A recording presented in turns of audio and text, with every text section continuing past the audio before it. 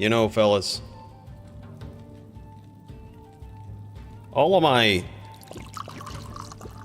streams on YouTube get demonetized. And I haven't really been able to figure out why. Not appropriate.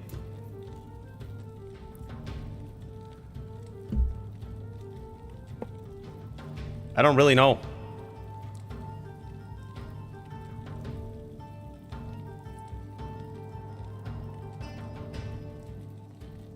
Makes no sense. I mean, I don't really swear that fucking much. I don't really do any questionable illegal substances on stream. Rarely ever drunk. You know? It's... I don't really understand it. You know? It's... But you know, that's a tomorrow problem.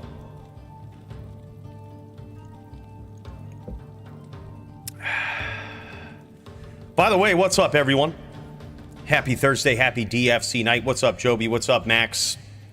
Cannot wait to see you guys' bout tonight. That shit is gonna be sick. I don't know who thought Joby was worthy of a title shot, but whoever's making these matches... imbecile. I mean, I'm higher up on the ranks than Joby, and I got slighted. I don't know. No, I don't know how this even works.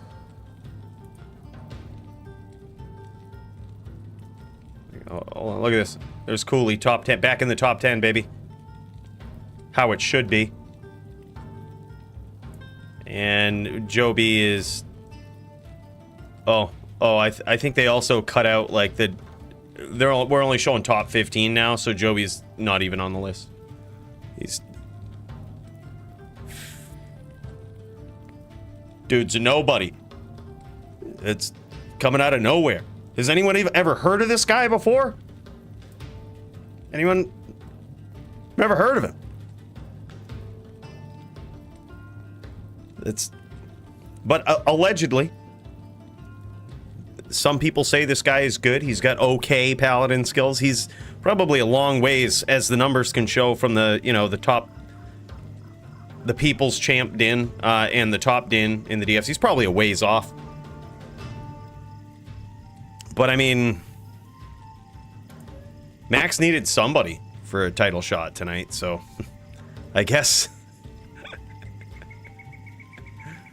No, man, that actually should be a good fight. I'm pretty excited about it, man. Y'all know Joby, the Season 1 champ of the DFC, came back, made a run, kicked some ass, and now we're back.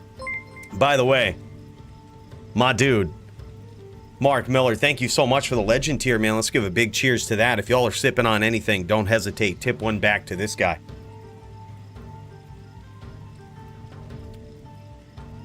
Yo, and speaking of which... I want to give a special shout out to Daniel Thompson, Hansy, VK, Zzor, Kyle, and yeah, even you, Mark. I see you in there from the. I see you on the 29th. We weren't even live, but dude, you got it. I see you in there, bro. Big cheers to you. Big cheers to everyone. Those memberships truthfully do keep the juck fuckery alive. They keep the spaceship running and traveling at 7 times the speed of light around the world of Sanctuary. So we are here thanks to all that. Big cheers to you, Don. What's up? All my losses were traps in. Yeah. Traps in his ass, man. That's... But yeah, what a card, man. This actually came together, dude. I'm pretty excited about it. I don't think we've ever seen this matchup before between well, 2 of them right off the bat. I don't think we've ever seen NYC Maxim versus Joby. I'd have to check the data on that, but we certainly haven't seen Sound versus Polytheist. That's interesting. This one should be good, because Polytheist has been up against a number of Murderins in the past, and by a number I mean one multiple times, with the cheesiest strategies, the cheesiest setup, and just the stone worst bullshit that could possibly be pulled in such a matchup. And he always seems to adapt, always seems to turn things around and get it right, have some sort of setup that gets the job done. So he's going to be trying to do that tonight against Sound. That should be going down around 9 p.m. Eastern, which is, when these guys should be available. Both these guys, West Coast, which is going to be good for the ping. Certainly going to be good for the ping. That wasn't at all the reason that I lost to Sound. It was just, I think it was just luck that he won.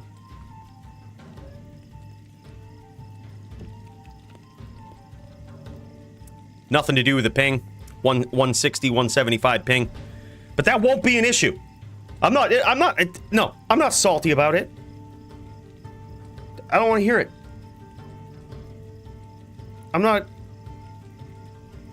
Don't want to hear that shit. Not at all. Zero salt. I'm just saying the truth. Right? No, you played well, brother. It was good. It was good. But I'm going to tell you something. Polytheist is a different animal, dude. I used to think it was a pretty easy fight once I figured it out. And me figuring it out was just stacking up the life leech on just about every spot that I possibly could. And, of course, stacking up the fire res. But it's not as simple as that anymore, man. Once Paulie figured out that I was doing that on the Murder Den, he started developing these tricks that I've never seen, heard of, or even theorized before. It was insane. He realized that whenever I would get low on life, I would just lock up his bear and regenerate some life. So what does he do? He gets me to half and stops casting it. Or if I'm not at half, he'll just recast it when he sees me locking onto it. Just literally developed a whole new trick in his arsenal of plays just to deal with the Murder Den, man. It was crazy. Like, some of the stuff that this guy comes up with for that build is just absolutely next tier. It's time for 4 Locos and Juck fuckery. Go, Joby, go. You're damn straight, Mark. Hey, thanks so much for the 5 spot, man. Let's teleport back to the spaceship real quick. Hold on. We're coming in at 7 times the speed of light, boys. You can feel things slowing down. You can feel them.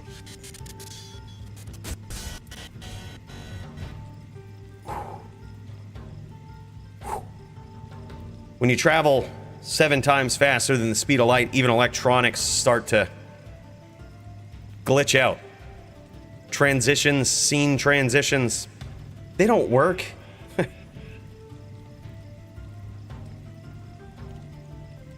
Yo, big cheers to that, man. Thank you so much, Sound. 4 Locos and Juck fuckery, you heard it first here, and I would highly suggest it, man. It's going to be a hell of a card, and hopefully a hell of a night. We also have a special thing that we're going to try to do for the early birds here. So let's get to that. Strap in tight, boys.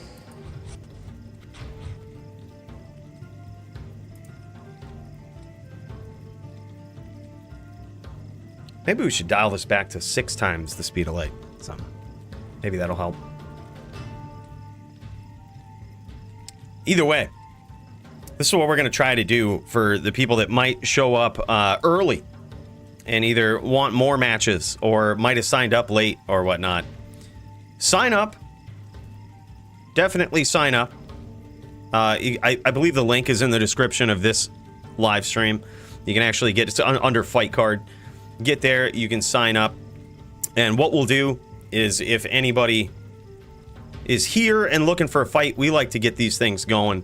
We like to get them going early, so I'm probably just gonna throw some bonus matches here together if we have anybody that shows up early willing to do so. So the people that are here ready to throw down, just let me know. Just let me know in chat, or also sign up on the event so that we can officially match you up and I don't forget later on.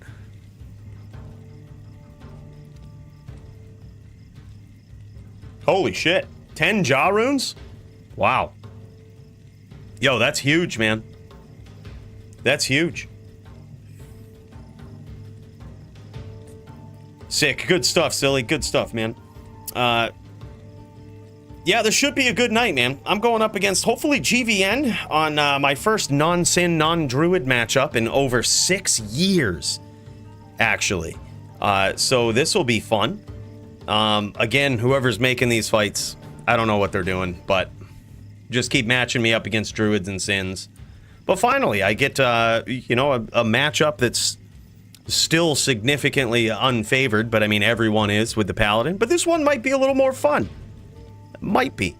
You know, going up against GVN, Murder Din versus Neck. I also have, I've also put together a different Din for another fight, man, which, we're going to test it against one of the top Sins in the DFC, Tempest, who's climbed his way up. He's been on a variety of different characters, anything from a Blizzsork to a Sin, and some others too. Switches it up every once in a while, but I believe Sin is kind of what he's landed on these days, joining in on that Sin army. So it should be good, should be fun. Looking forward to that. I got a whole new build, man. I'll show it off to you guys in a second. I know you're just like edge of your seat. You're like, there's no way Cooley's gonna. What's Cooley doing now? You're gonna be blown away. Obviously, are you ever not? That's right. That's right. The people's #1 Din. I see you, Benj. I'm not sure. We traveled so fast between scenes. Oh, there it is. Yep. See, I saw it first. #1 Din in DFC. Let's kill those Sins. Let's do it, baby. Let's do it. Big cheers to that. Thank you so much, Benj, for the 5 spot, man. Much appreciated. Yeah, it's hopefully going to be a Sin killer. I don't know. It's a very interesting build. You guys remember last time I had a Din build that had no teleport for the Sins? It was very interesting. I liked it. I think it was fun. But, man, it's time to switch it up. I also got inspired by seeing something the other day. I actually played LLD last night for the first time in a long time. I spent a long-ass time. Like, I think I kind of let time slip away. I was supposed to be doing some other stuff. But it was an unacceptable amount of time. And I was playing some LLD, just in some pub low-level duels. And I saw some builds, one of which actually inspired me. Inspired the top Din to explore a concept in HLD. So today I put one together with the items that I had, and we're going to see how it does. We're going to see how it looks. So we'll see what you guys think in a second. But very interesting, unique concept. The build doesn't even have a name yet. So maybe we'll have to find one out for it. We'll have to discover one. You guys, I'll show you the cheesiness, and you can tell me what you think.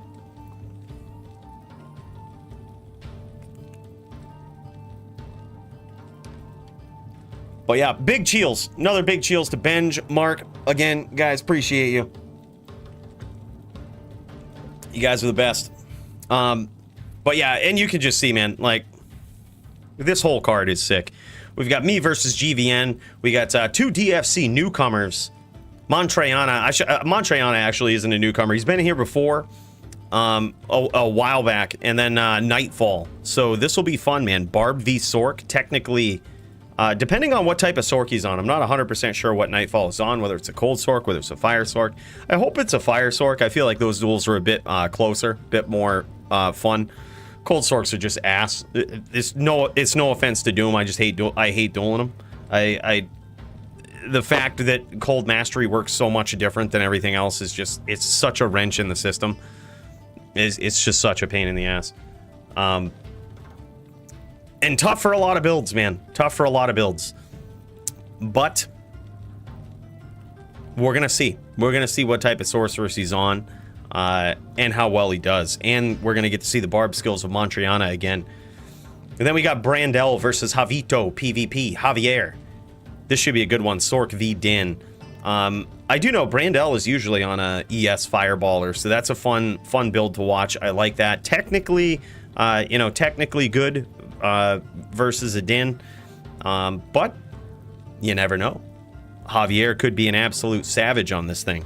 So we are gonna see. We're gonna see his Din skills here tonight, hopefully. And then we've got Doombringer versus the Dirty One. Both these guys now in the top 10. Dirty One has made a return. And to welcome him into the top 10 is Doombringer. Now, technically, Dirty One has a slight advantage, but it is not a big one. It is not a big one in this matchup, and it really comes down to who can manage their range a lot better. Both players will probably be ranged in this. It'll be a long-distance battle, you know, and we'll check in on that and hopefully see how that goes. And then we've got Serenity versus Silly. Serenity also looking for more matchups tonight. I know Toshank was kind of late to sign up, told me to pencil him in. I don't know if I can exactly do that anymore, but that's a thing. That's a thing. Toshank definitely in the mix for these early fights. I'd love to see Toshank versus Serenity, man. That would be sick. Would be some pretty cool shit. But yeah, that's the card, man. That's the card. Let's hop over to this den, shall we?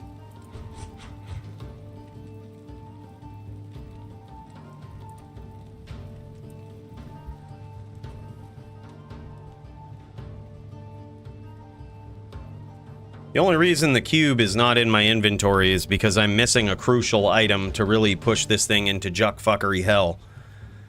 But we'll get there someday. Basically, what I'm missing is an ethereal decapitator. 15-3.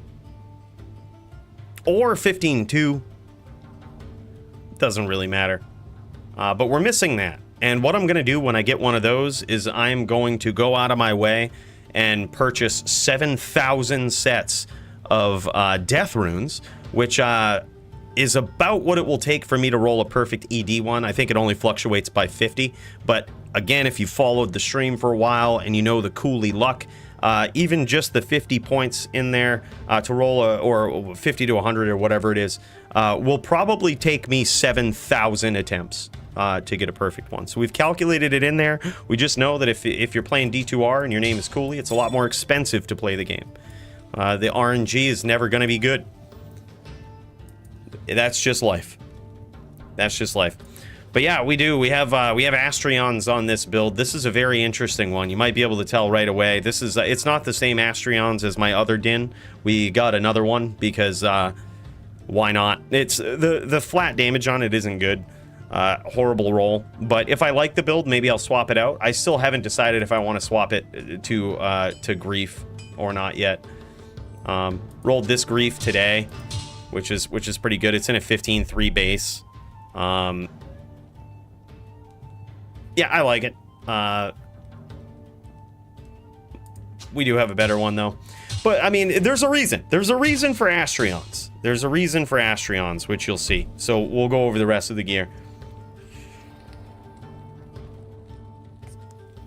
Probably F Astrions would be a good, would actually be smart, honestly. Max, I think that's probably a good idea. But how do you know we're going chart? How do you just know this shit? How do you just know? Jesus. Let me show this thing off.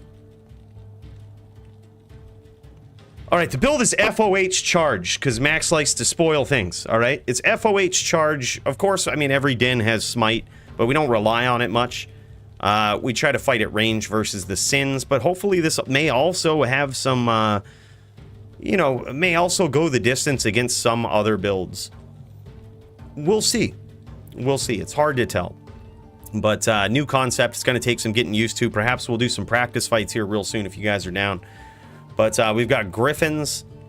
We do have Conviction as a little bit of a gear check, but also Conviction is really good for this because not only does it help with FOH, but Conviction also lowers the defense of your target, which is one sure shot way to really nail your target with charge, right? So like a lot of people don't even realize that. They don't notice it. They don't take advantage of it much, but Conviction lowers the defense, which is one of the most effective ways in PvP to actually hit your target.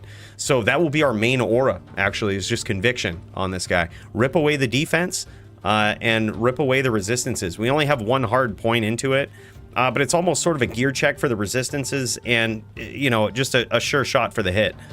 which is also why we use Astrions for a huge boost to attack rating. Yeah.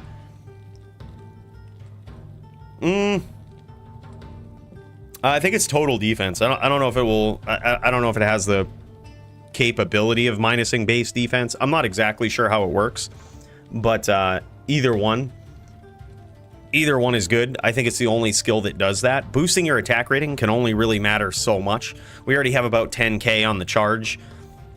That's without battle orders or anything. So you could marginally improve that with some other skills, or you could just rip the defense away from your target by however much amount, and it's probably just the better thing to do. It will, my theory is that it will lead to more connections on charge. But that's why Astrions, big thing, right? We got +4 to skills on this, so we're using FOH. I think with bow, we can get up to almost 6,700 damage on this. I think there's probably ways to get higher. I think my max roll build had like 7,400 or something like that.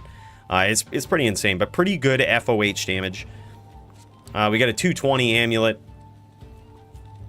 Yeah, it's not total defense. It's all skill plus to minus defense stack. Okay, okay.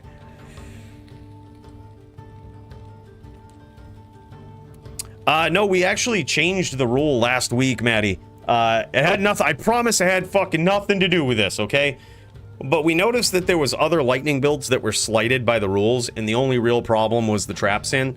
So we reverted back to the original lightning stack rules unless you're dueling a lightning trapper. Then new rules apply where you can go T-Gods and 15 absorb or 85 max res 20 absorb. So yeah, just because FOH wasn't really doing anything, like if you really stacked up against it, it could probably heal you. So we don't want that. We don't want to punish the Dins. We also don't want to discourage people from using lightning sorceresses because we don't even see that.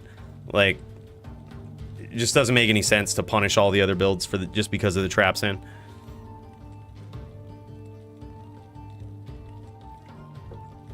Oh, was he really? Yeah. Yeah, you gotta find those 15% wisps, man. DFC rules. I think we needed one back in, I think I needed one back in LOD too. I've had that for a while.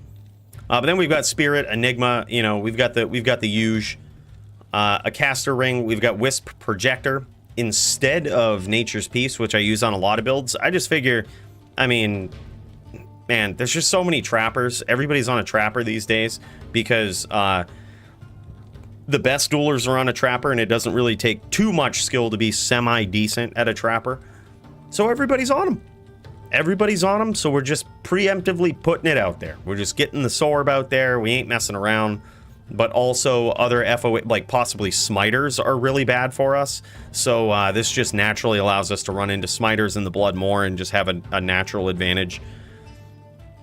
Or not Smiters, but VTs.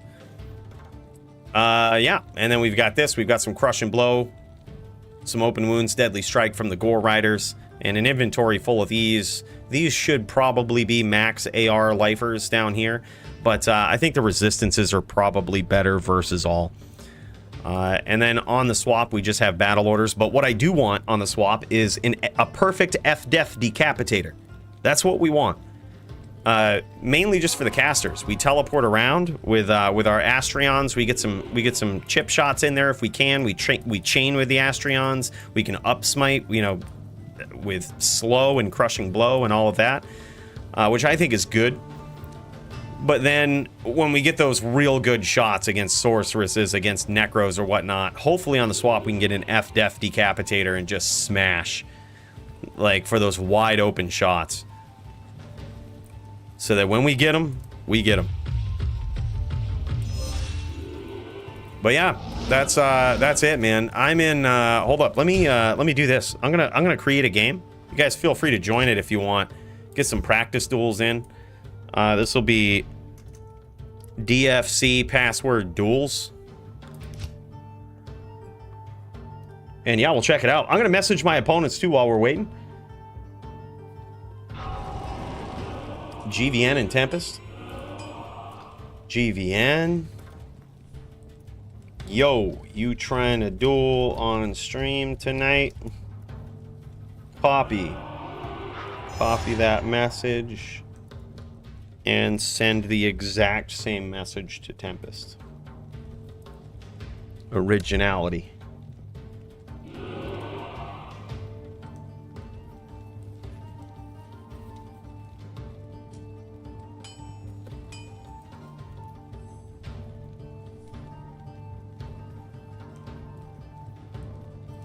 All right. Yeah, so Paladins were probably weak against, but luckily everybody joined up on a Paladin. It's a fucking good day. Well, I'm gonna... Should have never said the weakness. Should have never said it.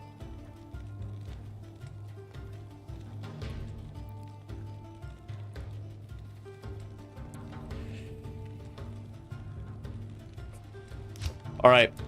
Let's try to get a duel against Aya.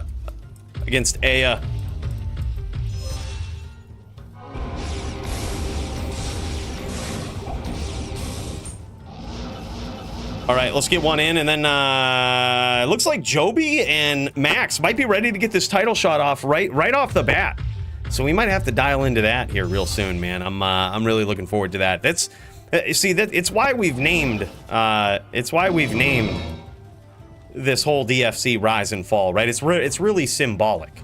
We've had Joby be the previous DFC champion. Will he rise again, or will he fall to Max? Or will it be Max that rises to the championship, tries to defend, and falls to the likes of the first ever DFC champion in Season 1? What will it be? Go Sin. All right, we're going to try this out. We're going to see how it goes. Oh, no, I guess he's dueling. Wow. Sin just whirlwinded Paladin and killed him. Yep, makes a lot of sense.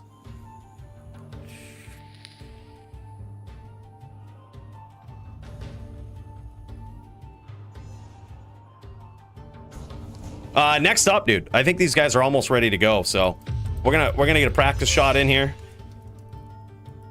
against Aya the Sin. There's two people named Aya in here, so I can't just say Aya.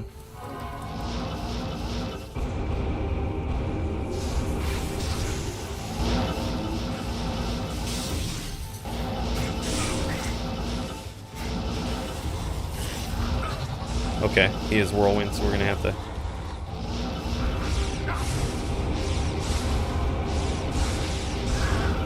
Oh, that FOH hurt him, dude.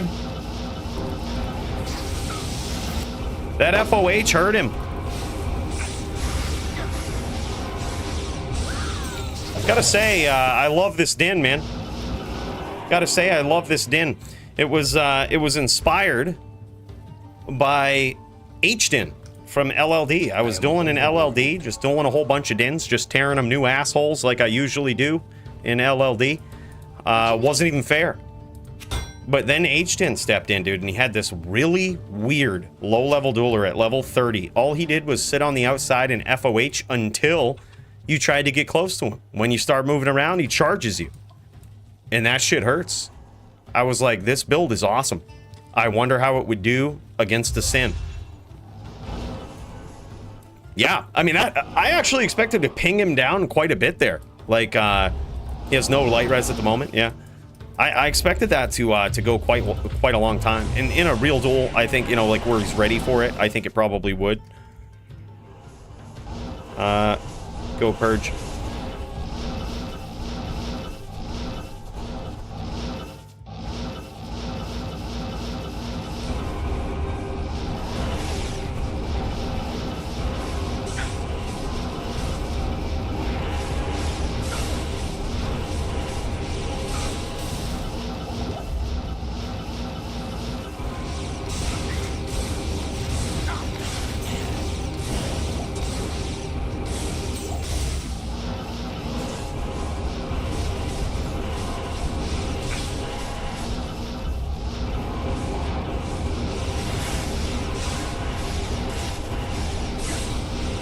Oh, good duel, man. It looks like that was kind of the damage that I was expecting. It's just kind of small chip damage. I got to get better at the FOH though. I think I probably would have had that. If I was slightly better at getting out of the way with FOH. I'll have to go back to some of my duels with Joby and see how he harassed me with FOH from afar, because I think that's certainly the thing to do against H-Dens, man. It's really hard to deal with. Really hard to deal with, even if they're just on the straight FOH plane. Shit is nuts. All right, let's check this out. Hold up. It looks like these guys might be ready to go. By the way, if this is your first time in the DFC, this is what we do. Just hop into the join the stream channel, much like some of the folks are doing here, and share your screen. What that does is it lets me know that you're ready to go, and you're in game with your opponent. You've reached out to them, you've set something up, and then once your duel is done, post in the DFC results. Let me know how it went. We'll get you in there, get you ranked. But all right, I'm gonna pop this out here. It looks like Joby is in game. Ooh, this happened quick. This escalated quickly. The order welcomes you. This escalated very quickly. Wow, we get the title shot right away. Joby made a joke earlier in the Discord about potentially bringing his new town barb in. He's got a town barb that gives multiple auras, has a level 54 bow, 54 shout. Shit is insane. You know, apparently he thinks he's going to need some help versus Max. And I can tell you from experience, he might be right. But we're going to see tonight, man. We're going to see if Joby can pull it off.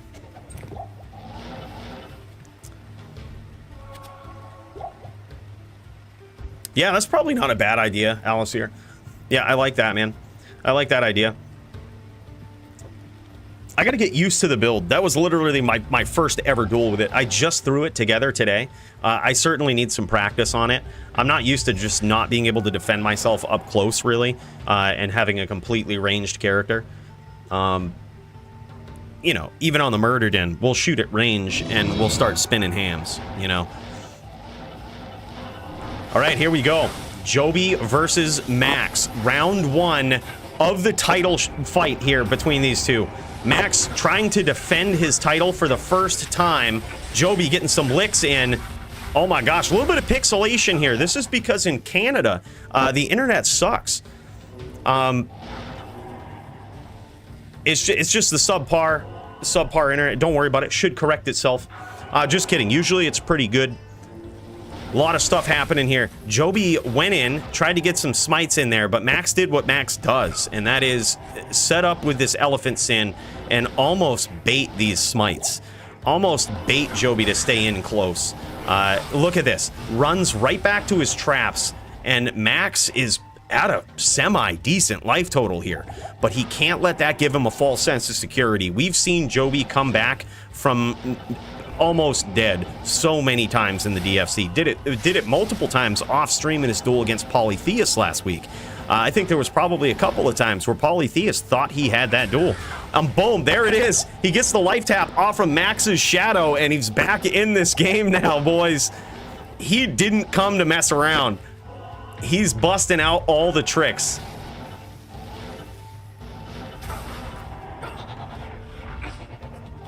That is interesting. So he stays on the outside. That is his plan here. I don't think Max realized that. I don't think Max realized that was going to be part of his plan. To stay on the outside and hit the trap, the Shadow Master when it teleports on him. Now Max realizes it and is no longer casting Shadow Master. I think that's a good call. Not only is it giving Joby a chance to heal, but also it doesn't really provide with this particular strategy against a VT. Doesn't really provide a lot of support as much as it does in other matchups. So I think it's really a good call, especially after he hits Joby a couple of times to unsummon it, possibly to not even use it at all. Joby landing some FOHs here from just off screen, trying to force Max to step outside a little bit. What Joby doesn't want to do is go into those 5 stacked traps against an Elephant Sin where he's certainly going to get punished for it. He's trying to lead Max out of it a little bit. And Max deliberately, methodically laying down traps chasing Joby. Joby retreats back to the mana pool. Max setting up.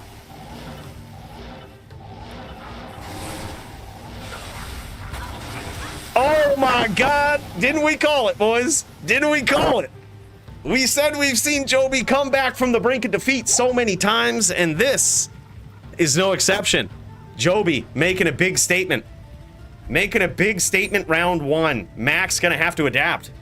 Look at that. He's stacked up a ton of lightning charms in his inventory to not get surprised, hopefully, by the conviction aura. Or really any of Max's other juck fuckery that he's got going on. He's got, you know, he has the lower res from his claws, from Plague. He has some setups where he just naturally rips your resistances away, and then he's always got that Hail Mary. Sometimes, you never know when it's going to happen, but he can switch to infinity on the swap and just absolutely obliterate characters, obliterate paladins trying to come in. So he's going to try to make some adaptations here in the second round. The order welcomes you.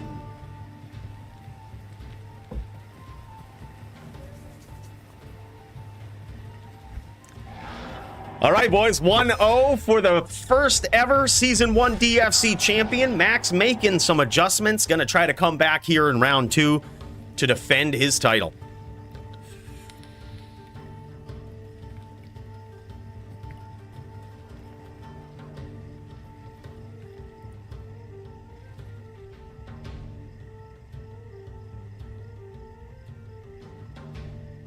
What a night, boys.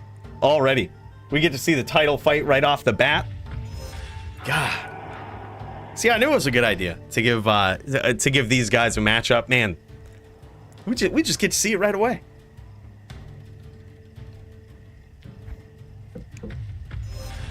All right, here we go. Joby's life total, 5.2k. Quite a bit of life here with Oak Sage. Now, he is choosing to use COA here. I'm not sure if he's got a specific setup in his helm that probably stacks his lightning resist. I would imagine he probably does. Oh, yeah, nice. Look at that. He has double low in his helm. So that way he can use, Wisp. A 20 Wisp. I friggin' love it. Look at this. This is next level shit right here. It's funny that Max is still doing such vicious damage. Look at that. That's with 85-20. 85 max res, 20 absorb. Max just half-lifed him. Just half-lifed him off a small exchange where Joby got a little too greedy, wanted to test how much he could take, and I'll tell you, it wasn't much. Max would be wise to unsummon his Shadow Master here. Looks like he did. Yeah. I was going to say, Joby trying to leech back off of it.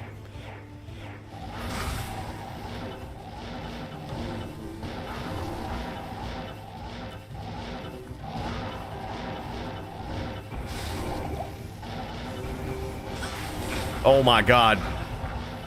Big hits from Max, and it's hard to tell how much damage the Mind Blast is doing. I wasn't actually looking there, but I'm wondering if that's going to actually be a big threat. Nice charge from Joby, but he gets lower res. Oh my God, from the brink of defeat again.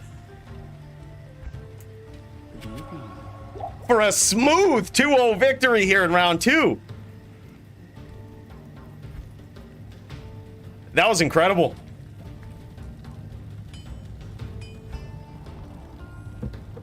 Yeah. Joby showing setup. See, Joby listens to the stream. I think it's really because he wants to clip me if I ever talk any shit about him. So that if we duel again and he happens to NK me or something, you know, he can clip it, make a YouTube video about it or something. He's always listening, always watching, always ready. Joby, the Sin Killer, man, starting it off here, trying to reclaim that title that he first gained back in DFC Season 1.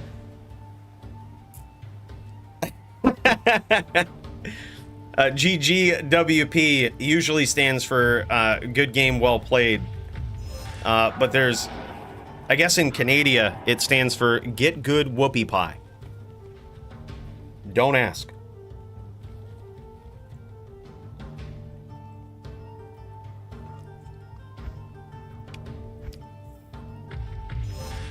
All right, Max is gonna, I think Max is gonna have to play a little bit of red herring here, try to bait Joby in and not get caught in this shit right here. This is really, really bad for Max. Yeah, he's certainly gonna have to CT Telly out. Maybe not, maybe not. Joby trying to finish with FOH here.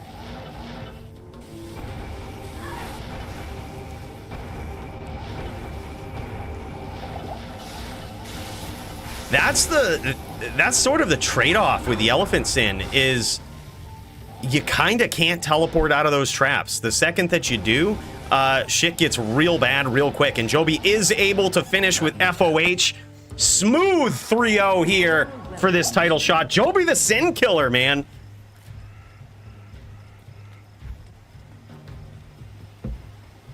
By the way, what's up, Shirley? 3-0 for Joby so far.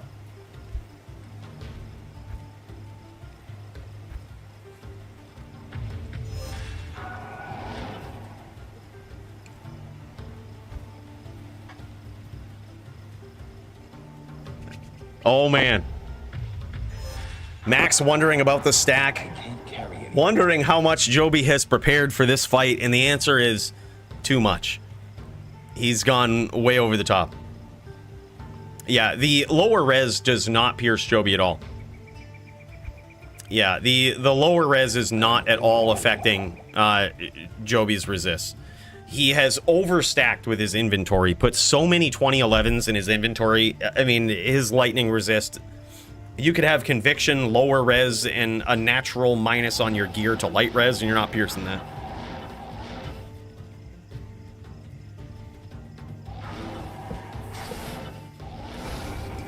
Joby trying to finish here. Max trying to hold on. Trying a little bit different of a strategy here. Trying to bait Joby in. Spread these traps out a little bit. Chase him down methodically. There he is, just like that. Very nicely done from Max. Joby took the bait. And he lost some life for it. About 700-800 life. Not a devastating hit, but it's something.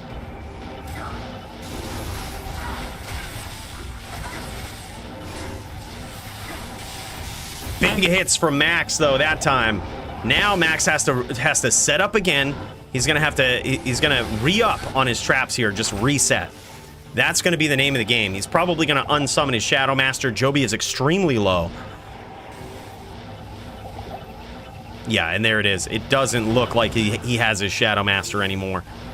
Maybe he does. Maybe this is Joby's out.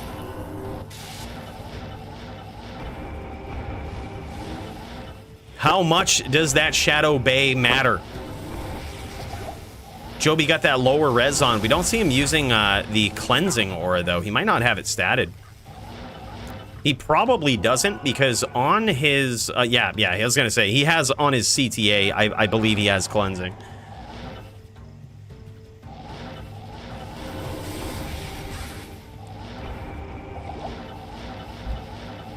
So even the CTA that he got from Shirley Serious. Yeah, oh yeah. Yeah, I remember that, Shirley. I remember you saying that. He got that from Shirley Serious. Shirley just gave it to him. He rolls it, gets a 6-6-2 roll. I mean, the 2 doesn't really matter. He gets a perfect roll on Battle Command, Battle Orders. It's really good. And now he just naturally has access to Meditation and Cleansing. So allows him to save a couple of points in his defensive skill tree, not statting Vigor. And still getting access to some of the most powerful medic skills from the Paladin. I like it. Joby playing very cautiously here. Looking for an angle, looking to finish. Max setting up some beautiful traps here. Trying to bait Joby in. You notice him getting a little too dangerously close. He basically wants Joby to try to name lock him, and the second that he does, Max is going to teleport right back into his traps, and he's going to set up more, just like that. Get that Mind Blast lock, whittle him down just a little bit. He's on an Elephant Sin, surely.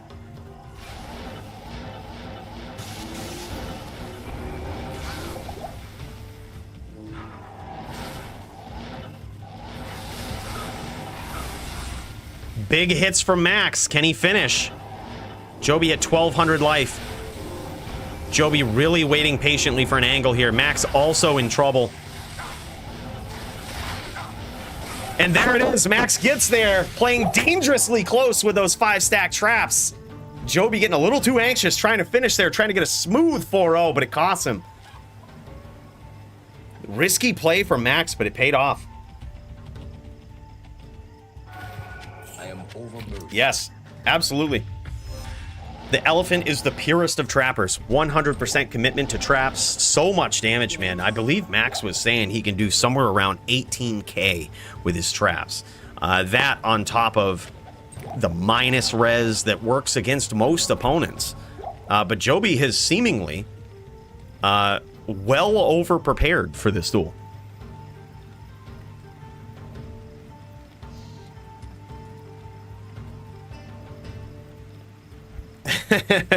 Your traps don't do 1 to 18,000. What you need? They always do 18,000. Yeah, they do so much. Oh, I think we were talking about this in the most recent video. It's just that, like, man, or I might have cut this part. I don't know. I get wordy sometimes and leave shit on the cutting room floor, but, like, the way that traps work now is that, sure, they have this ridiculous range, which might make them seem good. Like, oh, okay, well, you could do 1 damage or 18k. Well, I guess the range is there, so it's okay. Well, when you figure that there's 5 traps, all of them shooting 10 times, those 18k rolls or close to it happen far more often than you would think.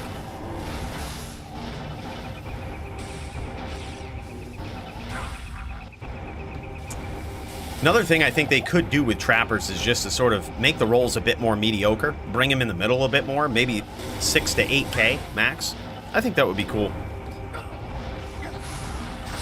Oh, big hits from Joby.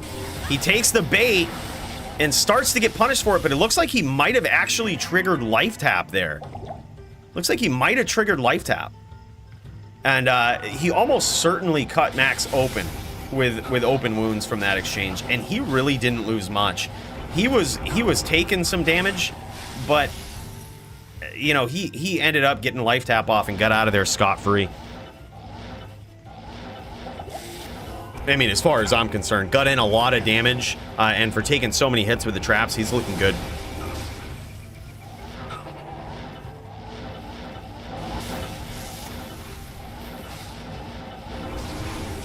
Max in a lot of trouble, but now Joby taking a lot of hits from those lightning sentries. Trying one last time to get that Shadow Master. He kills it. I'm not sure if Max is going to recast it now. Joby at 2,200 life, about half.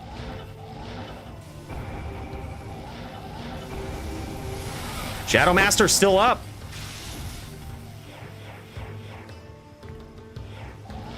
Joby trying to exploit it.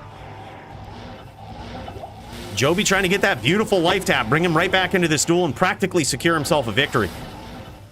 I think if he does get the life tap here, you're going to see him go in willy-nilly, just throwing up blatant disregard, throwing caution to the wind. Yeah, Shadow Master's still there. Max probably trying to manage Shadow Master with this, I would imagine, or maybe trying something a little different here in this duel. I would just think at this life total, it's probably not worth it. But Max, the absolute sin master, grandfather of the kick sin, and most creative sin maker in all of D2R. I trust there's probably a method behind the madness. Oh, and a sneaky name lock there from Joby, but he ends up paying for it with about 500 life. Doesn't quite get there. Very sneaky, though.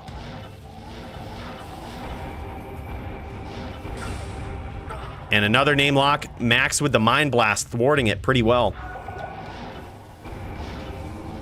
Nice FOH hit from Joby. This turning into a ranged battle where Joby's trying to finish with FOH, and he very well could do it. Max is at that critical life total where the FOHs are really going to matter. So he doesn't have to get in too close. That's going to force Max to spread his traps out a little bit.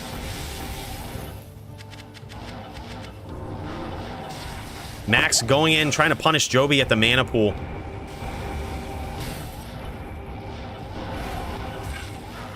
Big hits from Max. Trying to bait Joby into that chain lock there. Very nicely done. And he conveniently had a puddle right there as well.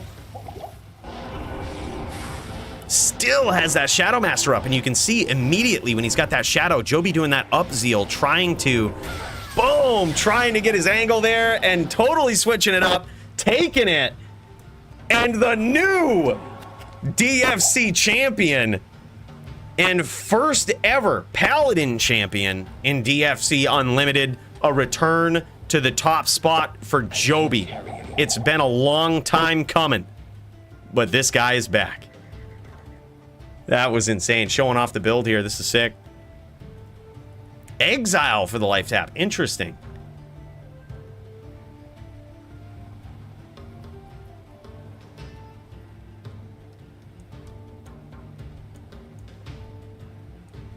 Very nice, dude. I love it. Nice setup, and he was certainly very prepared for Max here. It looks like he might have even... Oh, no, he didn't have Max block, but he probably had... Oh, no, he just had enough for grief. But wow.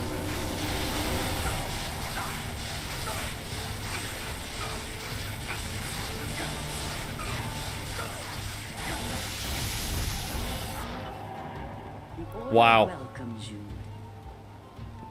Just showing off the damage from the traps there. That's with a fully prepared Din overstacked. Yeah, interesting.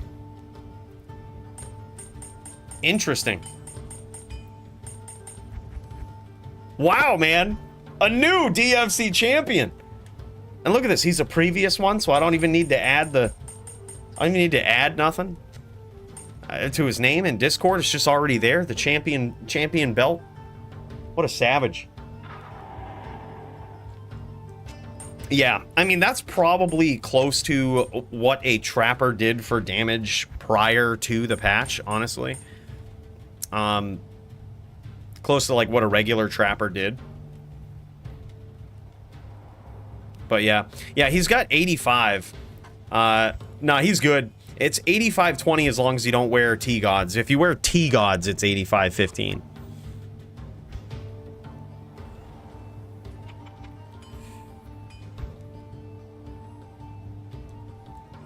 Oh, Max is hazing him.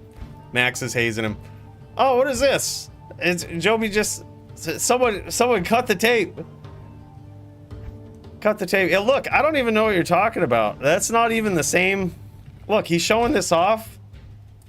I don't know who he dueled, but I don't know who he dueled, but my character is level 96. See? So I don't know who he dueled. You know, it was probably it wasn't the real one. It wasn't the real Cooley. I don't know what he's talking about. My character is level 96. So whoever it was is fake Cooley, probably. Obviously, wouldn't have killed me that many times.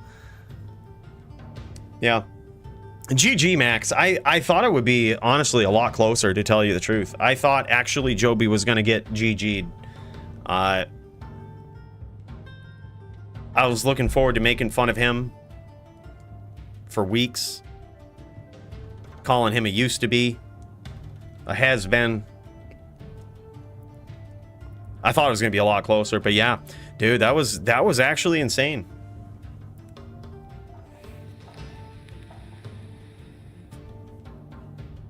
Yeah, that's true too. 65 FCR is a little harder to escape those locks. It's a little harder to close the distance, which may also explain why why you chose to stay on the inside. Well, I mean, of course you work to set up the traps and to hopefully get your opponent to come into them. So you don't necessarily want to teleport out when they come into a 5-stack. But we did notice he was having a little bit of trouble getting away from Joby when he got into those traps. He could tank a little too much, I think, for the 65 FCR. Yeah. Yeah, he's a different kind of Din, man. But something tells me Max will be back. Good duels, man. That was awesome. Interesting to see how Joby dealt with it. How Joby dealt with the elephant sin of overstacking light res and you know, going the 85-20 route without T-Gods.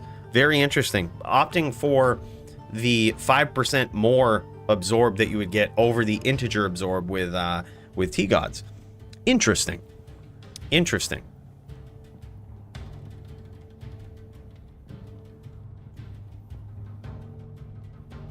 Yeah, I think I saw it too, Max. There was certainly a duel in there where I was like, I think he should get out of here. Like, he's done enough. There's no sense. Just reset. It's getting a little too sketchy now. But hey, I think you got to take those risks, you know what I mean? And honestly, I got to say, for anybody who ever duels on a trapper, that one is probably one of the most fun ones to watch. Because a lot of times it just turns into some off-screen bullshit. You know, and thank God for the real duelers out there, like Max, that have a strategy, that say, hey, look, I set these traps up, this is my goal, to get you to come into these traps, and I'm going to try to keep you in them as long as possible. It's a very good, very high level move right there. Gotta say, nicely done from Max, and congrats to Joby. That was sick, man. I'm gonna go back into DFC duels here, see how we stack up. I'm also gonna keep an eye on the Discord. I did see that we had another dueler pop in there. We didn't get to pop over because I think those guys were going at it at the same time as the championship fight. But it happens. It happens, boys. By the way, is Toshank around? Where's Toshank at? I see your message, Serenity. I'm wondering if we can get Yo, you around?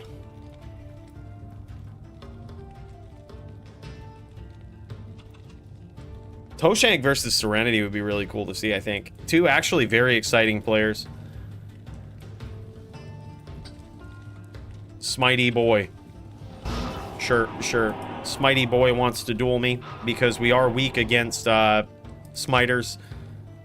So, of course, a smiter wants to duel. Go smite.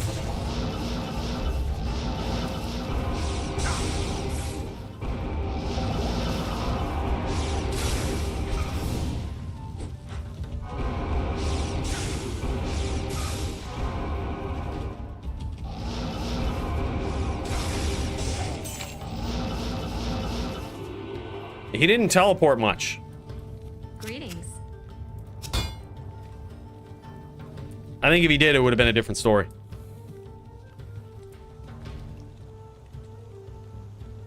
Good day. Yeah, dude, I might actually try PoE when it comes out. PoE 2. I know it's probably a ways from coming out, but honestly, dude, I've considered playing PoE to prepare for it, because from what I understand, PoE is actually really good. Like, it's pretty much everything Diablo 4 wanted to be. Alright, here we go.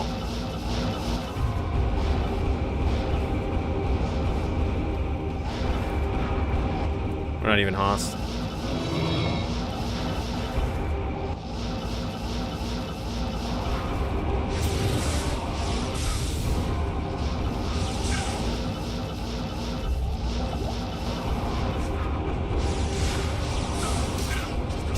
Easy.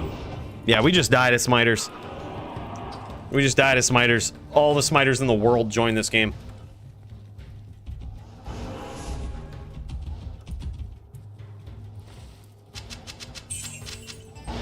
I am overburdened.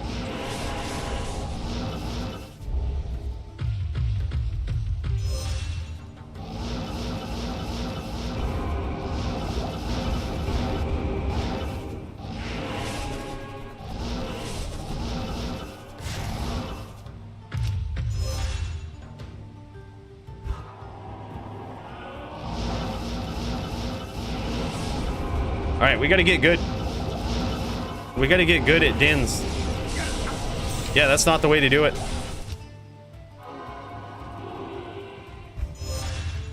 Yeah, din not meant for dins. Obviously, I beat just about every din on the murder din, so we had to design one not for dins. Likely for sins, but I mean, when you announce that, boys, all the dins.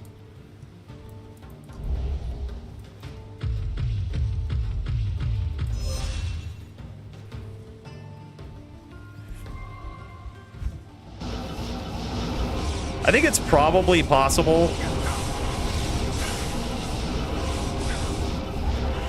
It's probably possible versus a hammered in.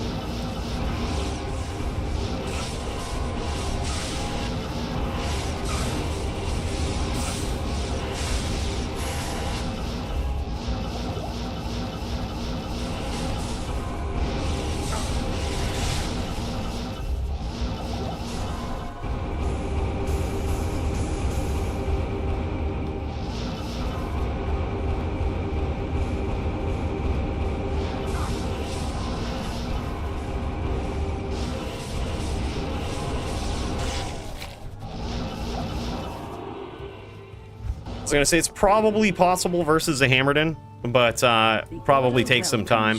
You certainly don't charge a Hammerden.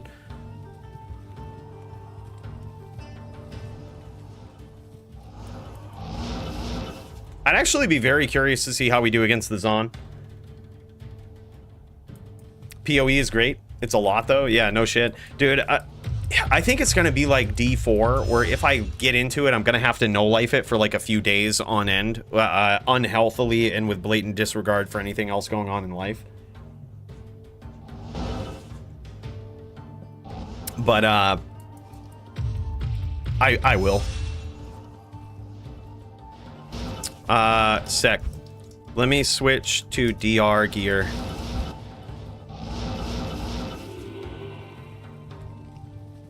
All right, let's do this. We have a DR setup, especially one where we're gonna have to smite. Let me swap to that real quick. Let's go with, no, it's not this. I think it's double bared COA, but we need a specific setup. We need, look, it's a tricky din. Okay, it's not a cookie cutter din. It requires some thought.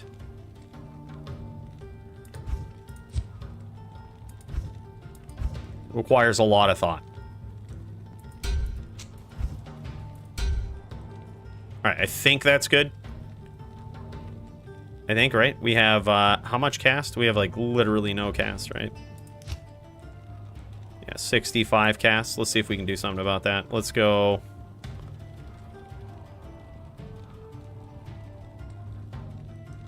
I kind of need Nature's Peace or something along those lines. I can't necessarily give that up.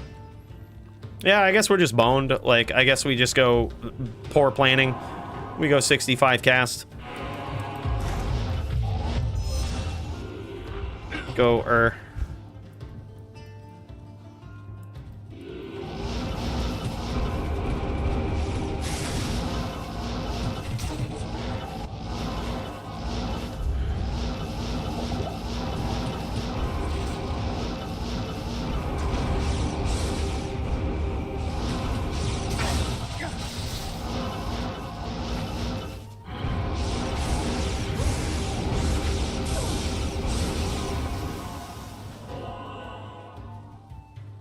Let's cleanse that poison right off, shall we?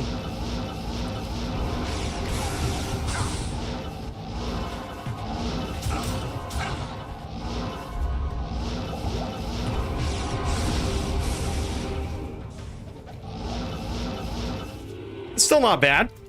It's still not bad against Telly Boa. Like, Smite isn't really our thing. We probably could have charged there a little bit more. I just need to get used to this build. It's duels. DFC, password duels. By the way, what's up, Serenity? Dude, I just reached out to Toshank to see if he was down for it. He also signed up kind of late and was interested in a duel. Good day. Plagues on and controller. Is aiming easier? Does it like auto aim? Was that good, Maddie? Did I do good? Was I a pro for a second?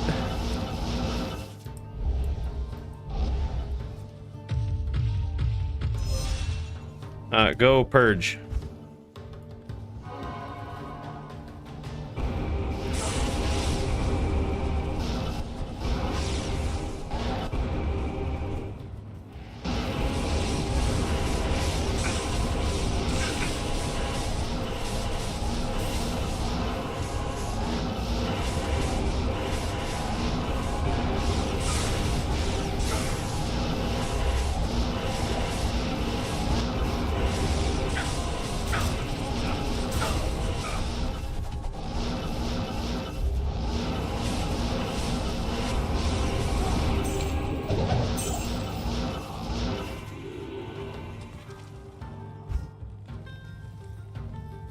What can I do for you? We decided to use the smite there. We probably should have been a VT at this rate. Yes. I'm kind of liking Grief, dude, because even with the 1 point in smite, we actually do some damage. Like, it's not bad. Dude, he gave him to you? 10x shot, dude. It was Nightfall too that we missed. We missed Nightfall dueling tonight, which is too bad. He was dueling at the same time as you guys were, but GG. Nightfall just gave away 10 jaw runes to Joby for winning the title fight, dude. That's friggin' awesome. Man of his word right there. Big cheers to that. That's friggin' awesome, man.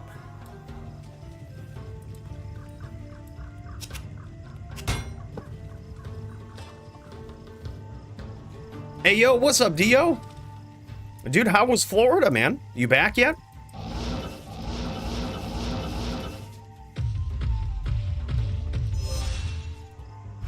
All right, here we go.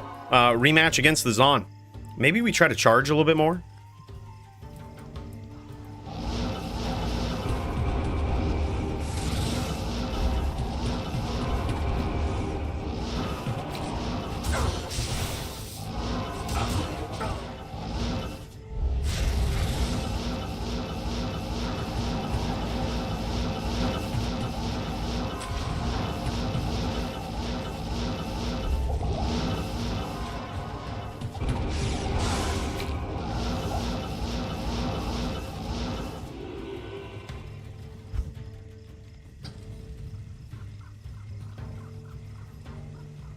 Yeah, I'm back. Just got back at 6 a.m. Disney was nice. I left with a gaping hole in my wallet, though.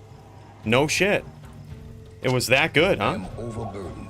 I hope for such a gaping hole in the wallet, you at least got to skip some lines, because I heard they're real bad at Disney, dude.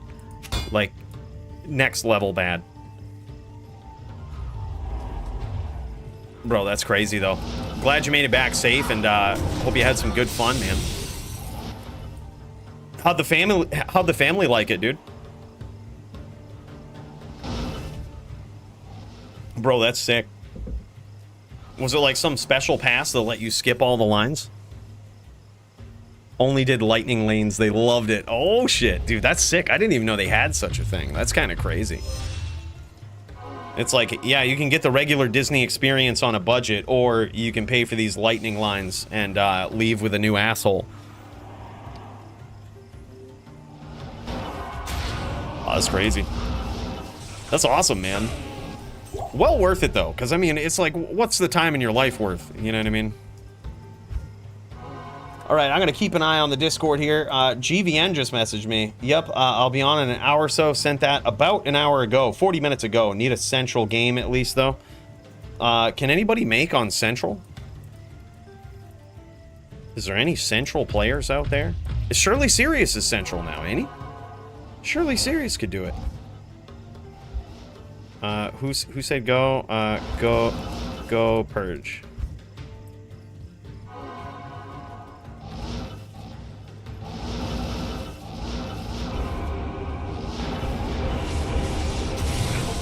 Oh, that's too bad. I was trying to get in on that smite.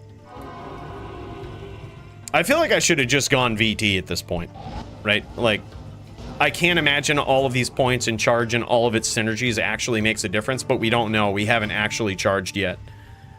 That's for the sins. And obviously, if you play like Joby on a VT, you can kill the sins anyway. So we probably just need to get good, is what this means. Make a VT and get good. Stop trying to get creative. I mean, we're practically on VT gear now anyway. Like, we switched to smite.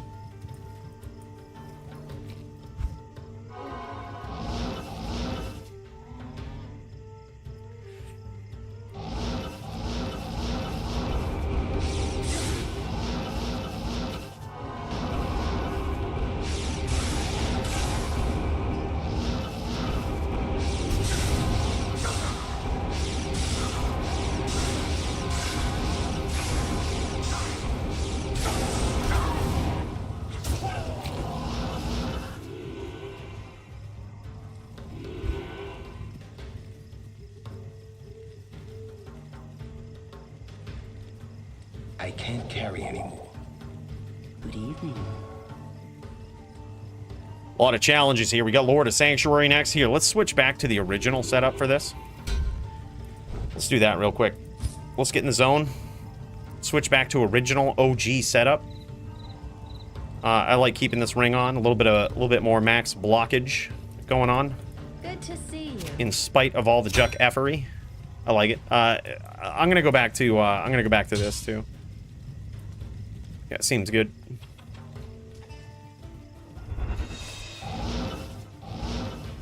Quite a few people have gone back to D2, but has anyone gone back to D3? Good question. Not 100% sure. I think D3's final season there was like, what do you call it? The word for...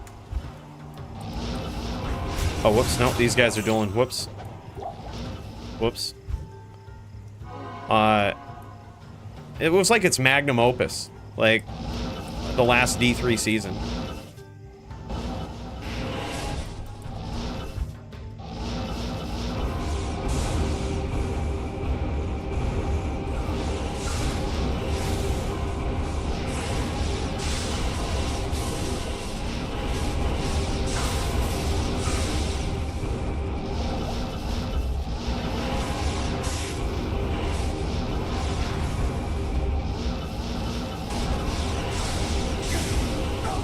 Damn it. I gotta get better. I gotta get better at this. I'm charging around too much, I think.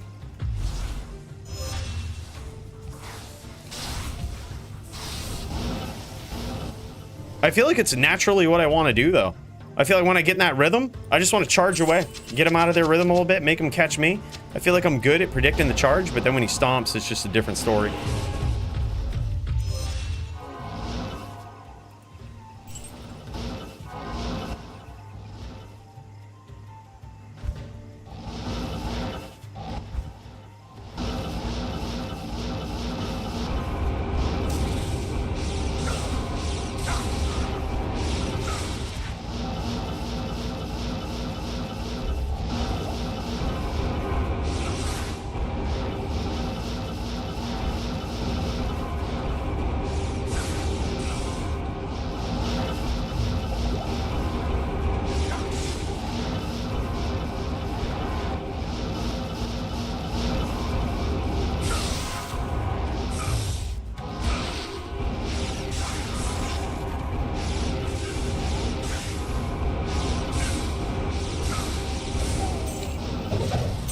We almost got there. I'm telling you, dude, that charge is something. If you can get the rhythm of their teleports down, man, that charge is something. I think there might be something to that.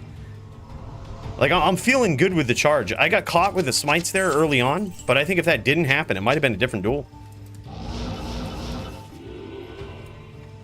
I will play D3 again. I love the season start grind. Try to FOH near him, not on him. Otherwise, it will go on Oak all the time. Okay, good to know. Good evening. All right, let's do it. Let's get some reps in. Sockets is really good, apparently, too. Really good VT. So against the VT, I don't think we charge much.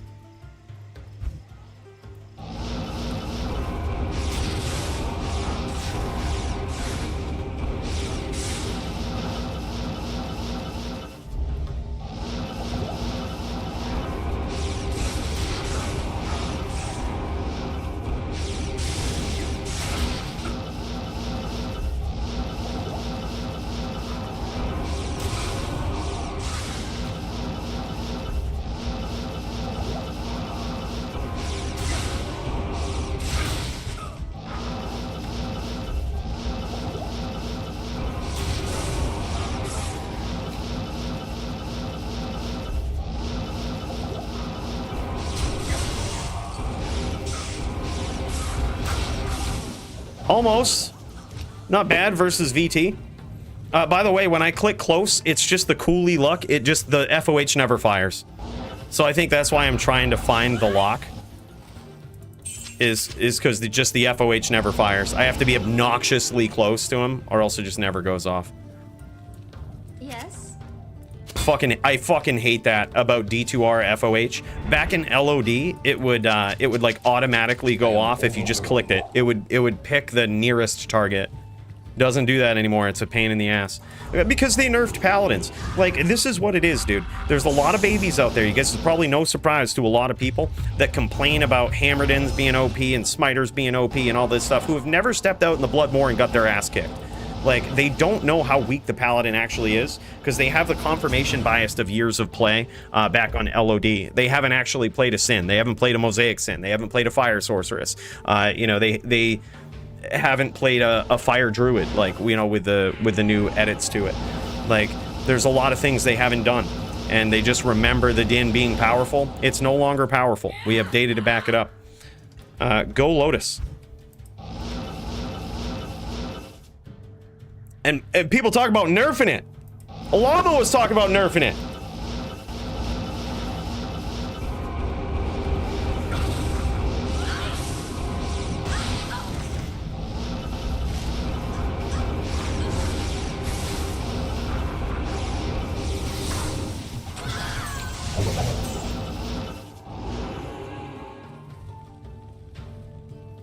I think blindness got him.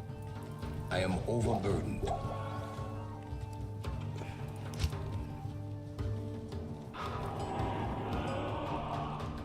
Valley's pretty OP in pubs. I hope you're not talking about like the Oridins that you could just stack against. Good day. Of course you have like the BM duelers who are just gonna spam hammers in the Moor, and probably that's where people get their view of the Hammerden too. But damn, dude, it's like, it's just not good 1v1. It's so bad. Nah, smiters. Oh, no doubt. If you have, and we've said that a lot for a long time too. A Din with the right pilot is next level, right? Like a Din with the right pilot, with an absolutely god tier pilot, Joby, Marvel, you know, is really good. But it's unfortunate because you have to be that good for the class to be good. You know, you like have to be able to chain lock like an absolute champ. Like, there's no room for error. Yeah, certainly. Where people juve, 100%. All right, here we go. Going up against the hams.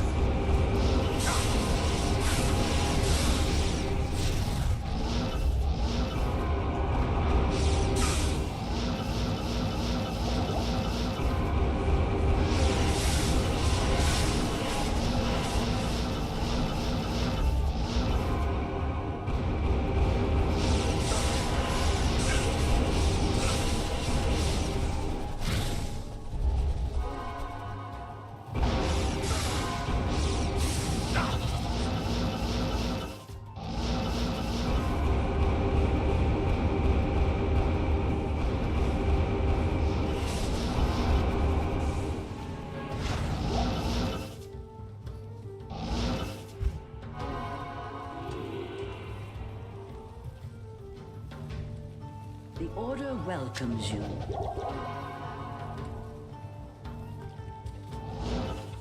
I think so too. I think so too. If they revert those changes, I think the Paladin is probably back to balanced.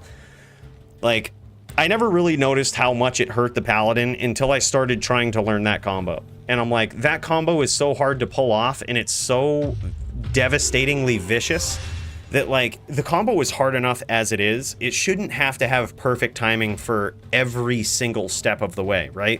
So, like, you smite, FOH, stomp, smite, FOH, stomp. You shouldn't have to have absolutely perfect timing on every single one of these things that requires you to re-grab a name lock in between and all of this. Meanwhile, most Sins just setting up traps, sitting in 5 stacks, going AFK, going off screen. Most Blizzsorks just tellying around. Most Bone Spirit Necros just spamming Spirit in the Moor. Like, but to be good on a Paladin, you have to master that combo and now have to have perfect timing every time you pull it off. It's not good enough to pull it off a couple of times in a duel with perfect timing, you know, and perfect management of distance. You have to do it all the time. Yeah, and even doing it once or twice. Like, if you've ever dueled Marvel, like, I mean, he's the type of guy that shows you what it will look like if they brought FHR back to what it was. More Paladins would be able to do that, would be able to pull that off, because you would only have to do it once or twice, you know what I mean, to actually get the lock, to actually get the combo. But that's what it would feel like. You could still get out of it. Like, even against Marvel, you can still get out of it. One of the most hyper-aggressive players you'll ever see in your life. You can still get out of it.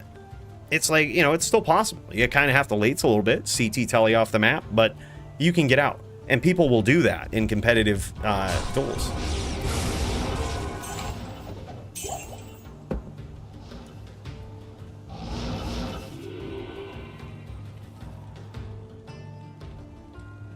Oh, this game is Central East?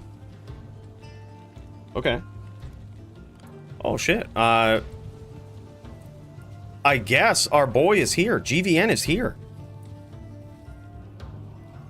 GVN is here on his, is he on his Necro? Yeah, he's on Neelathok on his Necro. You guys mind giving the more to me and Neelathok for DFC? Just because it's a central game, which I guess is like perfect for him. All right, let's get this right. Hold on, I gotta switch to the murdered in, right? Yeah, because we said murdered in. Or mind if I use this din? Charge FOH. I mean, murdered in will practically be the same thing.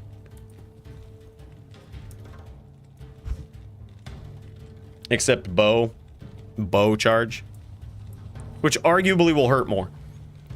Arguably will hurt more, because we'll probably just poison a necro. So it will probably be a little bit more cheesy if we use that. We'll go full poison setup and just bow charge, sometimes ham. Tem Forum Gold the winner. Let's see.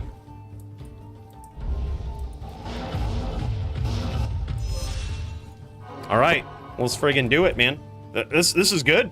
This is awesome, man. GVN joined up, so we're gonna get this match in here. He doesn't mind if we use this Paladin as opposed to the murdered in, which is technically what the matchmaker signed me up on. But look, the matchmaker has slighted me quite a bit.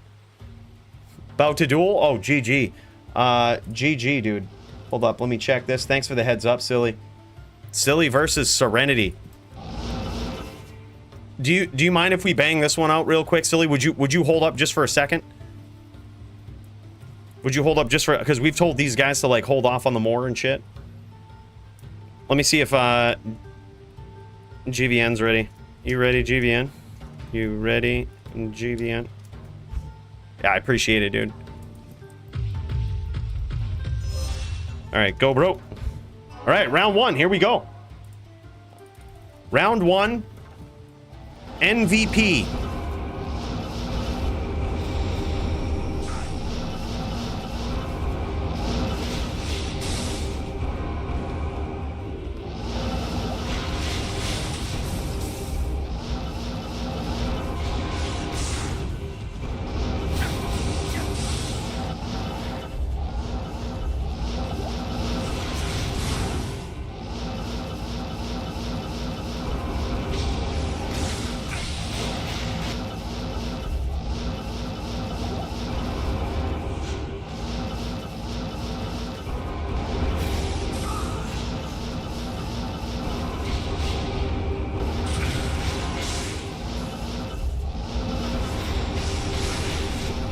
He's not taking any damage from FOH?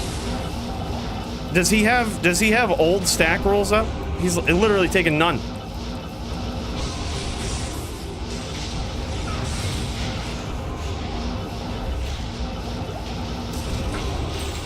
He took no damage. I think I hit him like 5 times. What's your sword?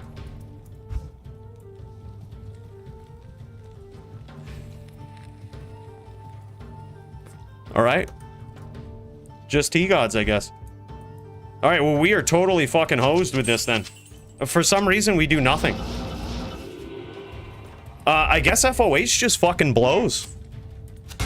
Like, this is 6.7k FOH. That's almost as the most you can possibly do. I am overburdened. Good day. No, I heard it hit him a couple of times. That's so stupid. All right, hold on. Let's do this. Actually, this. That's so dumb. Let's switch to Nature's Peace.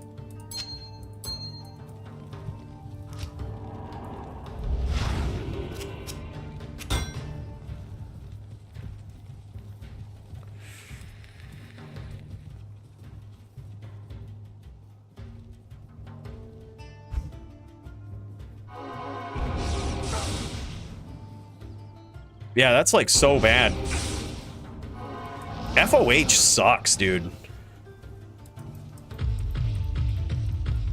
Yeah, so it's probably just E-Gods, yeah. FOH just blows. I guess they need to, like, quintuple the damage on FOH. That's my official suggestion. Take FOH damage, multiply it by 5. It's so bad.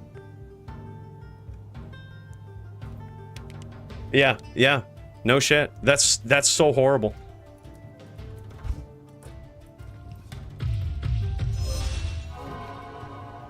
All right, we're gonna go VT style, boys. VT mode today.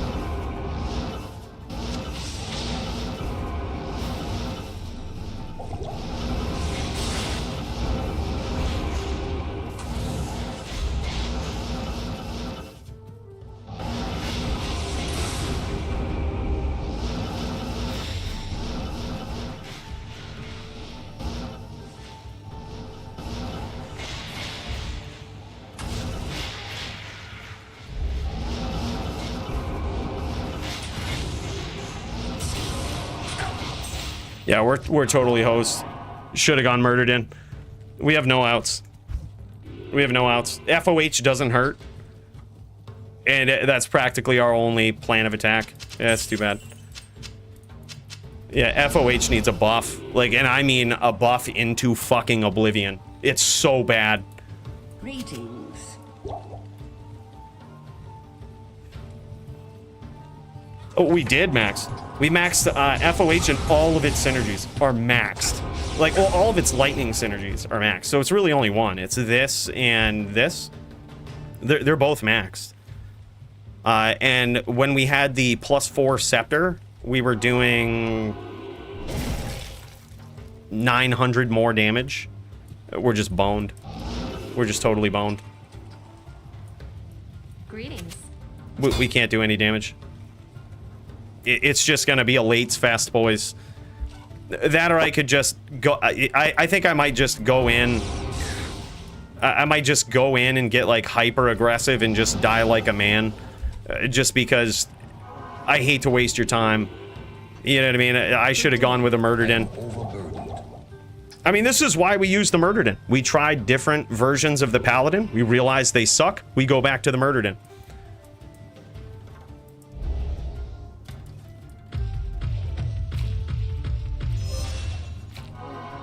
We could just, yeah, we'll just go for it. Even our smite frames, I guess our smite frames are okay. They're not great, but it is what it is. We don't even have Fanat. Like, we can't Fanat smite. There's just no shot. All right, go, bro. All right, lesson learned. Don't fuck around with dins. All dins suck except for VTs and murder dins. That's the only dins worth playing.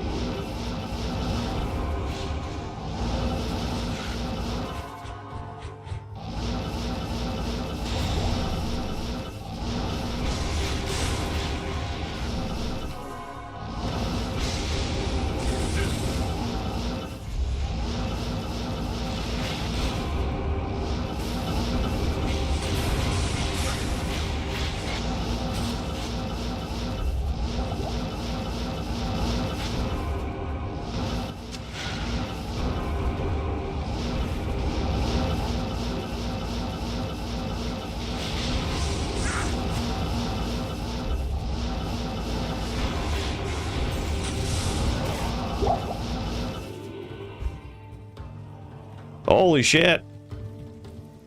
I am overburdened. We got there. Barely. Good evening. All right, it's 3-1, right? It's not a complete shutout. Wait. 1, 2. No, it's 2-1. 2-1. Okay. All right, cool. All right, I guess there's a small chance. We have a puncher's chance, and I'm good with that. I am overburdened. Yeah, I think you're right. I tried to get it there. I was kind of hunting for it. Maybe we should do it again.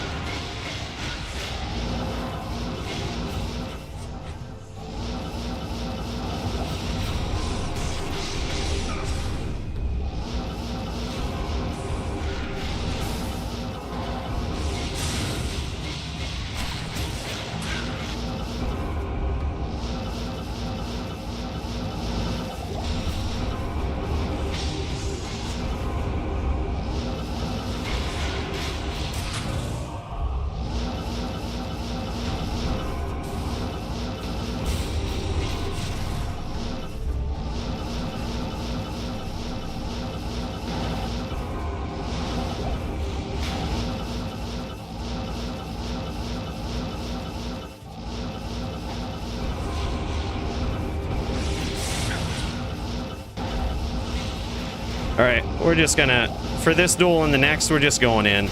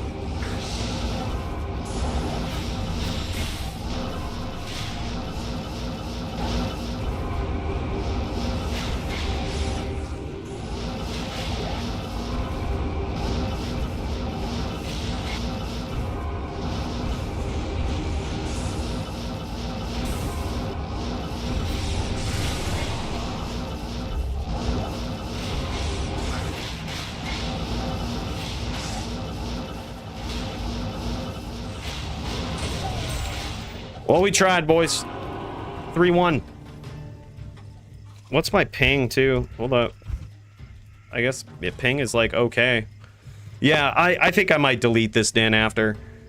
This is so bad. I can't carry any. VT style is not for me. Dude, if they ever nerf hammers, I might quit D2. Like, it's so bad. I can't carry any. Den is so bad.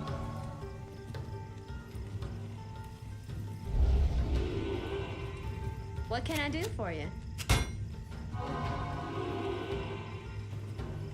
Yeah, it's like it's never going off. Like the FOH is never going off. Like it's just, oh, it's so bad. It feels horrible. Like you have to click about this close to your target when they're teleporting around the screen. Yeah, it's so bad. All right, let's just go in and accept our loss, boys. Just stop bitching about it. Just accept the loss.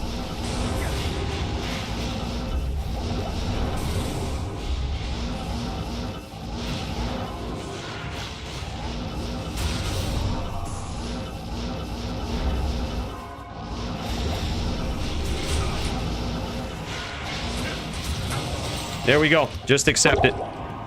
Just accept it. This den's getting deleted, boys. Like, no shot. FOH sucks. I am overburdened. It's literally, if they ever nerf hammers, the Paladin has one attack, and it's smite. Everything else is not viable. And anybody who says anything else in PvP is lying to you. FOH is not viable in terror zones. It's one of the most subpar characters in terror zones, you know, because you can only go to select few. Like, the Paladin is just so bad. Like, I've never been more convinced. Congrats, bro. Should have gone murdered in.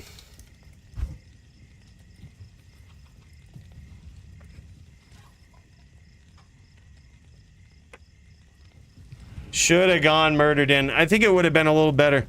It would have been at least funner for me, because just having the hammers is like a necro should never stomp, but like there was no reason for him not to stomp. My smites don't do shit for damage. 1 point smite, 1 point holy shield, probably 7 frame smite. It's so horrible. Like, you just need smiter hammers. They nerf hammers. Paladin's down to 1, man. Down to 1 attack. But you know what? Let's pop into someone who's good. Right? Let's pop into Serenity, boys. Let's watch some good shit. Serenity versus Silly up next. Yeah, buff conviction radius, probably minus like 700 resistances on conviction. Probably wouldn't be too bad. You know, like, I think make it worth it. Make it fucking worth it with the aura. Nobody uses it. Aura's trash. Like, people use it on Infinity, but like, I mean, they really probably don't need it.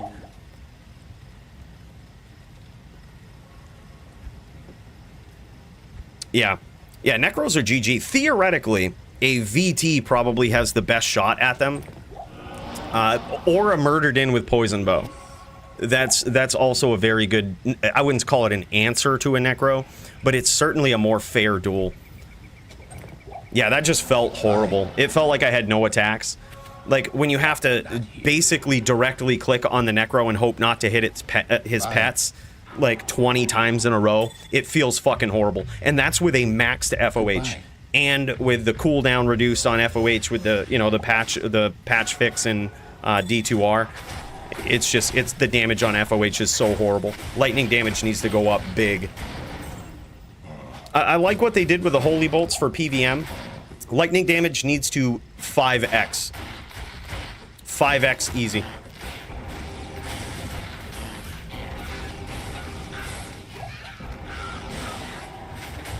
It's just so weak. Yeah, I love it on a murdered in sound, not gonna lie. I just feel bad. I feel bad. I feel like I should have gone murdered in. I mean, here's the thing, is when I design these like ridiculously crazy din setups here, they're usually with a sin in mind, right? And I think I just need to stick to that. Sins are impossible to beat for any class, with the exception of Azan. So, like, you just have to focus on that, right? And in which case, there's probably even a better argument to go VT versus Sin. But I love the charge, man. I love my charge skills. I think my charge skills are okay. So, yeah. I think maybe we'll keep the Din as anti-Sin. That's it. We have the Din versus all, and then anti-Sin Din. Has to be a whole different setup, whole new shit, whole new strategy, different cheesy bullshit. That's what we need.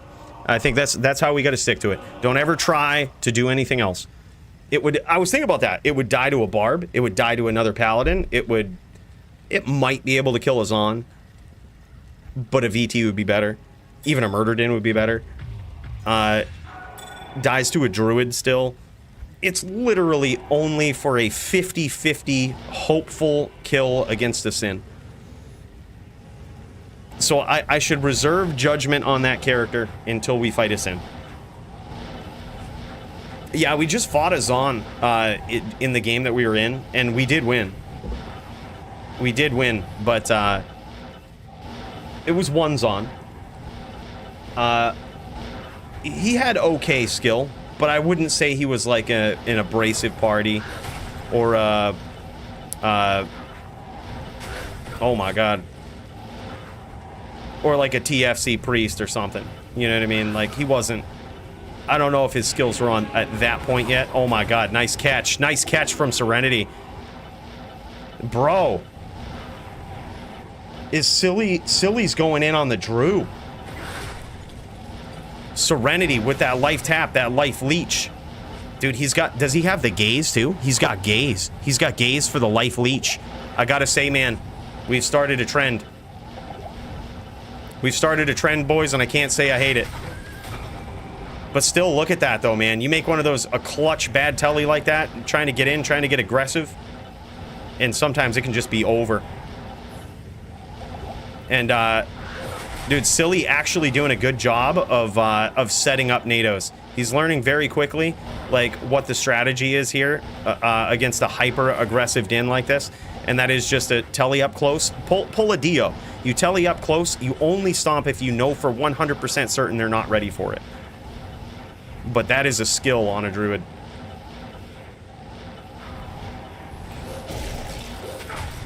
Oh my god, and he gets the life tap.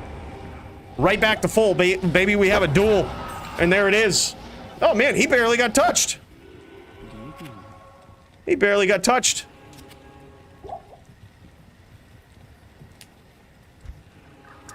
DAE is dumb now? What is DAE? The lack of ranged attacks isn't an issue. Joby setup better versus Sin than your anti-Sin setup. I don't know, dude. I don't know. I get maybe. I gotta say I like the charge though. I guess they can kind of prepare for FOH, but I see Sin duels versus Sin v Din is always grindy. Like, I've rarely ever seen a duel that's just over in 5 minutes. Like, you know what I mean? 5-10 minutes even. Rarely. It's usually a grindy one that happens at great range. Oh, dodge, avoid, evade, yep. Yeah, those are good. I think Zon is underplayed in the DFC. I think it's a very good class. I'm actually passively leveling one because I believe they're so underplayed. And the class is potentially awesome against a lot of stuff. I mean, they have a good matchup against the two best classes right now, Druid and Sin, right? They have a very good matchup against those. So that right there just puts you at potential S tier anyway, much like the Sorceress, much like the ES Fireballer. Like, doesn't have a great matchup versus the Sin, but can beat it. So since you can beat it, you're immediately top tier, right? Because you can beat the Druid, you can beat the Necro. I think ES Fireballer probably would struggle against the Zon. And therefore, I think the Zon is pretty insane. Zon is a very good matchup against Necro. It's doable against a Barb, but it loses to the worst classes. It loses to Paladin and Barb. So because of that, that's tough. You know what I mean? But it literally shreds everything else. But I think we're in an era with D2 where the quality of your PvP character depends on how many bad matchups you have. If you have any more than one bad matchup, you're no longer an S tier character. Oh, big hits. Big hits from Silly. And I think that's probably how to gauge all of them. Like, you have one bad matchup, S tier. You have two, A tier. Yeah, you know what I mean? You just work your way down from there. And then if you're a Barb, Z tier. Or if you're a Paladin, Z tier, actually. Barb is better than Paladin.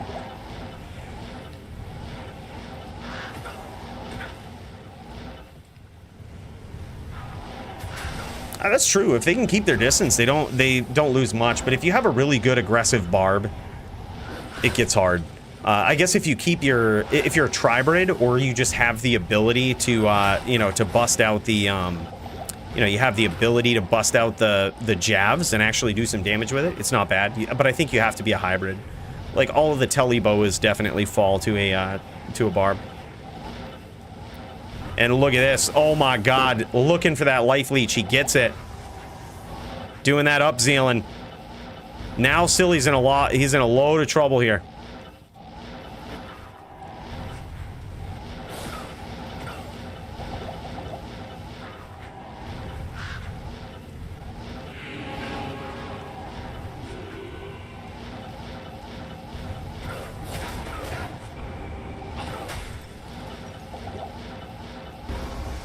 Oh, impale him with 4? No shit. Okay.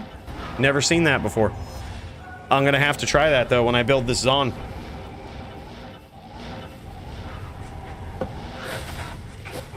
Beautiful hits from both players there. We're gonna have to re-up on this whiskey, boys.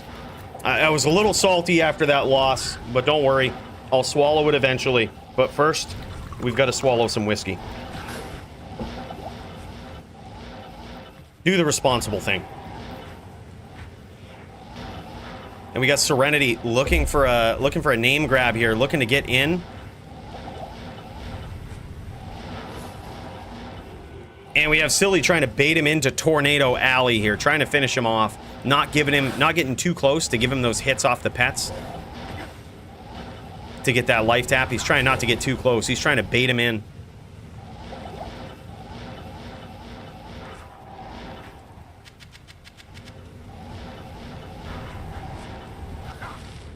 Ooh, big hits. Big hits from Silly. Serenity in trouble.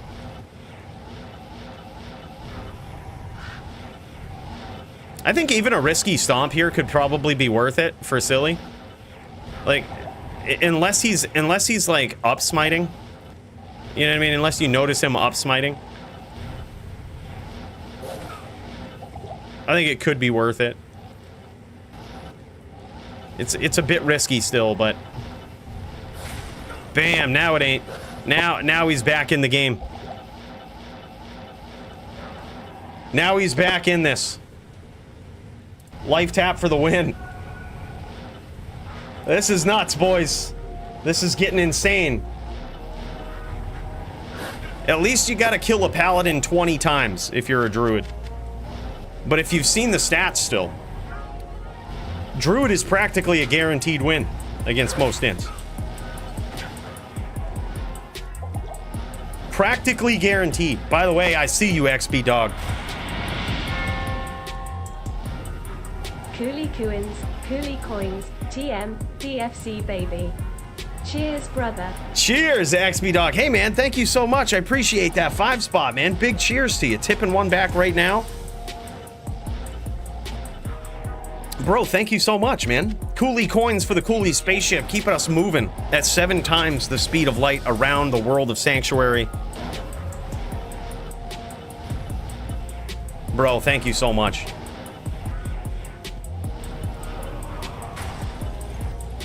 And there it is, dude. Serenity's hunting for that up zeal on those pets. He at least has a ton of life leech.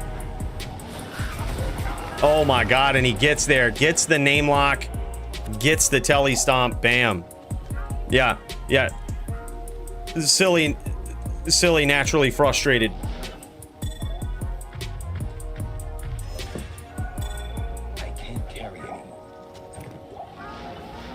Go Gators, do you have a feeling of deja vu? Yeah, you remember that duel? Here's my only gripe with Life Leech, right? Is that, you know, Serenity's doing very well here. He's doing very well. He's pulling it off, you know, and only repping to full like 7 or 8 times. You know what I mean?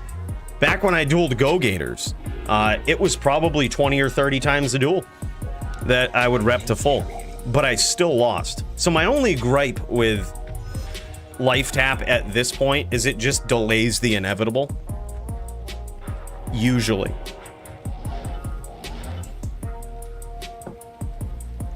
I can't carry any. Yeah, the up zeal part, yeah, for sure. Yeah, it's really good. I almost think that, like, gosh, we've been on the border of banning life tap for so long. But sound, that the sheet that you put together, just like, we always go back to it, and we're just like, Paladin fucking sucks. Like, the Paladin's the only one that's gonna use this, and the Paladin sucks, man. Like, we can't, like, if you're playing Paladin, you're at a disadvantage naturally, literally. Just everything's just bad in your life as a Paladin. You know what I mean? So like, it's so hard to ban anything. Like, sure, it doesn't look good sometimes when, you know, someone reps to full, but you got to figure this is the Paladin's moment to shine. When they actually have to get killed 26 times in a duel. And the funny part is they still can. Like, that's actually the bigger joke here, is that he actually still can die 27 times in the same duel. Allow Blade Sins to use life tap? I like it. I actually like that, honestly, Max. Because it encourages diversity with sins. A little bit of pixelation here on Serenity's part. Let's see if Silly's streaming it. Let's see if we can pop into Silly's standpoint here. He is. A little bit of pixelation here too. We'll give it a little bit to clear itself up. Those could have been some really good hits there, actually, from Silly. I like that he's using bear here. It's not a huge difference. It still protects. I honestly don't think that any pets are really necessary versus a VT. In my opinion, the only pet is Oak Sage against a VT, because it's still just enough to block. Like, if they start doing FOH, your Cyclone Armor and Oak are good enough to block those. But also bear is just like, especially when you know your opponent has life leech, I really don't think there's a point in having a bear, like, or any pets really against specifically a VT.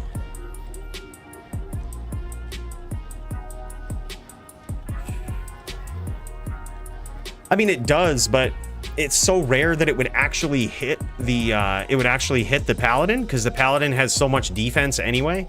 It's just not worth, like, so would you rather have the rare instance that your bear randomly connects, maybe 5% chance that it connects on a Paladin when he's close and knocks him back, but the drawback to that is that you're giving your opponent the opportunity to rep to full always? Like, so just ask yourself that, like, yeah, the bear can knock my opponent back, which is great. But there's also like a 50% chance that if they get close, they're going to rep the full. It just doesn't seem like a good trade-off to me. Back when I was dueling Joby on my druid, granted, I was a little bit late and he was hyper aggressive, but I would never use any pets besides the Oak. Not that he had life leech, but I just noticed that I didn't really have enough time to recast them anyway against like a hyper aggressive smiter, but I also didn't really need to. And especially, like, you know, and I would win sometimes, like, I mean, more times than not. So like, I think it just comes down to that. Like, it's not really necessary. And it isn't like you're, like, when you go up against a Hammerden, your pets are blocking hammers, so they make sense. But if you're going up against a smiter, they have to click you, dude. Like, they have to click you.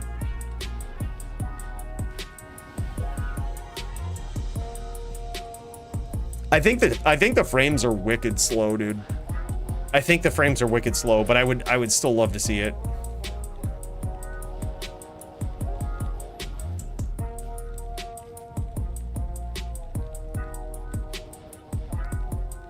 Serenity trying to get in. Silly a little frustrated. A little frustrated with the life tap. He's probably going to recast his pets here. All of his pets have life tap. Oh, man. Probably good hits there, actually. Yeah, no, he just connected on the bear, so he's probably full. Like, that's what I mean.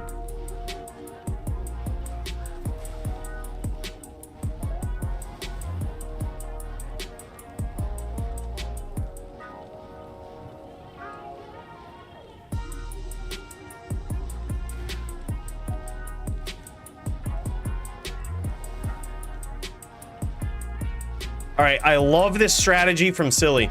Setting up Tornado Alley. This is how I duel Joby. You set up Tornado Alley and you teleport into it, and as soon as they take the bait, you just don't let him get the hit. You don't let him get the hit. You teleport away. You do it again. I actually like that strategy to a hyper aggressive smiter. And he just hit him again. And he hit him again. He's figuring it out, man.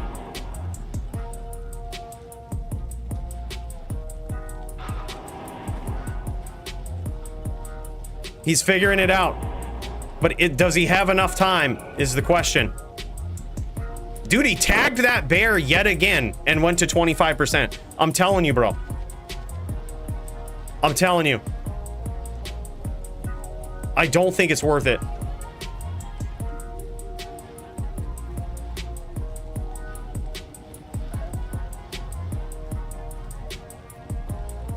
Yeah, I think in the future duels here, if he doesn't cast his bear, he's fine. Against a pure VT. If you're going up against a Hammerden, wolves all day.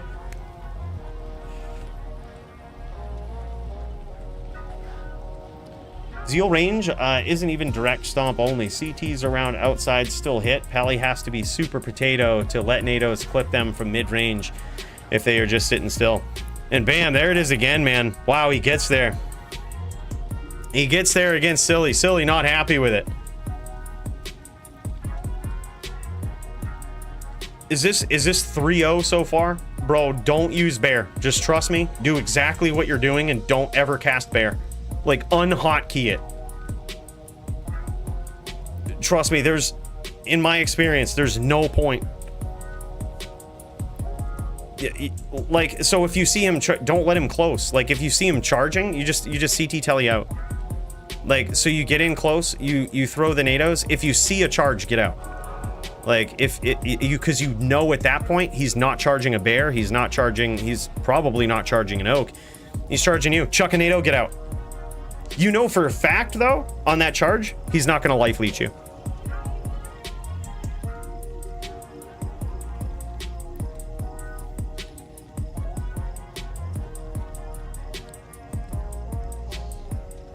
Oh yeah, oh we saw it, dude.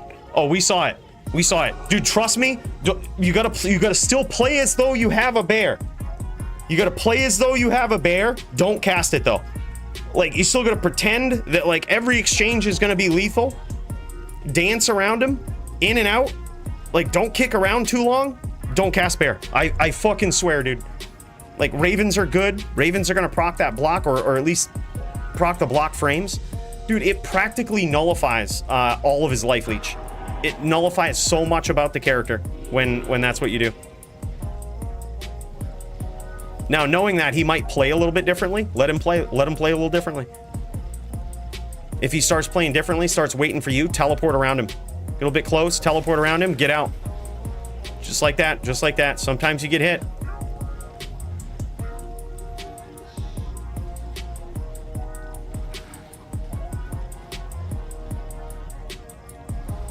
He's going bear. I don't think he should. Hold up. Hold up.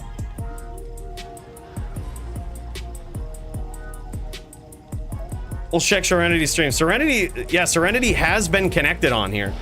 He has taken at least one NATO. I think that bear is going to bring him right back to full, dude.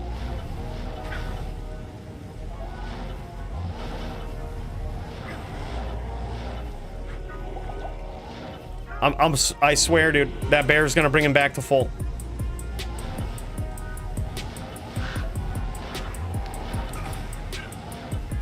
See, look at this. Look at this. He's like almost dead. But that bear is his ticket to freedom. The bear is his ticket to freedom right now. It's the big ticket.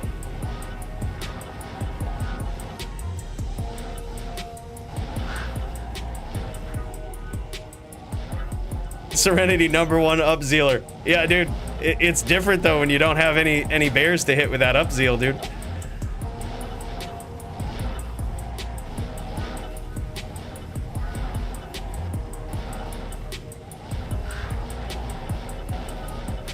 In and out, baby. In and out. Just like that. Just like that, baby. What I tell you. What I tell you, bro.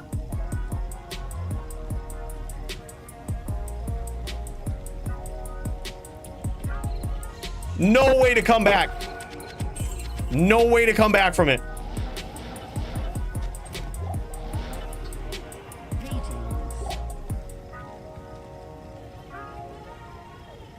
Yeah, that's probably a good point too, actually.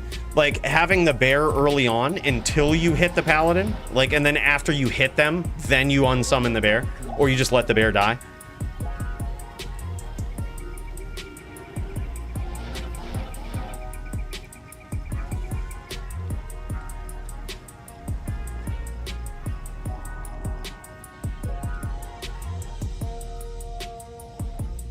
Oh, for sure. Well, the oak, you can't leech. You don't leech as much life off the oak for some reason.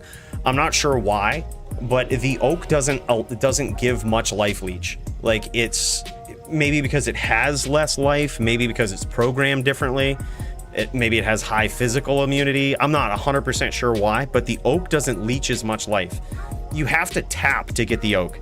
Like, when you tap and then hit the oak, then it's devastating. But you can always, if you get tapped, recast the oak.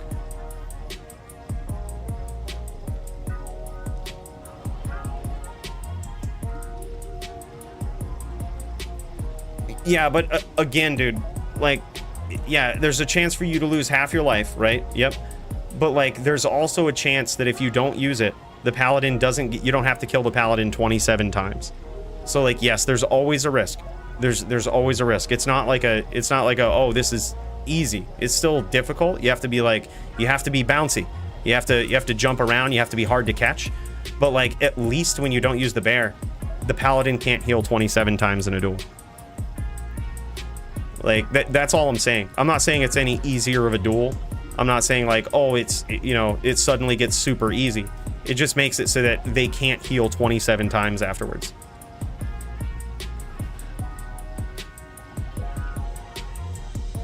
And there he goes. He unsummoned it, dude. This is going to be very, very hard now. If he plays right, if Silly plays right here, it's going to be very hard for Serenity to get it. You notice Serenity backing off a little bit.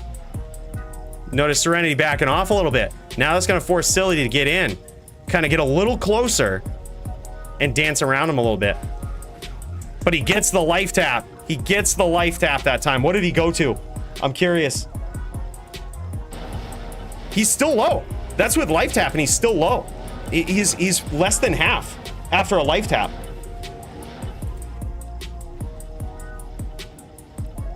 This duel ain't over. It is now, though. He gets the charge.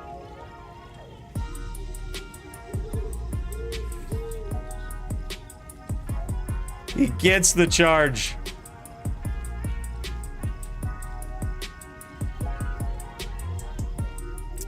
Yeah, I think like it also kind of depends on the strategy of the paladin too, right?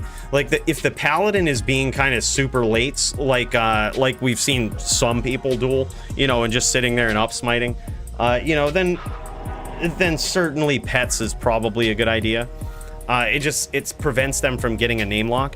But I think if there's aggression like that, yeah, certainly they can get a charge. But that's the thing, is like just NATO telly. Like, I don't know. That's just me. I've seen it done both ways, but I'll say this as someone who mains Paladin a lot. I hate it when the druid does not use pets. Like every time the druid stops using pets, I'm like, well, fuck. Good duel. That was my out. If I'm on a VT. If I'm on a murdered in, I like it because I can just chuck hams. But if I didn't have the hams, GG. I have to click your name now. And like, if you just get kind of skittish, like you get in, you see him charge and you CT telly out, I still don't know how they can catch you. Yeah, I'm down for that, Silly. I'm down for that. We still haven't heard from Toshank about the Toshank Serenity. Yeah, I'm down for that. Yo, Silly, let's do this. Let's do it. I need another match too. I'll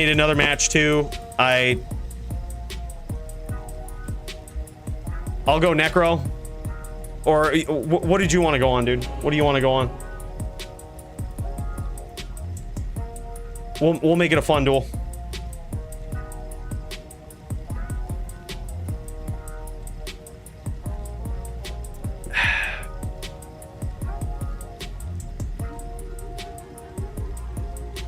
No pets. Yeah, dude, I honestly still think it's a good way to go. Like, if you're a VT, dude, it just sucks. You have to charge lock. You have to get it. If you don't get it, you're screwed. Yeah, all right, hold up. I'll pick a character, bro. Let's do it like this. I'll pick something.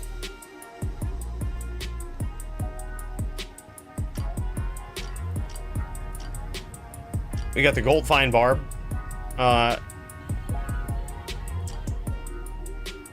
This is a wannabe VT. I feel like if I'm on Santiana, it's gonna be Late's Fest.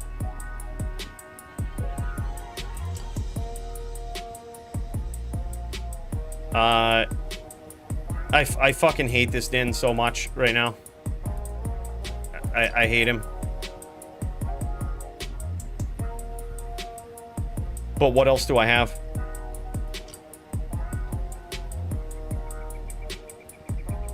I think I have I think I have Sorceress and Din. I guess I got a Necro too. I guess I got it. It's not very good, but it's there. I also have a Druid. Yeah, where's my Necro? Right here. Let's do it, bro. I'm gonna make DFC 1 password duels. Let's do it. I'm on Necro. This is my worst class. I didn't think it was possible, but I'm actually worse on a Necro than I am on a Paladin. It's hard to believe, but it's true. For some of you, it may not be that far-fetched. DVN? Yeah, I'd do that, dude. Or actually, hold up. Just PM me game so that we don't have like a whole bunch of people joining. Just PM me a game name, silly. Actually, hold on, real quick. Tempest says he should be down.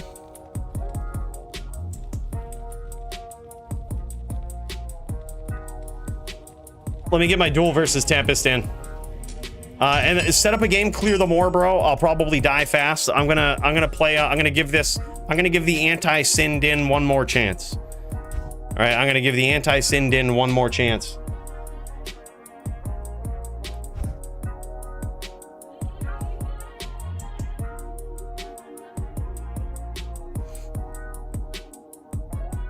Also take another duel. Oh yeah, fuck it, dude. Actually, that's probably better. Do you guys want to set up a game? Because that would give me fucking 3 duels, which I don't think is fair. It's not a fair and honest way to climb the ranks if I get a win. Dude, do you want to go dirty versus silly, like NVD? I think that would be cool. Actually, an NVD matchup would be really cool. Silly on yeah, that would actually be sick. Way more appropriate too. Yo, you down for that, silly?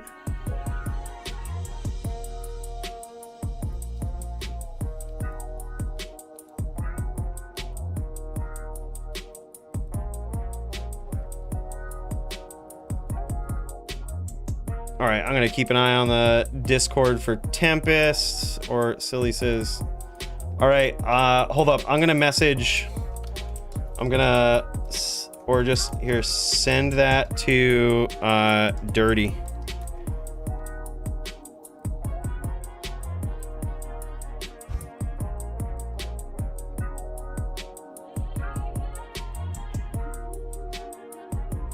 All right, boys, second chance for the anti-sin Din. If we lose this, and Tempest is quite a formidable foe. If we lose this, Din gets deleted. We're scrapping all of this shit. We're never theorizing another Din again, and we're doubling down on the murder Din. It's the only way to go. It's the only thing that makes sense.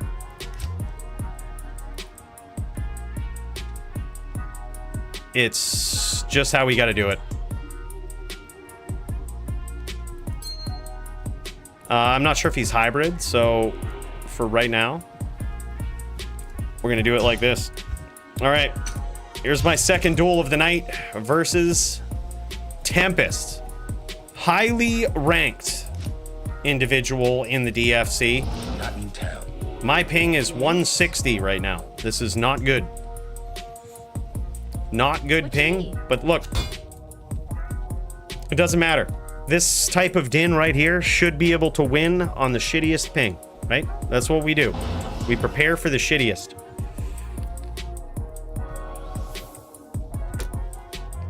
We prepare for it all. We don't complain about ping until after the fact. Until we get beat. Until we are defeated, and then we're salty about it for a couple of weeks. But never in the moment. Never.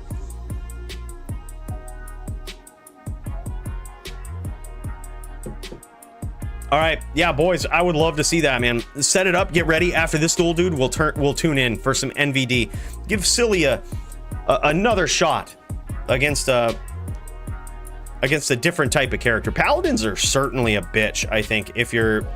It's a winnable duel, and it's certainly one that is won a lot of the time, but it's not a fun one to win against a Paladin. Like, that's... Like I said, that's the only gripe I've had with life tap, is it sort of delays the inevitable. But, it's hard to nerf Paladins right now, man. It's so hard.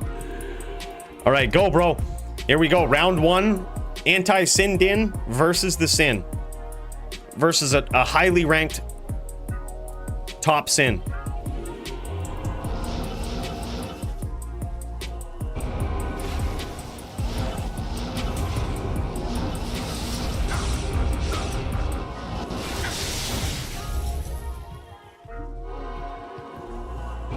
We don't even have our light res gear on. Oh yeah, we don't even have T-Gods on. Look, that was full charge, by the way. I just want to point that out. We just 10%ed him with full charge and all synergies. Charge needs a buff to do 500 times the damage that it does. Charge needs a buff. 100% charge needs a buff.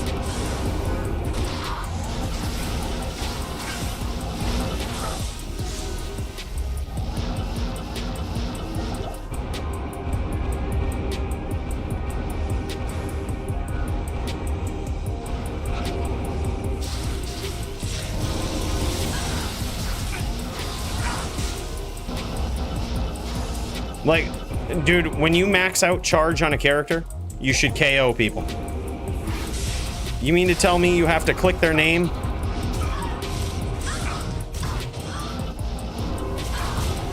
You have to click on their name in PvP? You're kidding, right? Should be a one-hit KO. Anti-Sin Din from range, boys. We didn't have the lightning stack gear on. Who needs that shit? Who needs that shit? All right, I have decided that actually, hold on. Do we go with the grief? Oh my God, Death Decapitator. Hold on. Hold on, boys. This could be good. Oh my God. Oh my God. Bro. Thanks, dude. Okay. Okay. We'll just pretend that didn't happen mid-duel. Don't worry about it. We're gonna make a little bit of edits here. Make a little bit of edits, and we'll be good. Just one moment, please. One moment, please. Brace yourselves, boys. We're just gonna switch a few things around here. Hey, thanks, man. Who was that? Who was that popped in? That was Bilbo. Was that V Bilbo? Oh my God, what a hell of a guy. Dude, that's dope. Thanks, man. Oh, it was Lucas, bro. Hey, thank you so much. We're gonna put this to use. We're gonna see what we can do. Do we even need Enigma? Yeah, we do. Okay. I was gonna say we could put on Fort.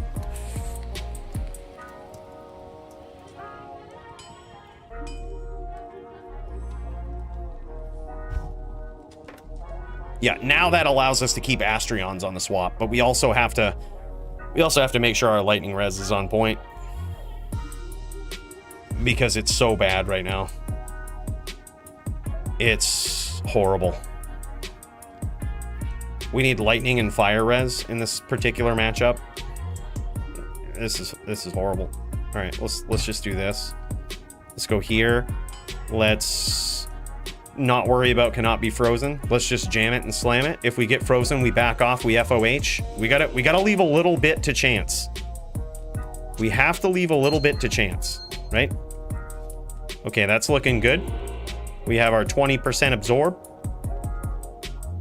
We have some charms in here we probably don't need. We got a little bit of fire res here, that's good. If he tests our fire res, that's fine. All right, we're just gonna go with it.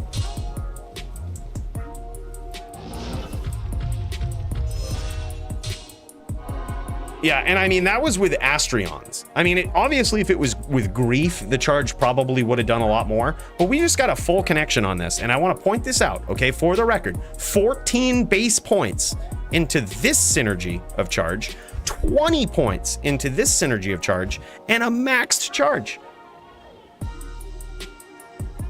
Charge is ass, man. And that's with combat skillers, you know, charge is ass.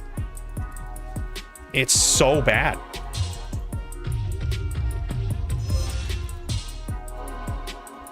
All right, round 2, let's do it.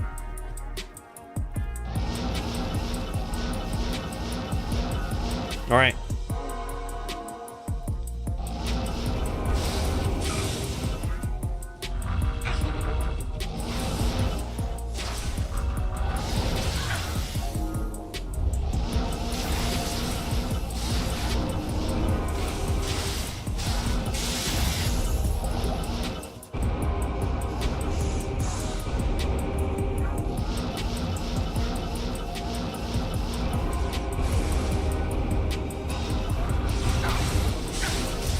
Oh my fucking word. All right, so F-Death Decapitator? No. No, a charge, I can almost promise you it's gonna take 5 or 6 hits with an F-Death Decapitator to kill him too. I don't know why I keep giving so much hope to the charge skill. It's so underpowered, it's almost laughable.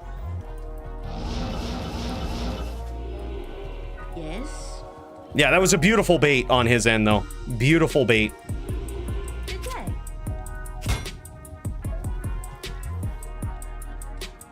I think we keep it just for the random chance. Oh, I know why it hurts so bad.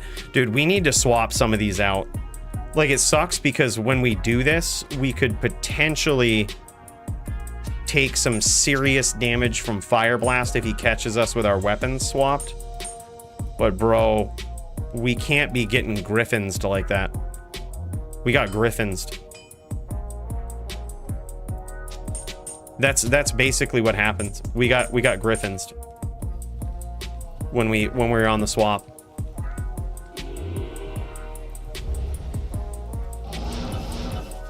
Which is, you know, the minus enemy light res from it actually destroyed our lightning resist.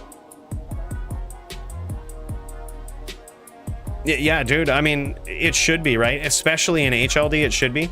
Like, in LLD, it's perfect. Charge is perfect in LLD. But for some reason, it doesn't scale very well. Like, it's one of the worst scaling skills in the game. And for PVM, it's not even great.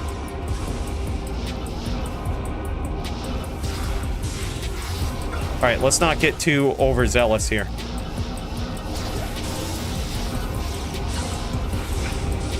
All right, that FOH is doing some damage. All right, so let's take it easy. Let's take it easy. That FOH is doing some damage.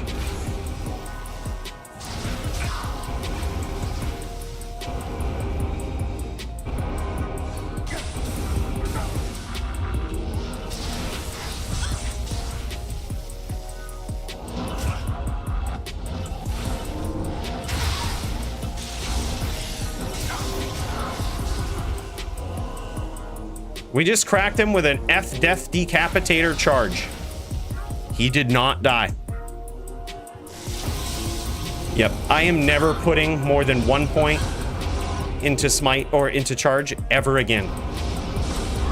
I am never believing in charge until they make its damage 500 times what it is right now. Like, you just got cracked with one of the most devastating weapons in the game by a Paladin that maxed out charge, and you did not die. It was not a one-shot.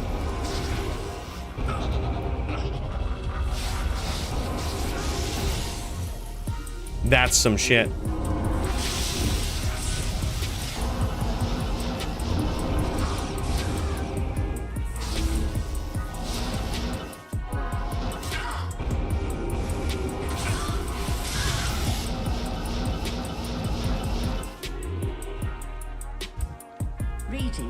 Yeah, I just, I'm not sure what to do with charge, man. Holy shit. I had so much faith in this. But I almost just think at this point I would much rather just have the extra plus to skills. And that means we actually have +2 to skills because we can put this charm back in. Yeah, it's crazy, but that's so demoralizing. Bro, that's so demoralizing.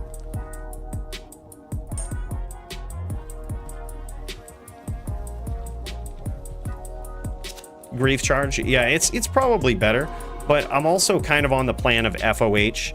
If we get the charge with this, I can slow him down a little bit. Yeah, grief charge is almost certainly better, but my plan with this is just FOH. Like, I'm pretending that every sin that I go up against is Chew 30, and I could get the nastiest charge lock on him, and I could never connect. Like, that was the thing. When I dueled Chew 30, I almost gave up on charge at that point because I could never connect on him. It was just like he was in and out, would CT telly away, and charge just isn't fast enough. It was so rare. So I'm kind of on like this FOH plan.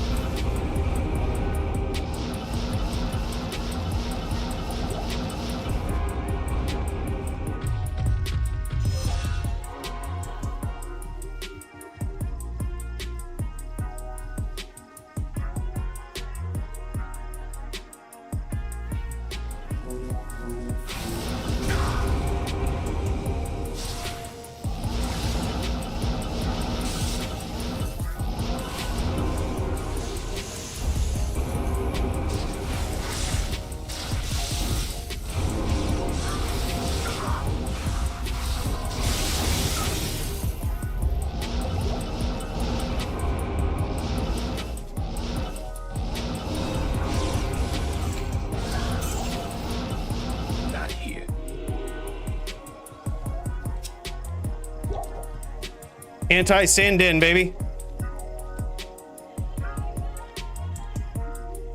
3-1. All right, let's try it with the grief. Let's try it with the grief so that maybe we can get more aggressive. But I also don't have my 15% ring without switching characters, so I kind of can't. Let me see what yeah, I definitely don't have. I guess we can swap back to this though. Yep. All right, we'll go with Grief. 2 Ravens, Metal Grid, and Grief. Zerker with Gores if using Enigma.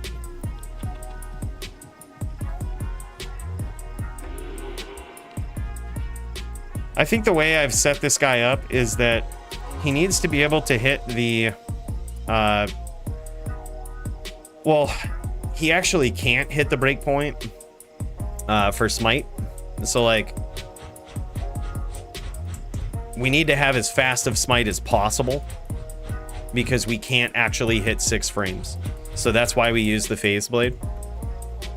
It was a very well thought out at one point. It was very well thought out. But it is essentially a trash din that is meant for Sins.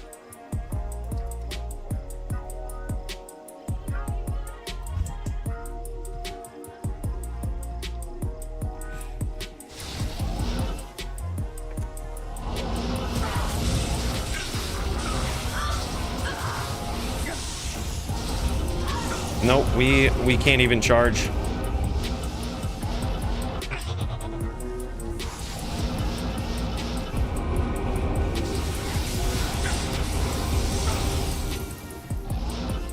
Are we out of charges? Are we out of... Oh man, we're out of...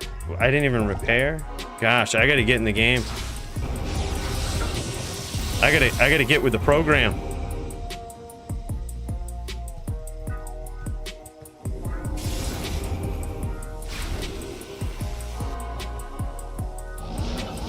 I immediately hate Grief. I think Astrion's is certainly the way to go. Possibly even Hodo. Hodo makes it so that we can really never... Yeah, I was gonna say, he should just stomp. Hodo makes it so that we can never charge. Yeah, I absolutely hate Grief. Like, this Paladin is so ass. This is an FOH din with 60 wasted points.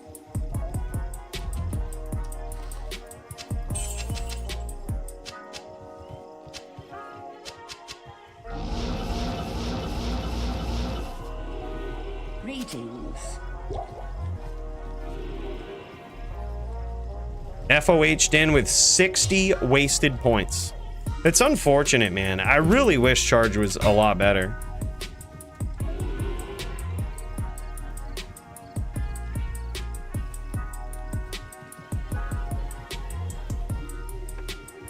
Dude, we don't have Fanat. Like, this is not a VT.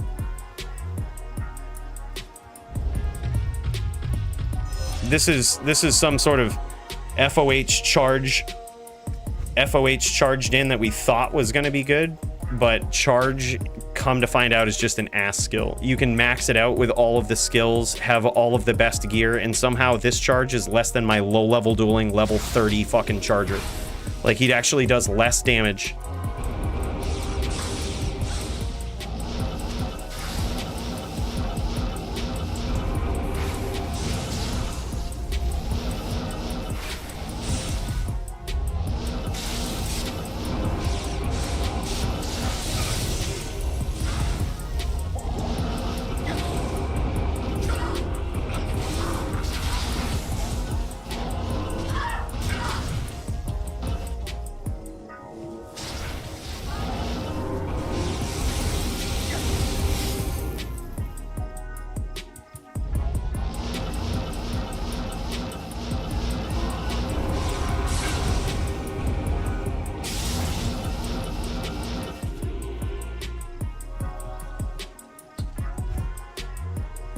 Yeah, it's a I mean, it certainly does the job, right? But like, just VT is just the way to go. Apparently that was an underestimated matchup, as we saw in the title match tonight. FOH is really where it's at. So perhaps this build just needs to be a VC, or no, a TV. That's essentially what it needs to be. Because then we have Fanat, we have a good Smite. Like, Smite won't be maxed, but Smite is OP. so it doesn't really matter. Like 1 point in Smite was actually doing damage in some of the pub games we were in. Yeah, I think TV is probably the way to go with this. That's probably, and I also I wanted to have an additional VT on my account, but instead just having a TV. I think that's just the way to go. We fucked around with a lot of builds. You know, we have tried the teleport-less charger, right? Or the Enigma-less charger, where it's all tele charges. That was fun, but you rarely ever connect with charge, and even when you do, mind you, with that charge, we had Phoenix, we had max damage AR lifer charms, we had Fort, and a maxed charge. We still didn't one-tap people. Like, what does it take? I think it still took like 4 or 5 hits on most people with charge. That's fucked up. Like, something's wrong with that. You know what I mean? So in which case, we just have to concede that charge is one of the worst skills in HLD. It's only ever meant to be a 1-point wonder, and you get lucky hits with grief. That's it. It's the simple fact of the matter. And I guess you could have a town camping charger that kills people, NKs people, or gets them when they're coming into town. Like, that's also fun and can be rewarding and can give you that, you know, can give you that rush. But in actual dueling, it's just so bad.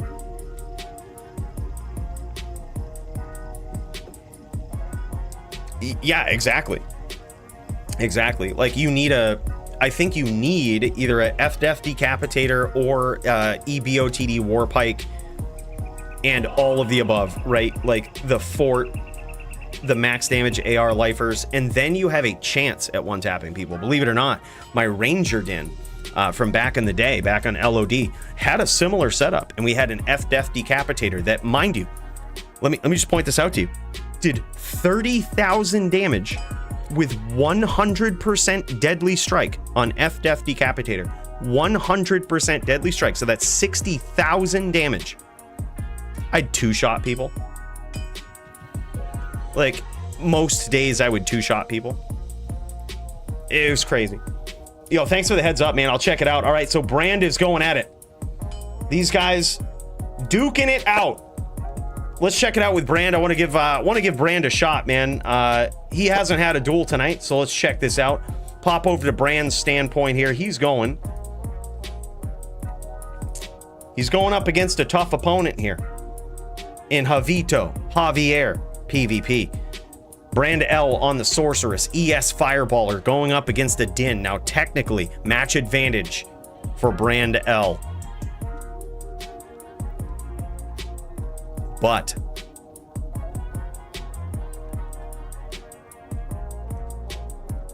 we're gonna see if Javier PvP can get his first ever win in the DFC.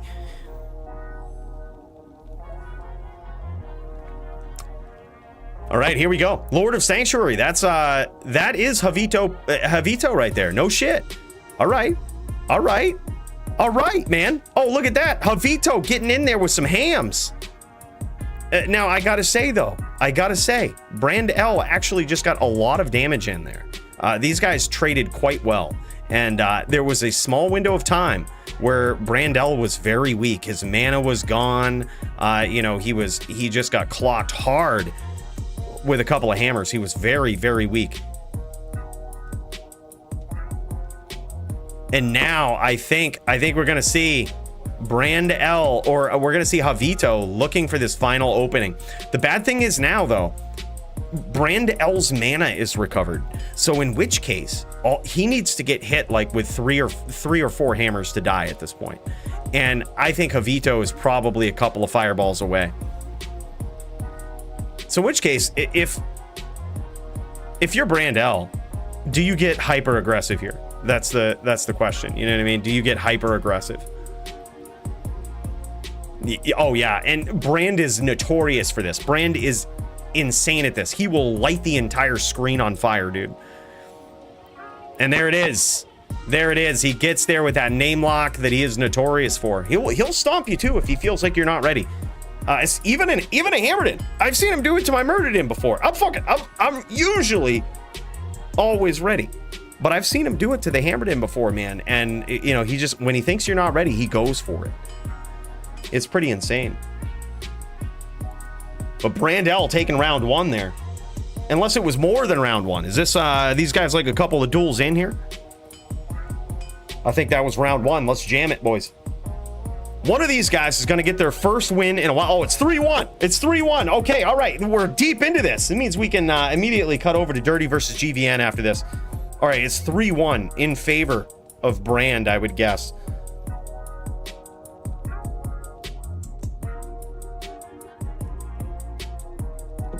All right.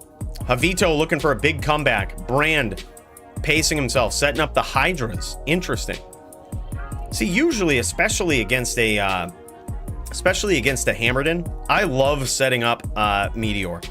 I love casting Meteor in front of me, teleporting into it, and having Blaze active. But like, I mean, literally, it's so hard for a Hammerden because all you got to do is keep that Blaze active, have that Meteor going, and walk into that Meteor and keep shooting.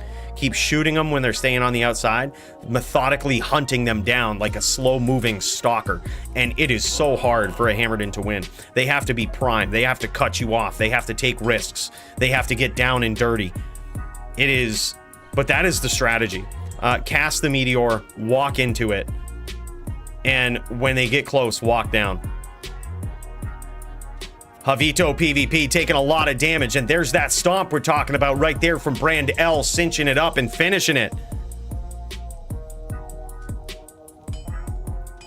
Whoa, whoa. He says GG, but not GG's. Is it 3-2 now? Did Brand have his back on the ropes? 4-1. Okay, yeah, all right. All right, I figured as much, but Brand L gets there against Javito PvP. Good duels, man. That was cool. It's definitely an uphill battle. I think for sure, I think a Din needs to keep a Sorceress honest with Grief. Or FOH. FOH is also a good way to do it. But I think the pure hammers is just so hard to, it's so hard to fight the fire. You have to be hyper aggressive, never let up, never give him an inch. You know what I mean? Never give them any breathing room. Be always aware of their meteors. But if you can keep them honest with something like FOH, with something like Charge, suddenly it kind of turns the tides a little bit. It makes it so they have to stay at distance. Or, you know, if you're the Murdered In and you have a whole bunch of poison damage, you can just shoot them with a poison arrow. And come to find out, that's pretty fucking good. You know, that'll take them out pretty quickly. That's usually my cheese strategy against basically any ES Sorceress. But I think a Paladin in general needs something other than hammers. I mean, hammers are good, don't get me wrong, but they're best when supplemented, I think, with something else. But, I mean, as we've seen so far, Javito PvP looks good on that Din, man. He looks good on hammers. He's going pure hammers, and he doesn't give a shit. He looks good on it, too. So we should all be fearing the day if he ever does decide to switch it up a bit. Because he's got those hammered in skills, man, and they're looking good. But unfortunately, life for a hammered in is just rough. Can attest. All right, these guys are going at it. Holy shit. Oh, we just tuned into the dude. We just tuned into Brand L's other opponent in this game, which happens to be GVN, who's going up against Serenity here, unless these guys have already finished their duel. Or GVN versus, Serenity, right? Or, no, not Serenity, Silly.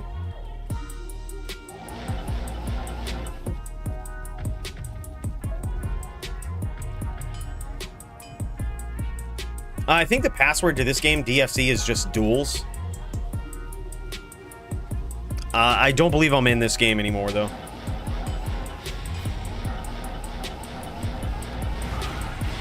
These guys going at it. Now, technically, the ES Fireballer has the advantage against the Necro. Looks like these guys are just, you know what? Fuck it. We'll count it, dude. We'll count it. We'll call this DFC. Fuck it. Brand L versus Dirty. Let's go.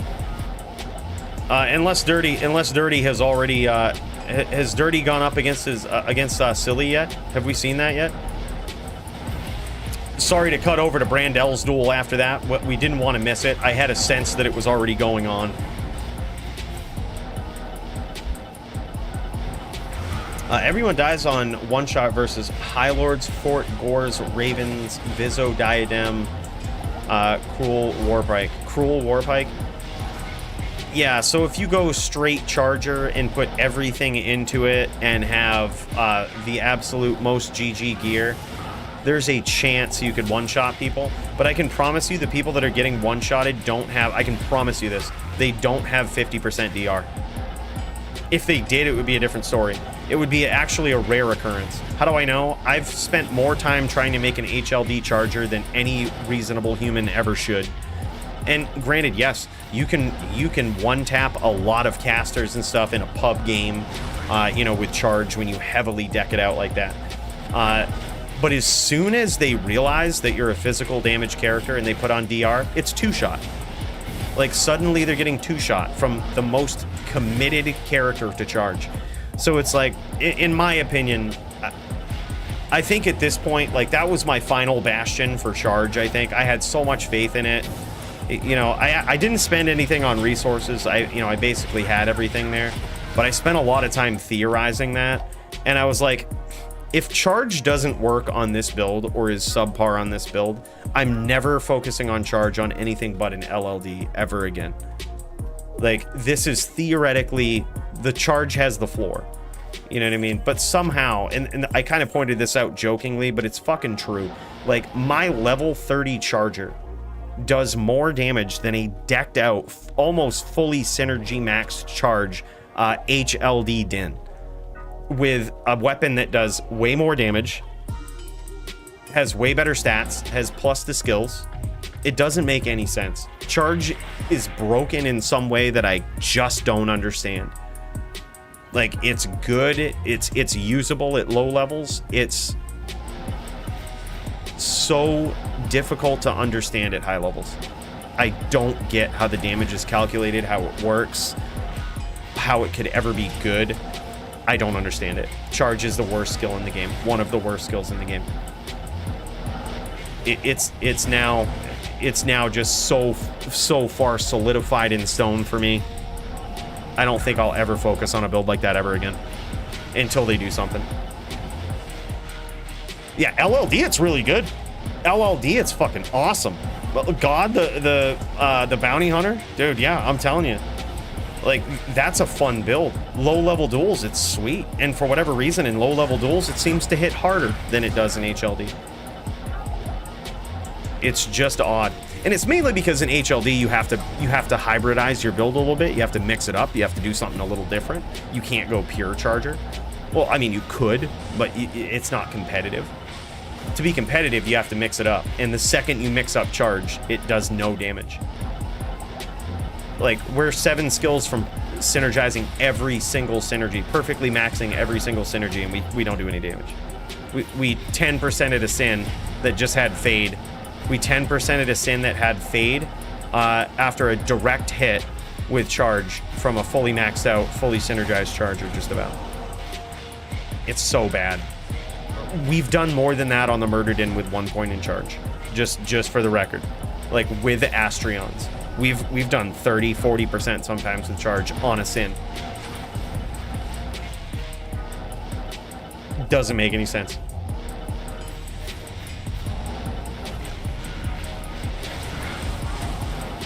Nice movement there. Very nice movement from GVN. His back is certainly against the ropes versus an ES Fireballer. ES Fireballer just has a natural advantage against some of these top tier builds, like the Necro that was on top, dominant fashion for so long, just taking everything out. Has a natural advantage against it. Has a natural advantage against the second top dueler right now, the Druid. Has just a natural advantage, good matchup percentage against it. But it just loses to Sins most of the time, right? And Sin typically loses to Sin. Sins is just the cream of the crop, right? Like, if you can't beat a Sin, are you a real dueler? Is your build is it a real build? Yes, it would. Yes, it would. Or even a hybrid, like a hybrid Poison Nova Bone. But the problem with that is just, if they really know what you're up to in competitive PvP, they can prepare for it. And, you know, they can stack up the PLR, and then you have to hit them 4 or 5 times. But it's technically better, yeah, for sure. But with the DFC rules, it's still doable. Like, it's still doable against an ES Fireballer because ES isn't allowed to go over 87% in the DFC, so you can't have, like, an Immortal Sorceress. There's no shot that any Necro beats an Immortal Sorceress. If you have an Immortal Sorceress, good luck on that Necro. Like, it's just not happening. You could have a pool full of mana. You could have every pixel of the Bloodmoor capped out with a mana pot on top of it. You'll run out of mana before you do any damage to that Sorceress. So, like, ES is so powerful versus the Necro. Against the Bone Necro.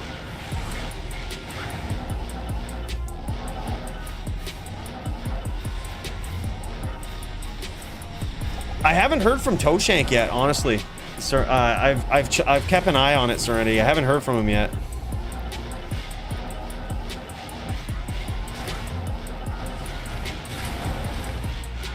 No word from the Shank.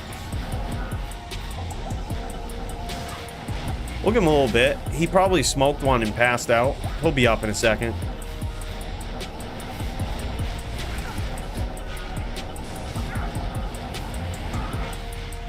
Yeah.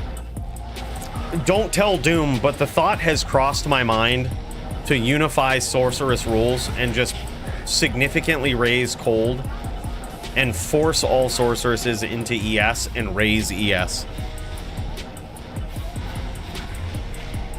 Like, just because I feel like if you're running a Sorceress and you're not running a Fireballer, you know how, like, each class kind of has a build for PvP that if you're not running that, you're doing it wrong? Like, you know, like the Paladin has 2 of them. The Necro has 1 of them. The Sin has 1 of them. I guess the Sin has the Ghost too, but I wouldn't consider that, like... I wouldn't consider it a very popular one. But you know what I mean? Like, most classes just have, like, that one... Like, use this. I feel like that should be the ES Fireballer for the Sorceress. But, like... I don't know. I just feel like that... The cold stack rules are admittedly frustrating. They're admittedly frustrating when you consider, like... Just when you consider how most cold Sorceresses duel. We right now are watching GVN versus Brand L. I'm not sure if I think these guys are just doing a practice match right now, or I would be hesitant to give GVN another match if he's already gone up against the second chance matchup that was thrown his way there. I'd hate to give him too many tools. But yeah, we're watching some good old PvP right here. You know what? We might have to jump into this game. We might have to jump in, start doing some shit, because man, oh man.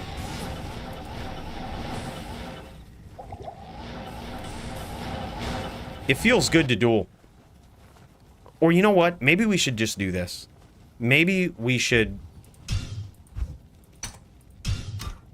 scrap this din once and for all and just make a TV. Should we just do that? Should we just say, fuck this din? Make a TV? I think that's the play, right? And then just get good. Yeah. Yeah, let's do it. Yeah, let's just token it. It really won't actually take much. I think we're actually pretty good with this gear. Like, this is some pretty good TV gear. Yeah, I think it's just a retoken. Alright, let's do it. So we need... I think this is pretty well calculated. Let's do it right, though. Let's do it right. We're gonna go TV. So what that is it's FOH focused with Smite as a backup, whereas a VT, the opposite, is Smite first with FOH as the backup. So we're gonna go maximize Holy Shock here. We're gonna maximize FOH, the synergies. We're gonna put 1 point into Conviction for a gear check. We obviously need 1 point into Fanaticism. But where do we go from here? Let's see, we obviously need to... We've got this maxed. Do we max? Yeah, we probably don't max Conviction. We max Smite last. Do we put 1 point into Vigor?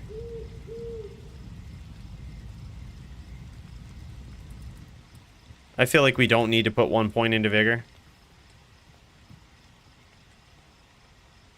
You can max all at 99. Really? Well, we're 99, bro. I don't think we can. Because we have to go... Alright, hold up. We'll try it. Oh, with no Conviction. With no Conviction, you can max them all. I kind of want the Conviction, dude, for those sins. Or those people that get close.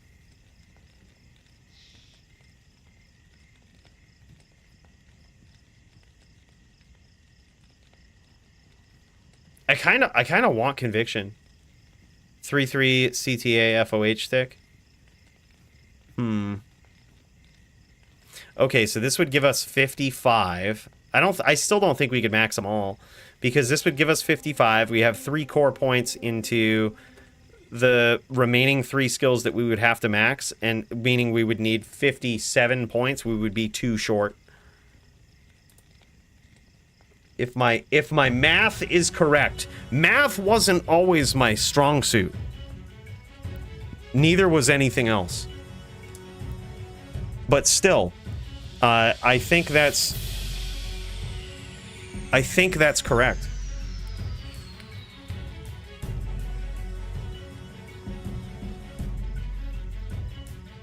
I think Conviction is a waste of 3 skills, would only have like 10 points on Smite. But here's the other thing, though. What do you put your other points into, and what does it come out to for damage? Here, we could actually figure this out. So, let's look at this. Let's go... Let's bring up the browser. And we'll look at this absolute fucking trash din that I put together. Hold on. Let's look at the trash din that I thought was going to be good. And let's just chuck that right in the trash. We are never using charge ever again. We're never putting more than 1 point in charge ever again. I suppose Berserker Axe is okay.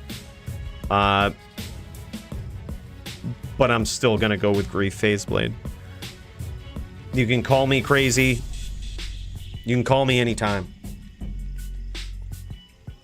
I don't get the big hoopla about the Berserker Axe. Yes, it has better range. But there are times, there are setups where just your IAS breakpoints aren't there. So I just like to plan around the Phase Blade, man, and just go with it. Okay, yeah, so Cube CTA with FOH stick is nice with a 4-4 light J-Stod. Interesting. Interesting. Okay, let's just do this. Let's reset all these points. Let's see if you guys are correct, first of all, right? So we can go this way. We can max these. We can max this. We can go straight down here. We can max that. We can... Oh, hold on. Let me zoom out a little bit so you guys can see.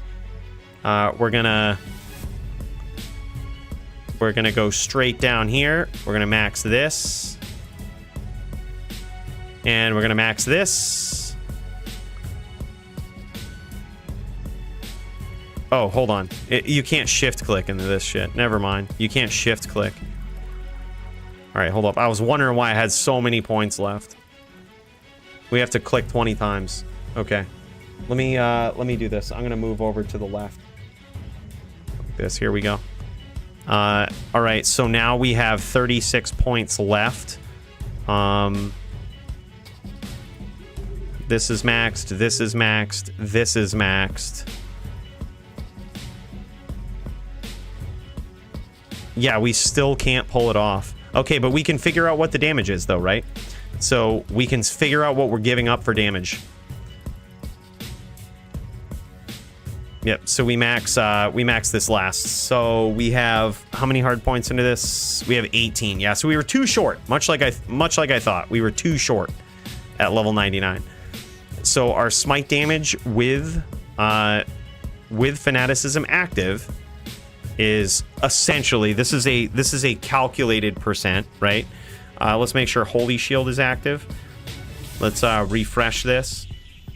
Okay, this is essentially calculated with grief damage and everything, almost 9,000 damage.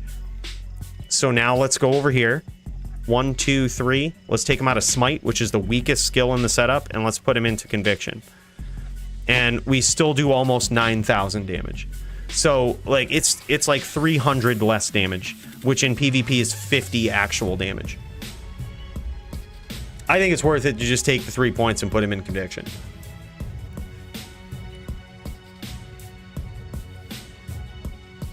And that's calculated damage with the added damage from grief.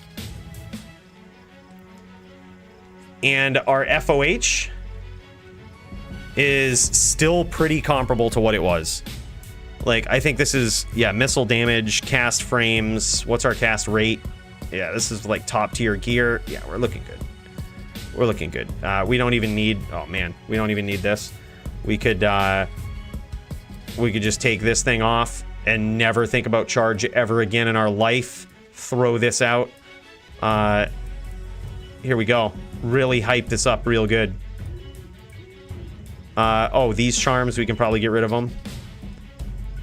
We'll put 25s down here.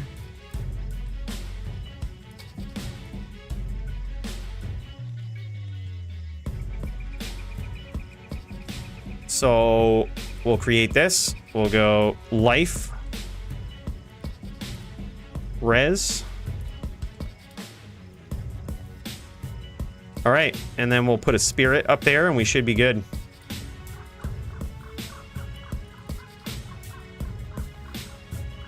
And this is the TV setup. So we also have to think about, though, we have to think about a anti-damage setup. So with this, with all of these things calculated, let's do this. Let's re-up the bow. Let's recast battle orders on this guy. So we have to go refresh, and then we'll refresh Holy Shield. Swap weapons. And we have probably way more block chance than we need. Now we have 60%. That's actually good on a versus all setup. And then our calculations are this. We have smite damage of almost 9,000 yet again, boys. Almost 9,000 yet again. Hold on. Let's double check with everything. Let's make sure we're not really making a huge mistake here. Right? Let's make sure we're not making a huge mistake. Let's put these points back into smite. So we do 300 more damage still. So in my opinion, worth it to put the hard point in conviction. That is settled. Hard point in conviction is the way to go. Just to gear check people, just to smash pubs and smash sins. Easy. Would you be interested in joining a 2v2 VTPK tournament? No, dude, I am not good VT versus VT. No, not at all. With Saigons and lightsaber as main gears. Oh, wait, with Saigons and lightsabers? That's it? You can't use any grief or anything? You can't use, like, you have to use Saigon's shield and lightsaber? That sounds kind of cool.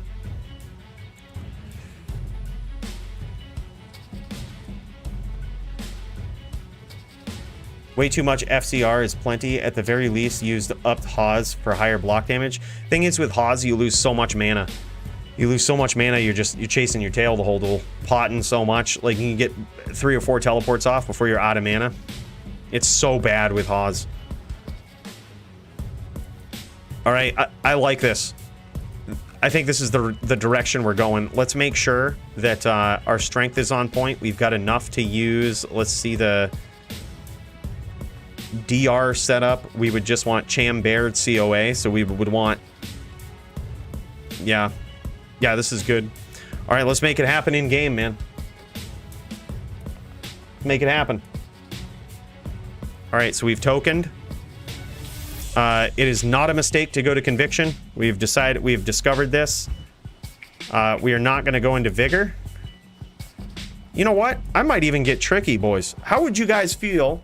How would you guys feel if I gave up a little bit of crush and blow, deadly strike, and open wounds? Hear me out. Sacrificed cores for tier hunch greaves to give us +1 to vigor, +2 to vigor. Oh, GG. That was last week's duel, Brandel. That's sick, dude. GG on that. Yes, must use Saigon and Lightsaber as part of your build. Gores is greater than Vigor. I suppose, yeah, we're going to be teleporting a lot. Alright. You're right.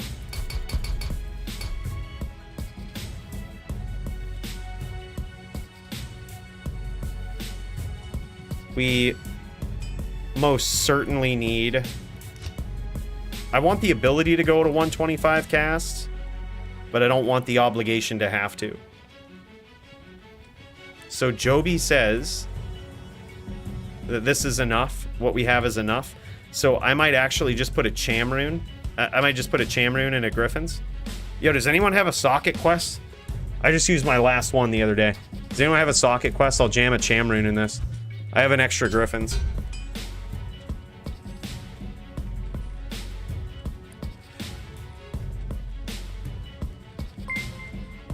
Holy shit, Taylor. Bro. This is big news. Hold on just one moment. Taylor. Thank you so much for that gifted membership, man. Big cheers to you. We've been sipping this whiskey all night, and I was looking for another excuse to do it again. Breezy and official, welcome to the team.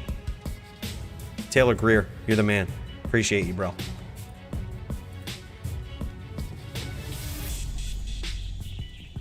I have a Cham Griffin's.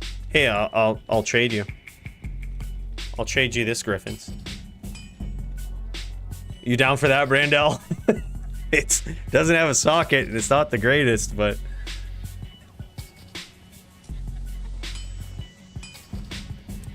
Yo, join up on me, bro. I'm in DFC X password 1. Actually, hold up. Yeah, join this game.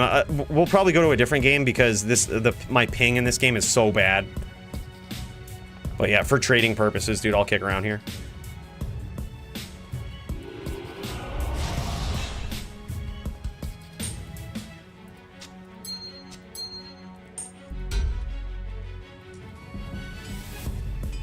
Ping is, you can see right here, it's like 141, 125. It's so bad. Bad.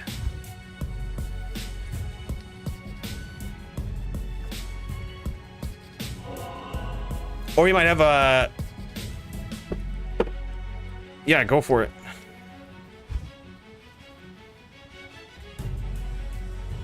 Or he has socket quest. Okay, okay.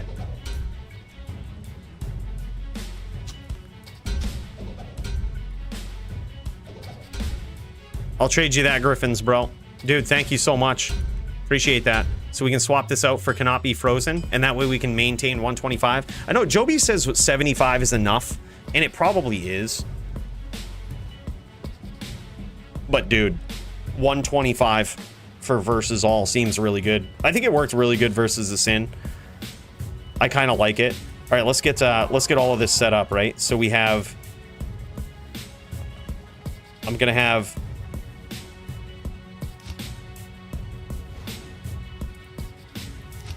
Gonna have this here. We don't have cleansing though. That's what really sucks. We don't have cleansing. Oh, that blows. That's actually a mistake, ain't it? Oh no, we haven't really. Okay, yeah. Let's just get cleansing, and then it's 2 more points to get vigor. We already realized that we're not really giving up much damage by doing this.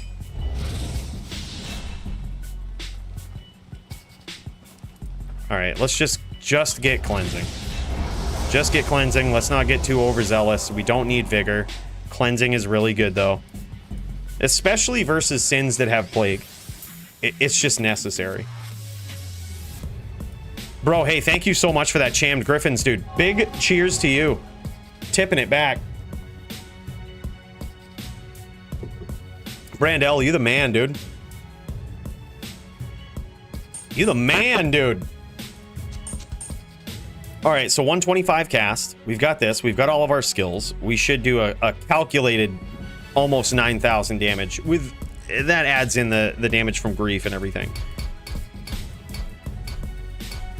All right, I think we do this, just enough for this, and then we potentially have a max block setup. If we don't like it or things don't work out, I'll put more points into dexterity. But as it stands, I think this is enough. Yeah, we're looking good. We're looking good. This is fine. Everything is fine. All right, let's finish up our skills, right? So we max FOH in this. We've done that. We max Fanaticism. We max Holy Shield. And then we put our remaining points in Smite. So we basically have the same setup as our Charger Din, except we've now put these skills into a useful place. Feels good. Feels good, man. All right, so we're also going to have to do this. We're also going to have to put Conviction here. And we're going to put Fanat on... Oh, I see a problem here. All right, let's go Controls and make it so that Z is skill 13. Apply Z and Conviction here. So now we're looking good. So we go this for FOH, we swap to that for Conviction, which matches the hotkeys for the Murder Din and feels natural. Do we have Tilde as the backup? Yep, we do. Okay, good stuff. All right, we're looking good. We're now a TV with 125 casts. I think that's probably more appropriate on a TV anyway. Like when you're focusing primarily on FOH damage. Let's make sure we have enough for a COA with 174 strength. It's going to be a bit of a bitch, but let's make sure we have it. So let's say we just do this. We have a ring that at least gives us 12 strength. And then we're good. There we go, just in case we need that. And then the rest into Vitality. Well, let's see how we're looking. I'm feeling good about it, man. I'm feeling good. It feels way better than that trash din that we wasted 20 points into.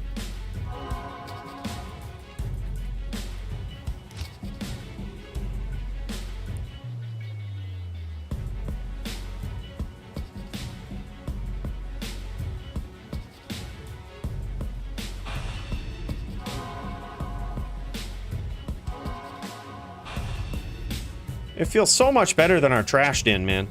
All right, let's see. So we cast this.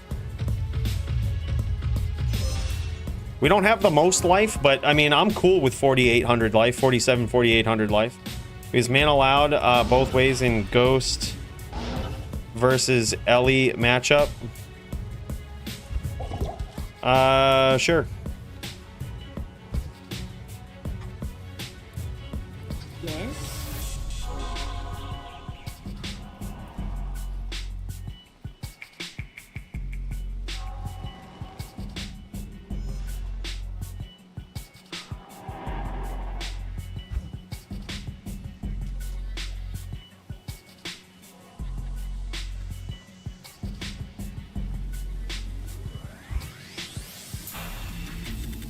I like it. And FOH damage is technically 5.5k. Not a lot, really. Honestly, not a lot. That's probably going to do a grand total of 6 damage with everything all calculated, but still. 6 damage adds up when you hit somebody a million times. So we will do that. That's our goal. FOH them a million times from the outside and actually be able to do some significant charge and smite damage when they come in. I like it. This is going to be the start to a technical VT, but it will be it's a TV, boys. We did it. We did it. We gave up on the charge, and here we are. We've taken our first steps. I think TV fits my playstyle a little bit more, too. Lates. You know what I mean? Stay on the outside. Don't engage, because you can't, because you're a fucking fat dummy. I'm just kidding. I'm so smart and thin, but you couldn't tell watching me play Din sometimes. Oh shit, y'all were doing this for your next match?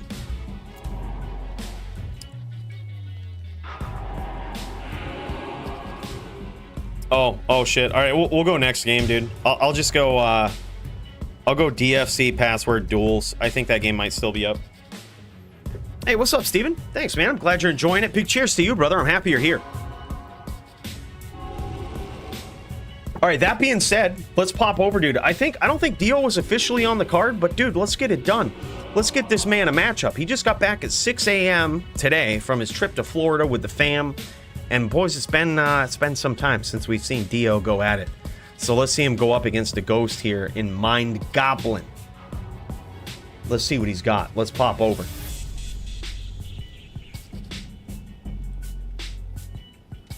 To the good old Discord.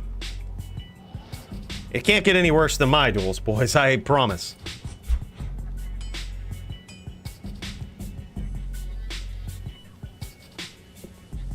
All right, here these guys go. Oh, from the last DFC. Okay, GG. GG, appreciate that, dude. Thanks for the heads up. All right, so this was on the card for last week.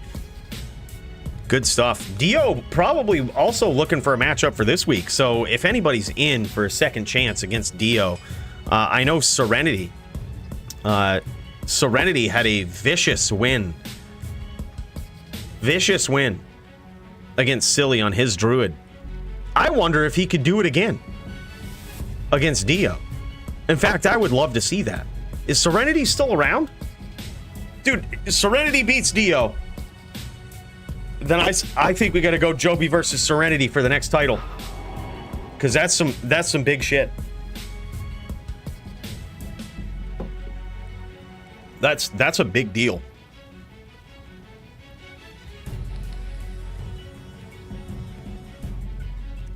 Like, that would actually be a statement. I mean, I think Silly actually played pretty well in their matchup. Like, I don't think he made many mistakes. Just Serenity was really good at getting the name locks. He was really good at punishing Silly when he came in. That's tough to do. That's tough to do on a Din.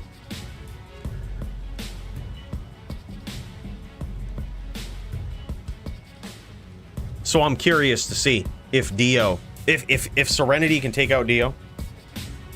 That's big news. Ooh, that's big news.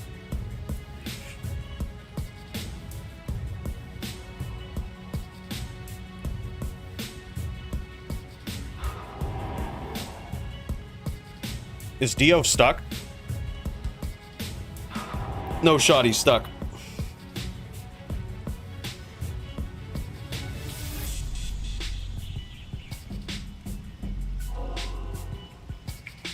Oh, really? Oh, shit. Dude, that's no good.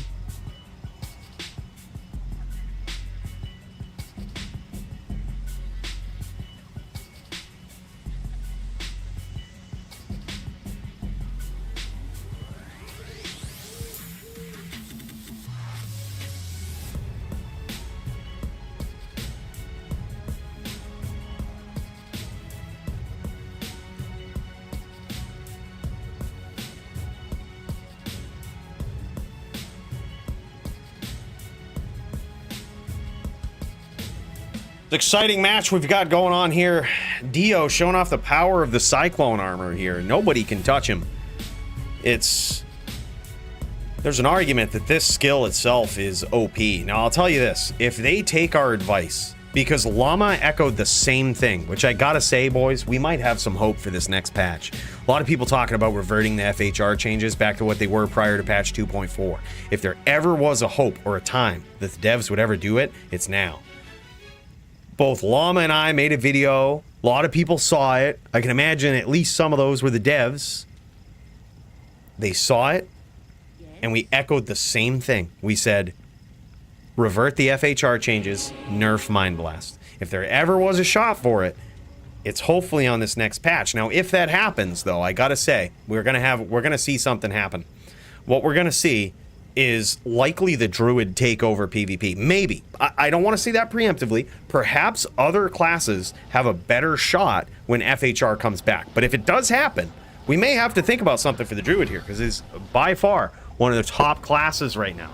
It's the second best class, and if we nerf the best class, well, you know what likely will happen. By the way, I see you, Matthew. Is this going to come up, or are we moving too fast in the speech? Oh, there it is. There it is. Hi Cooley, love your YouTube vids. Can't tell you how much I appreciate your work and the amount of info and entertainment it delivers. Wish I could give you more. Truly, thank you for everything. Bro, holy shit, man. That was so nice. Bro. Bro.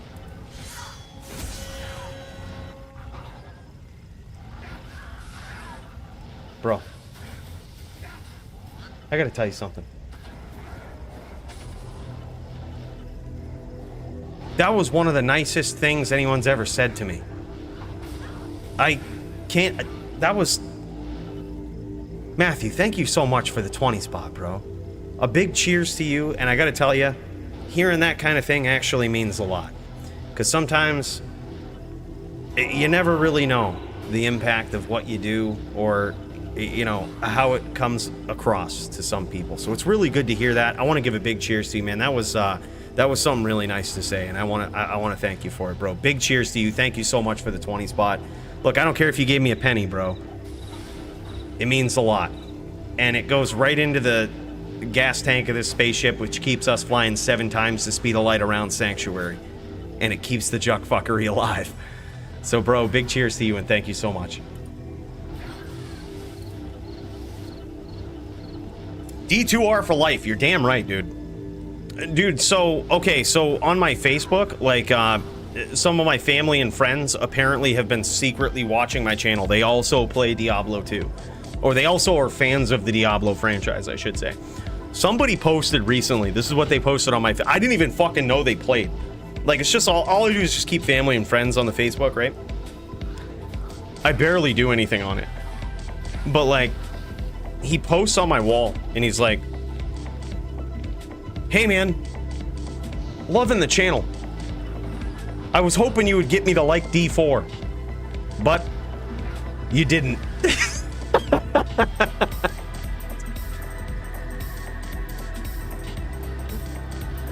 Bro, I'm telling you, there's just something about it. There's just something about it. It's crazy. But D2, I responded, dude, D2 for life, man. It's just how it is.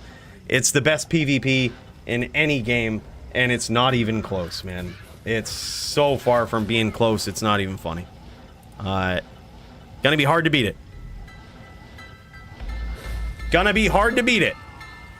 And it's gonna be hard to beat this ghost if you're Dio. But if there was ever any druid that could pull it off, it's this guy right here.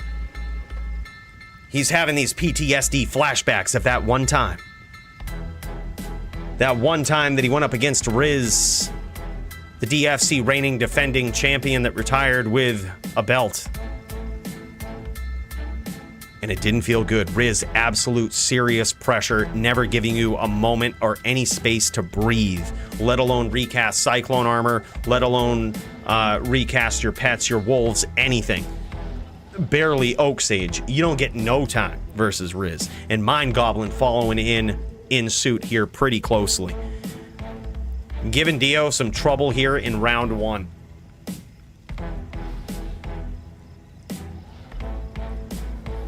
Yeah, don't get me wrong, dude. I like D4. I really do. I like D4. I think it's a great game, and I think it has a ton of potential. But here's my biggest gripe with D4, and I think this sums it all up without having to go into too many specifics. The game isn't finished.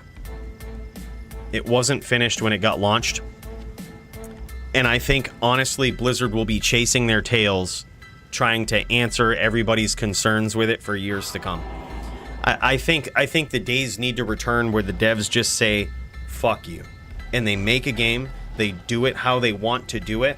The devs that have a passion for it put their all into it and really don't give a shit about what many other people say. Let alone people like me or other content creators with minor suggestions, of course. But like, just make a game. Just do it and say, this is Diablo. This is the direction we're taking it. We are Diablo fans. We are aficionados of the franchise, and just take it to that next level. I think that's probably the next step. That's what I hope they do, but I honestly feel like the game wasn't finished when it was released, and they're all going to be chasing their tails for years trying to answer people and trying to do these little changes to it, and we're just going to get lost in the details. Like, the game will be lost in the details. I hope that's not the case, but here's the thing. How many people are actually talking about PvP in Diablo 4? All of the suggestions, all of the complaints, all of the things that people talk about, there's literally nobody out there talking about PvP. We did one video on it, and I think it was good. I think it had some good suggestions. But the truth of it is, the Diablo franchise needs a game that has an arena. How the fuck is this so hard to do? Like, it needs a PvP arena. This is not hard to do. How do I know it's not hard to do? Well, you boys know I do paid promotions and all of this stuff on the channel every once in a while, right? I've had some paid promotions, some of which I've either not finished or didn't want to finish, or for whatever reason couldn't do, but I did a lot of work with the game, right? One of them in particular had an arena for PvP. It was Dungeon Hunter, boys. Like, you want to know the caveat to this? It was Dungeon Hunter 5, and the game is fucking 8 years old. Been around for 8 years, and it has a nasty PvP arena. It's not hard. It's a mobile game. Like, just make a Diablo game with an arena. You could probably do it pretty easily in Diablo 2. Make a red portal where people immediately go into an arena. You know what I mean? They can battle orders, they can do whatever, but they just immediately step into an arena. It's probably not that hard. Like, it's just a new map. Just design a new map, right? I mean, yeah, you could technically camp the red portals, but maybe you have, as soon as you step out, you have like a town area, right?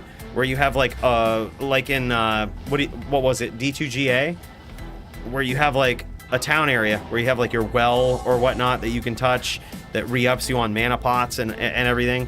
Just literally all it's gonna take is for some D2 dev to just go do PvP for 10 minutes and figure out what they do, what the game is like, what they enjoy, what sucks about it. And then when you die, you just go back to town with all of your gear and you can go back in the red portal. Simple. D2 is fun because name lock, not gonna die. Yeah. Yep. Yeah, but hey, if they revert the FHR changes, that could change, man. Especially if they in some way nerf Mind Blast. It could be one of the best changes that has ever happened to Diablo 2 in years. They have a big opportunity here in this next patch. I really hope they capitalize on it.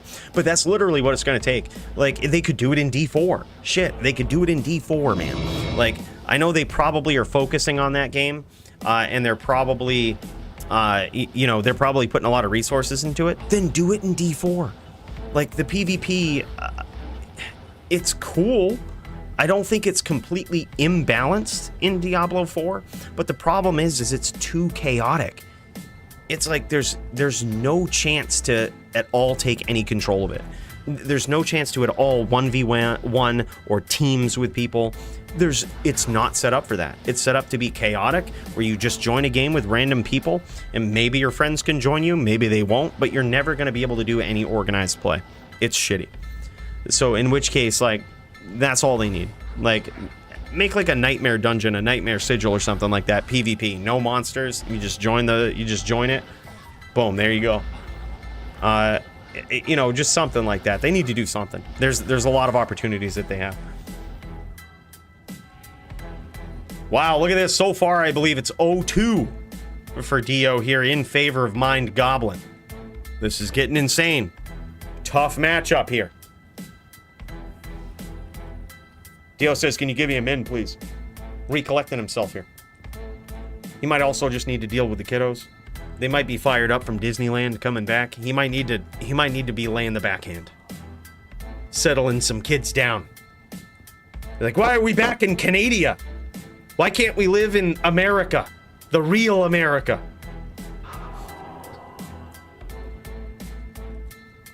And just, he's got to go. I mean, he could tell him, look, we're in Canada, a third world country, but sometimes you just got to lay the slap. You got to get him in line, send him to bed.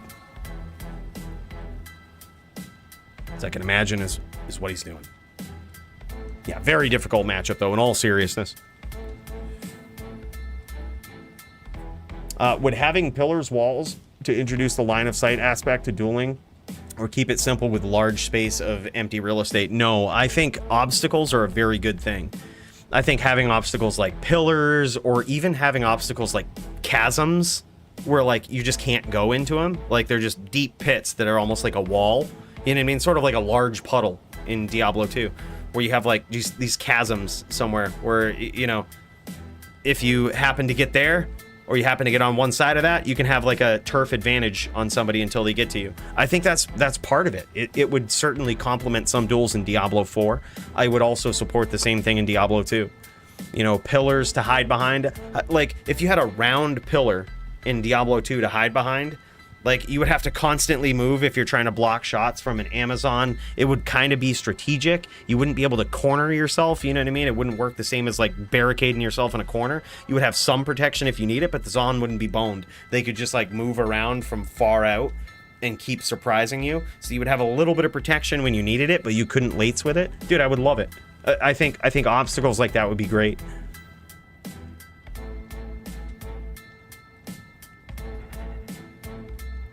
Yeah. Empty, and that's the thing too, is an empty field is very boring. Like, I also like the fact that, like, I would love to see a D2 PvP arena that not only has obstacles, but that on the sides, like, of the walls of the arena, there's like volcanoes and shit that like actually damage your character if you like camp them. If you like go to them, you can do it, but you slowly get damaged, so it like hurts your life rep. Like, you know what I mean? Where if you're keeping the distance, you get damaged. Like, some shit like that. There's so many deep-seated things that they could do, but I mean, all I'm asking for, dude, is just like a portal, or maybe even a server.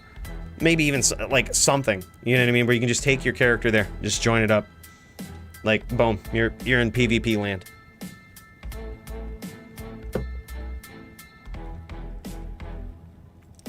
Well, I mean, you know what I mean. Like, not like where you just get damaged. Maybe it's physical damage or whatever. Like, you know, it's just something. Maybe it's poison damage. Maybe you just get inflicted, or how about this? Maybe you just get afflicted with a random curse or something. Like, and it could be the blood mana curse. So like, do you want to get blood mana? You want to risk getting blood mana cursed by going to the side? That would be bad. That's probably a better solution. But, you know, some sort of negative effect. Just teleport people into cut more. Can't outlate Cooley, I can confirm. Well, we might have to show him the clip, Joby. We might have to show him the clip. You guys want to see it real quick while Dio gets his stuff together? Hold on. Let me see what I can do. Y'all might want to see this clip. Hold on. I'll see if I can find it. This is a random duel that I did with Joby, where he tried to outlates me. It did not go his way. It certainly did not go his way. In fact, it went quite the opposite. Let's see if we can cut over to it. All right, this is it. This is a duel with Joby. You can probably hear us. Hold on. Let's DJ pause the music. Okay, good. Yeah, let's check it out. Let's see. This is where Joby tried to outlates Cooley. You're seeing this from Cooley's perspective. This is Joby up here in the corner like a pub. Lots of lates. He said lots of lates. That's what he was trying to do. He's trying to outlates. He was waiting for me to take a second, stop moving. Here I am trying to bait him out, give him the bow. And then I just sit out here. I'm like, you want a lates, bud? You want a lates, bud?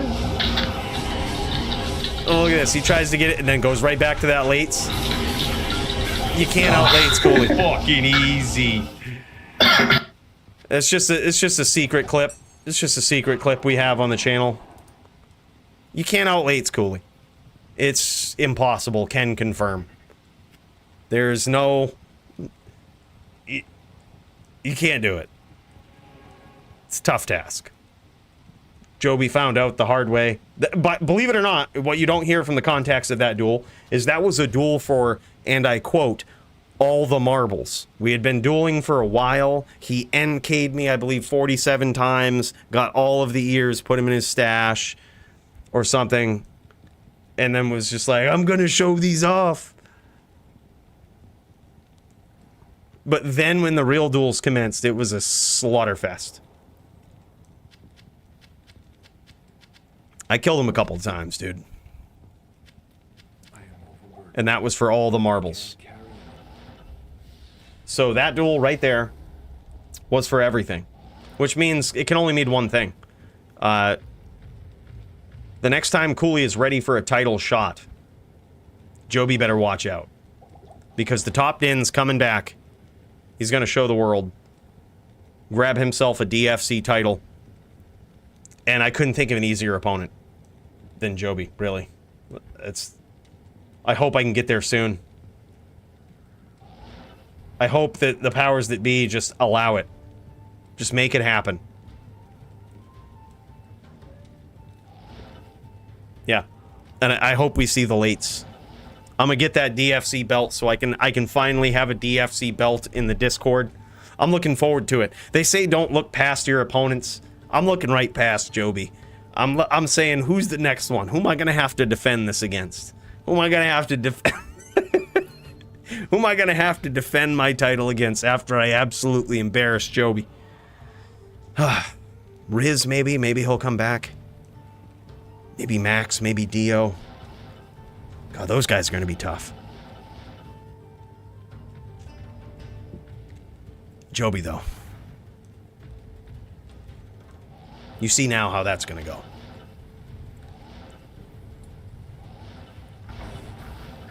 Funny story. Someone once tried to code a D2 MOBA mod.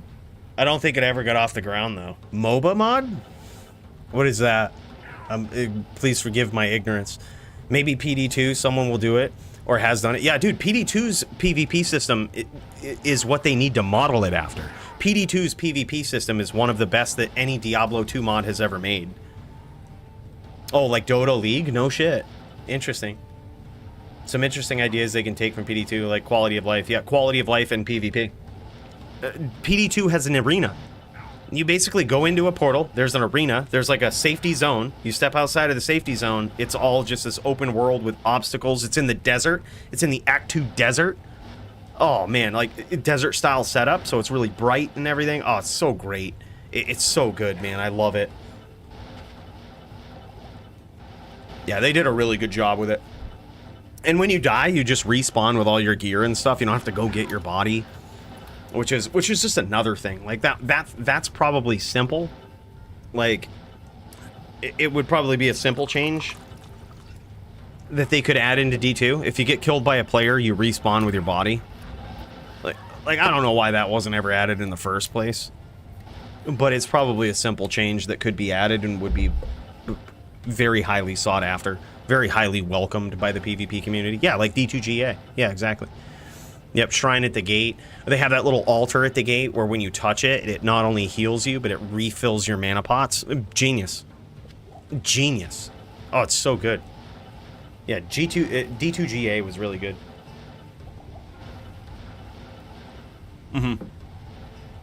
Yeah, I think, dude, even just this, even just having more like arenas, like Bloodmoor style arenas with different terrain would be a good enough switch to keep it like different. You know, maybe you have like an Act 4 terrain, right? Where you have like fire and everything around. Then you have another one that's Act 2 terrain.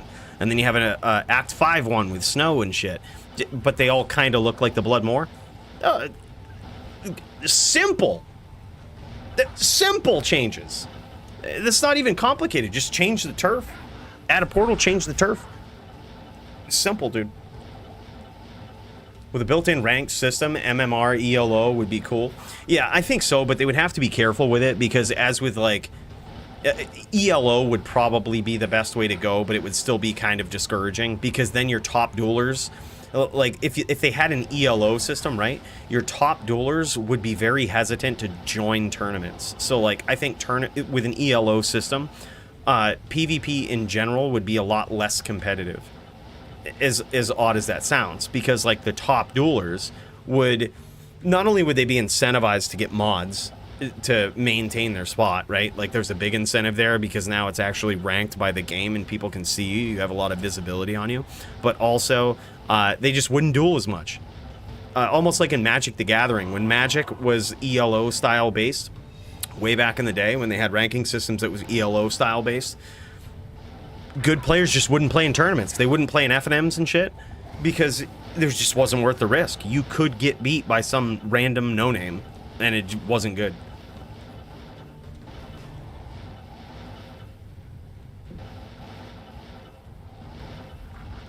Yeah, it's unfortunate, really, because the original D2 LOD devs really did care about PvP.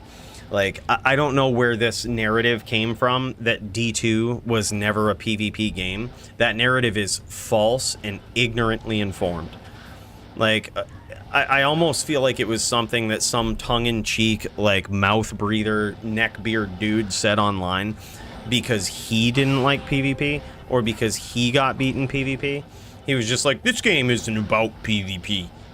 This game was never about that. Yeah, maybe to you. Like, maybe you enjoyed going and MFing with your sorceress, but the original devs, every patch update, you remember all the 08 item changes? That shit was all PvP based. Why the fuck else do you think they would have kicked down Gaze from 25% DR to 20%? Do you think the monsters were too hard? No, it was because Zons and Barbs were dominating any other class. Well, really, Zons were, because they could keep the distance and kill people far before they got in. So what they did was their only threat was a Barb who could get close, or when they got close, they couldn't be punished for it. So they lowered the amount of damage that, or essentially that you could even stack, right? So you couldn't become physically immune, which seems counterintuitive for the Zon, right? But it wasn't, because as soon as you close the distance on a Zon, now you could kill her. Same with a sorceress, right? Like, suddenly you could kill a sorceress if you close the distance. Suddenly you could kill a Zon if you close the distance, even though the Zon was doing physical damage. Like, it seemed counterintuitive, but it was a smart next level play that they did because PvP was a thing for the devs that they were interested in and paid attention to. There it is. I believe it's at least 3-0 for Mind Goblin right now. At least 3-0. Good day.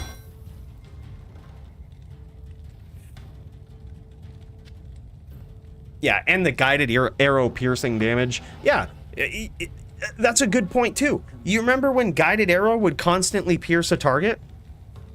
That was a change that they made. Do you think that was because it was just so OP in PVM?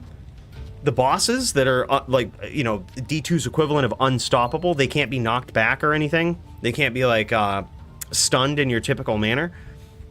They weren't getting knocked back by these arrows. Like, it was just regular monsters that one guided arrow could pierce. You think that was OP? No, it was not OP in PVM, it was OP in PvP, where one player could consistently get knocked back 3 times by one guided arrow. That's why they changed it. They changed that, they updated those items, they updated the 08 Shaco because of the massive life that a Barb could have. Like, they made all of those things, not because the game was too easy for the Barb. The Barb still had it rough back then in PVM. Well, not as rough, actually. Whirlwind actually worked a lot better. But Whirlwind didn't translate to PvP very well. It hit so much, it was so OP. So that's the reason why they nerfed Whirlwind and Shaco. Because they were overpowered in PvP. They felt good in PVM. But the original devs actually cared and had a mind for PvP. Even some of the 07 changes back in the day with breakpoints, they noticed it was too easy for some classes to hit certain breakpoints, which again felt good in PvP or in PVM, but were not fair in PvP. Like, they always had a mind for it, and I think somewhere along the way they just listened to the wrong people. Son and I getting close to ready. Oh, shit. That's going to be sick, dude. That's going to be sick. All right, I'm tuning in, waiting for it. We still got this duel right here. We got Dio versus Mind Goblin, which is a duel from last week. I believe it's currently 3-0 in favor of Mind Goblin. So the duel is close to being over. It's close to being over, but whenever you guys pop in, dude, we can jet over to that.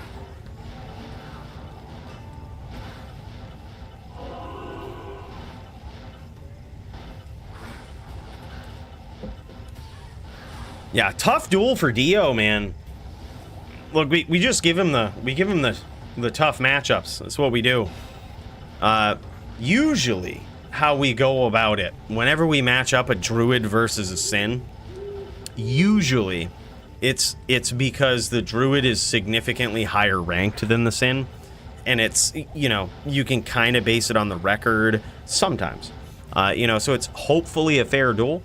But sometimes you have people like Mind Goblin coming in here with a ghost sin and actually performing pretty well. You know, and then it just feels miserable. I feel bad for Dio, honestly. It's a rough matchup versus a sin anyway. But dude, as it stands, here's the other sad truth. The higher up you go in the ranks, it's almost inevitable you're going to run into two classes, a druid and a sin. So it's almost inevitable that those two classes are going to run into each other. And when that happens, the druid is just at such a disadvantage.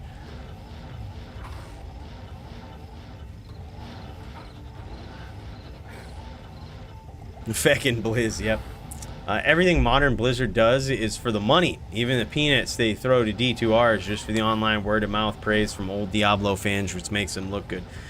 See, I disagree. I think that there's, you know, when games goes like into maintenance mode like D2R, I think what they're trying to do is essentially just keep their fan base around and keep them interested.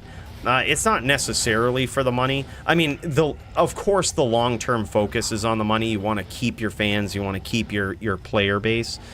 But I think it's more like they aren't actually doing much for it right now, right? Like, that's what it should be for, right? It would be a good idea to do that. And that's what they used to do. But I don't believe that's what they're doing now. Right? Like, look at the last D2R update that they had. Nice hits from Dio. Look at the last D2R update that they had. It was just a slight fix on kick sins or mosaic sins. Disco sins. It was just a slight fix on that. That was it.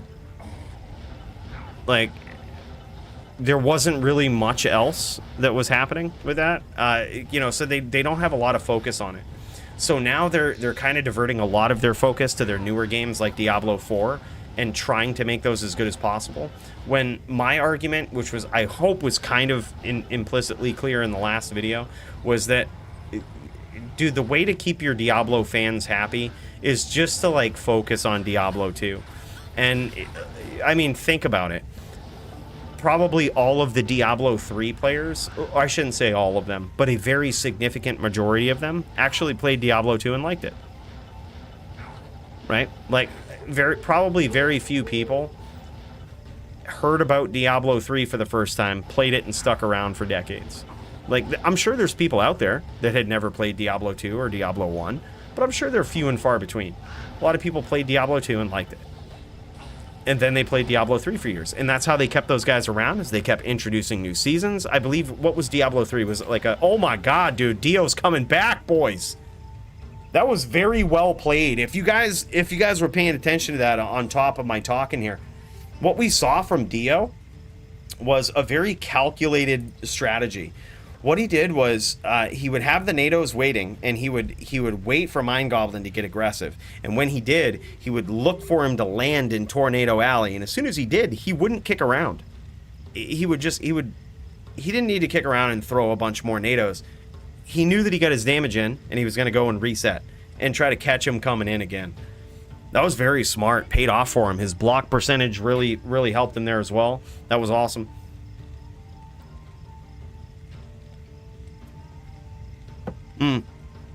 Here's the thing, though. This is what I hope they do. I hope if they add any content to D2R... See, I'm not initially a huge fan of that if they don't allow you to stay on traditional D2. Or, like, traditional D2R, like what it is right now. So if they add an expansion, treat it sort of like classic in the sense that you can always just click regular legacy D2R, or you can go to the expansion. The new Act 6 expansion, let's say, or whatever it is, just in case they fuck it up. You know what I mean? And when they balance mechanics, don't carry them over. Like, when you do stuff, keep them separate. Like, if they have an expansion like that, I hope they do it in that sense, where you don't opt into all of the changes that apply to the expansion, because I kind of feel bad for Classic players, honestly. Like, some of the changes to certain skills are carrying over to Classic, and I shouldn't say to certain skills, but to certain mechanics of the game, and they never really signed up for it, right? Like, technically, you could have people that just enjoy the old Diablo 2 and don't want to play Diablo 2 LOD, and all of these changes are kind of carrying over to that. Like, or I shouldn't say all of them. Some of them are just implicitly carrying over. I think if they do add content to it and add an expansion, they just need to keep it separate. I'll tell you this, though. If they do add an expansion, allow you to keep your characters, bring them into the new expansion, I would happily pay a monthly fee if they fucking focused on constantly giving updates to the game and balancing PvP. If it's like, hey, this is a PvP thing, like, we're going to focus on PvP, I think people would be fools if they didn't pay for the mod. Like, you know, I would happily pay for it. Like, what, $10 a month or something? $5-10 a month? Easy. It's the least I could do. Allow me to play my part to keep your devs focusing on this game. Yes, absolutely.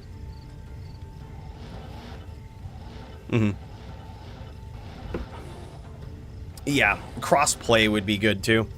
I think a lot of people would complain about cross-play with controllers and shit, but the truth of the matter is you can still plug in a controller to your PC and play on PC with all of the benefits of playing on a controller, and the benefits with air quotes. Like, there's certainly some things that are easier, certainly some things that are a lot harder.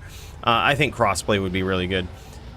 I think it's a great idea. Probably wouldn't be that hard either.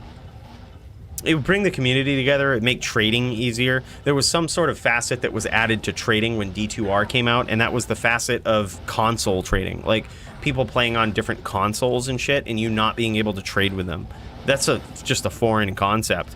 That, like, someone's playing on a different console, you know, or they're playing the game in some different way, so you can't trade with them. It's just so odd. Yeah, crossplay needs to be a thing. I think there's a lot of slighted console players of D2R.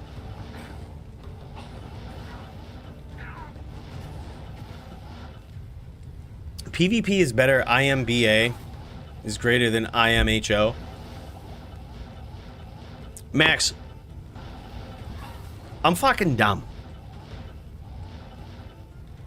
All these abbreviations do nothing but confuse me sometimes, okay? I see Imba and I'm ho, all right? Look, I don't care if you're a promiscuous being, Max, okay? I encourage that. I say live your life. Some people treat their body like a temple. Some people treat it like an amusement park, and there's nothing wrong with either one. But that's what I see with those abbreviations. Imbalance, okay. Oh, PvP is better imbalanced. In my honest... Okay. I saw the... See, this is what I mean, big dummy. I saw the greater than symbols with a period in between and thought it was a math formula that meant somehow Imba was greater than, in my honest opinion. I was confused. This is what I mean. You keep it simple. Got to keep it simple for the big dummy. Current game balance is kind of cancerous. Yeah. Well, here's the thing. That Diablo 2... sort of does better than, or has the opportunity to do better than any other game, and that is for PvP players to sort of balance things out on their own, right? Like, theoretically, you could go into, you know, a pub game with a hammered in, spam hams, or, you know, you could go in with a necro and spam bone spirit across the map, and, you know, with a Act 2 mercenary to give you meditation and shit. You could just spam it all day and technically kill everybody from all off the screen, right? But like the PvP community in and of itself, what we watch, what we engage in for duels, and sort of what people come to accept if they actually want to do any sort of PvP is they sort of get in line with the GM rules, right? I don't know any other game that really does that as well as Diablo 2. So, like, I think you're right in the sense that the imbalance is kind of good to some degree. I completely agree. So, like, the fact that the assassin's trap damage is probably a little imbalanced right now. The fact that the community can just be like, all right, yeah, we'll either limit the amount of points you can put into it or raise the cap on, you know, what you can absorb. There's a lot of things that they can do, right? I think that's kind of cool. I think that's kind of good. But some things just... I think there's just certain things about Diablo 2 that is hard to regulate. Like, for example, the Mind Blast thing. Like, it's such a hard thing to regulate with rules, right? Like, and in those cases, those skills are probably imbalanced. Like, hammers are not hard to deal with in PvP. A lot of people think they're OP. They do too much damage. They think smite is too OP. But come to find out, in practice, it's really not. Because with a smiter, you need an absolutely godly player to actually pull it off and catch people. And hammers don't hit anybody for shit. They're the most, you know, predictable, slow-moving attack. And they can't pierce pets or oak. And so they're trash. They're just trash. You need something else for a threat, right?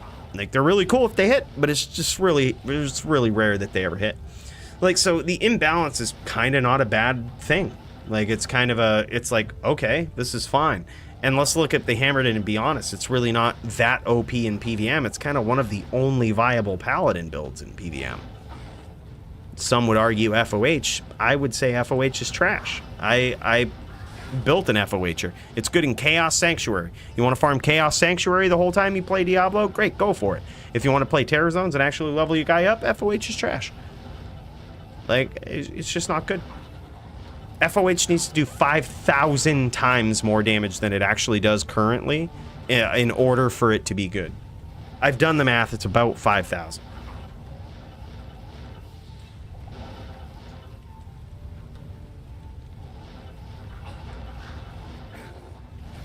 Yeah. No, it's true. And that's the other side of it, is like, you only really want Blizzard touching the balance so much, because at this point with the current Blizz team that we have now, Max, is not the same, obviously is not the same Blizzard North team that we had back in the day, right? The team that was actually doing PvP, that was their end game. They were interested in it. They were probably in the duel games, checking shit out, or at least listening to people that complained about it, you know, which was, oh shit, Dio's comp crashed. Bros, Dio crashed. All right, what we can do is if Dio crashed, we can have him rejoin the game. I forgot to add this rule recently, but it's certainly something we should do. In the event of a game crash, you try to repair the duel as best as possible. So, like, in the event of a game crash, you can rejoin the game, get to the previous life total that you were at, bring your opponent to the previous life total that they were at approximately, and continue the duel. Like, but if the duel cannot be repaired, such as, you know, I don't know, there's probably some, you know, instances where that can't take place, then it's just whoever left loses. But, like, you try your best to repair it. So we could try that. But yeah, what I was saying is that, like, you probably don't want Blizzard touching it too much, right? Like, it's clear that it's not the same team, and the effect that they have on the game now is obviously not a PvP-based one. So I think you want them touching it with soft hands, right? Like, only addressing the obviously overpowered shit. Like, and even at this point, you know, what Llama suggested, I actually think is a better suggestion than mine. What he had mentioned on stream. Instead of having the cooldown for Mind Blast, you revert the FHR changes, but keep them specifically for the skill Mind Blast. And while we're going there, Psychic Hammer. Like, I think that also has to be in there. Like, you know, basically any oppressive skill that the Sin can cast, such as, it's basically just Psychic Hammer and Mind Blast. But we just make them work the same way. Where, like, You get stunned by that once, then you can't get stunned by it again for a certain amount of time. Like 2 seconds, maybe. They can spam it, they can do whatever, but you can't get stunned by it again for a while.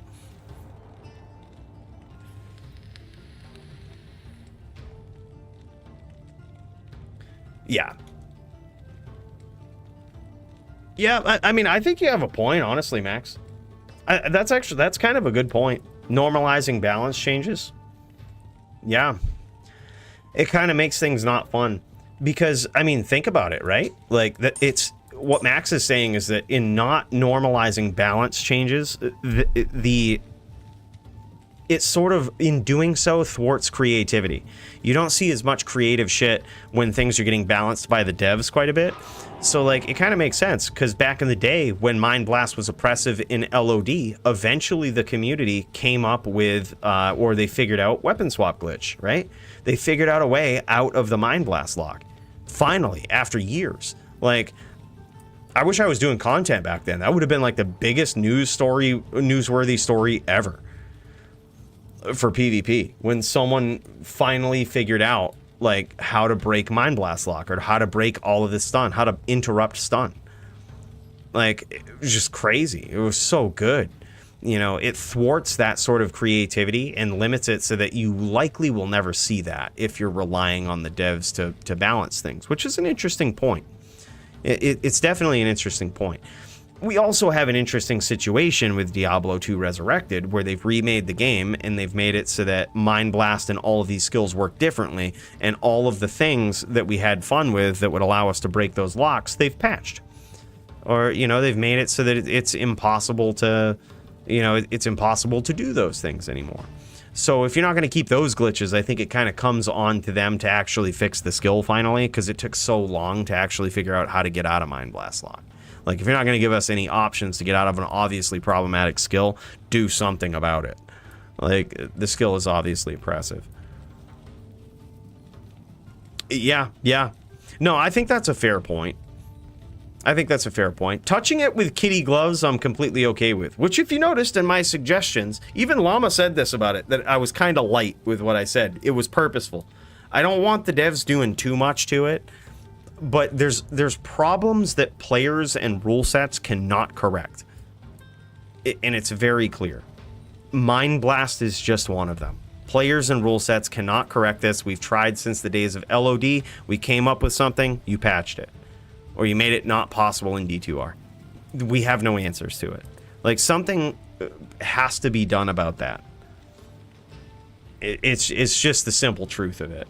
Like, I love Sin players, you know, I hate Sins, but the Sin players that play them are very passionate and fun people with usually a lot of knowledge. But something's got to be done, man. Just remember, in PvP, for every person that thinks something is a problem, there's another player on the other side having fun with the skill. Yeah. OP stuff is fun. True. Dio's back up and running, boys. All right, so this is what we'll do with Dio's duel. What we'll try to do is repair the duel. Let me go back in the stream and actually see, like, where he was at. Hold on.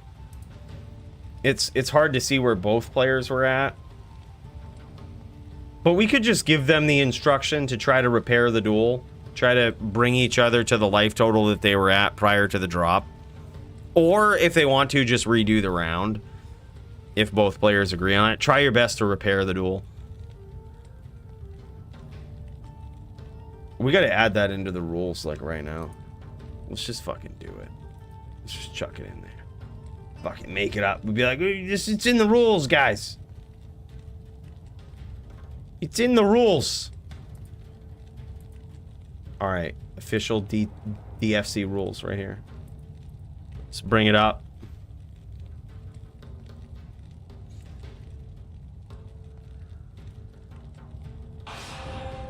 Alright, here we go. I'll put it in the browser. Y'all can see it. This is what we'll do. We'll go.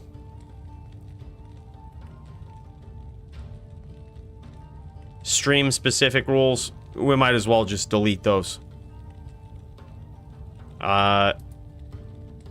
Leaving the dueling arena either on purpose or doing so prevent lethal.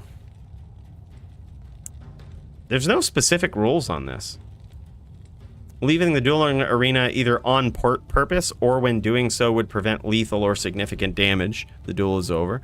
So if you leave the game or drop when you're like 1 life or some shit, duel can probably be over.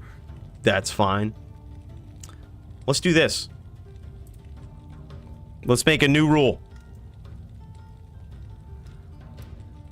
In the event of a game crash or drop, players must do their best to repair the duel. Try to bring each player to the same % life total they were before the player dropped or the game crashed. Alternatively, they could choose to replay the round.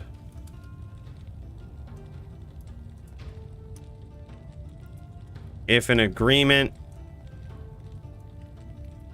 cannot be reached with the help of a mod, the player who left the game loses. That's fair, right? Like, you do your best to repair it. The only way that the player can lose is if a mod gets involved and says, yeah. Executive decisions. It's how we roll. I think we meant to put it in like a couple of weeks ago, but we never did. Because I don't think there was any specific rule set on it. It looks like that's what these guys are doing. They're just bringing it back down to like some sort of close total. Yeah, that's what they're doing. Just repair the duel. Yep, there we go. Perfect. See, that works out. Like, I mean, obviously it's not perfect, but it's better than the alternative of just like somebody losing because of a game crash or like internet shitting out or something. Like, I like that rule. It's more, you know, it just feels good.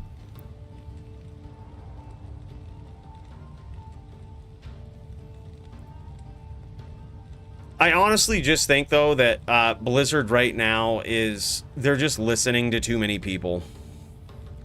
They just need to create games and stop listening to content creators so much, you know, and listen to more of the fans.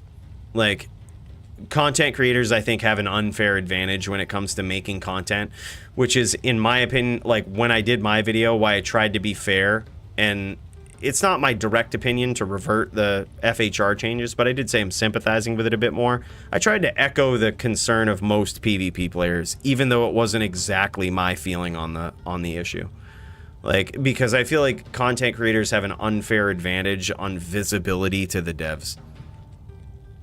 So, like, it would be unfair, even though I'm not, like, one of the biggest people out there, like, it would be unfair of me to, like, say such a thing with the intent for the devs to see it if it didn't echo what most people felt. With the Mind Blast change was a suggestion, and I just hope that was clear. But, you know, the bigger point was just something has to be done. Like, this is what most people are saying. Revert FHR, even though I don't completely agree with it. That's what most people are saying. Nerf Mind Blast, which I definitely agree with.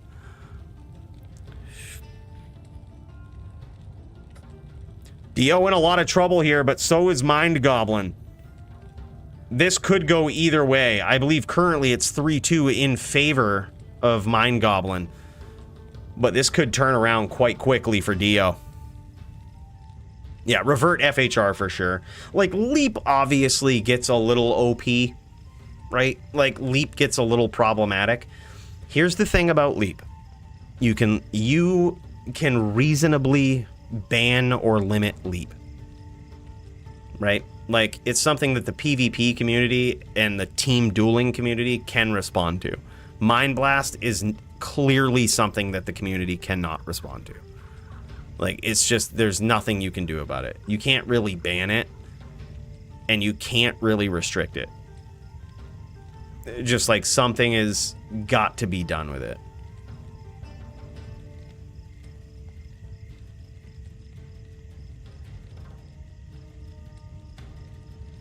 Dio getting real creative here. He's on his last leg of life, trying to punish Mind Goblin for coming in.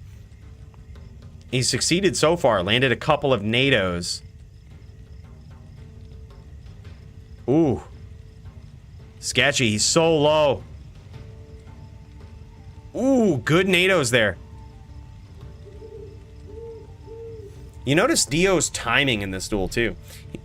He notices what Mind Goblin is doing and notices when he's about to teleport and about to whirlwind, and he's teleporting away.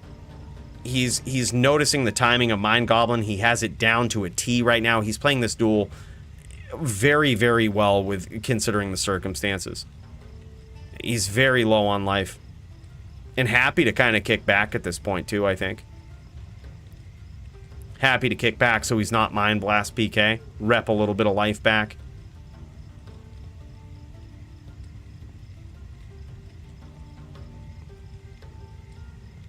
Ooh, good NATOs there again. Oh, no doubt, dude. No doubt. In team duels, Leaper Barbs are so good. They're so good. It's OP as fuck. And here's the thing. If that becomes a thing, like if, you know, when we do more team duels in the DFC or with any team event in the DFC, we could just limit, you know, we could ban beacombs. Oh, good hits from Dio, man. He's wall banging too. Dio pulling out all the tricks. Is it gonna be enough to get him there though? Mind Goblin is so low.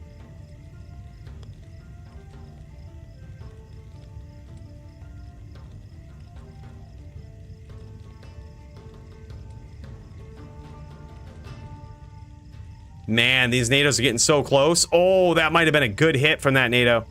Dio very low and gets the Bay Mind Blast PK. Damn, man. GG.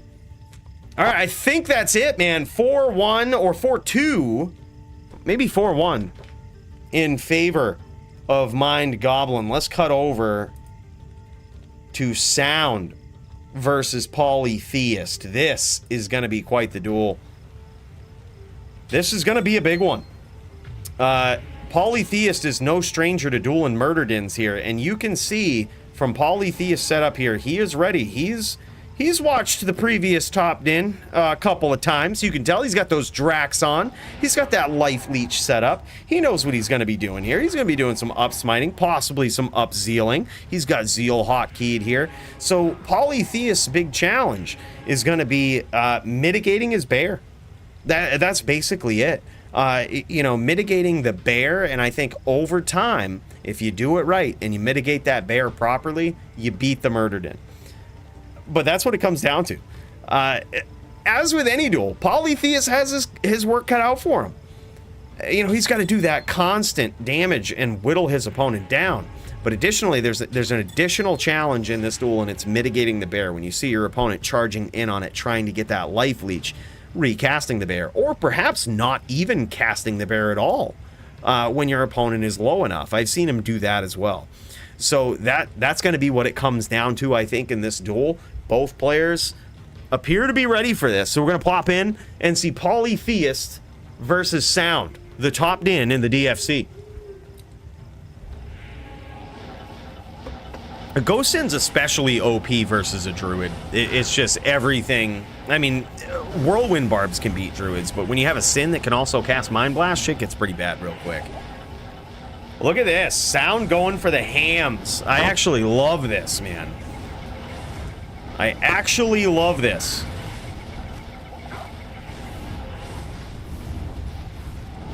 Trying to be very patient and get these name locks here and surprise Polytheist. But Polytheist, look at this. Constant threats.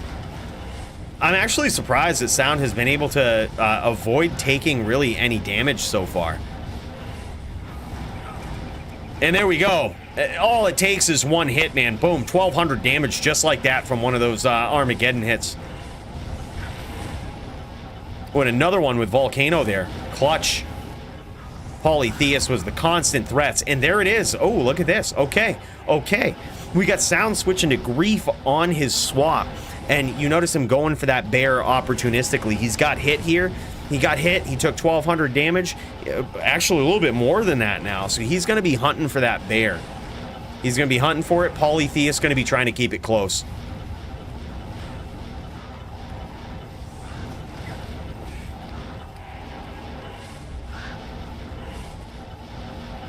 Loving the use of hammers, too.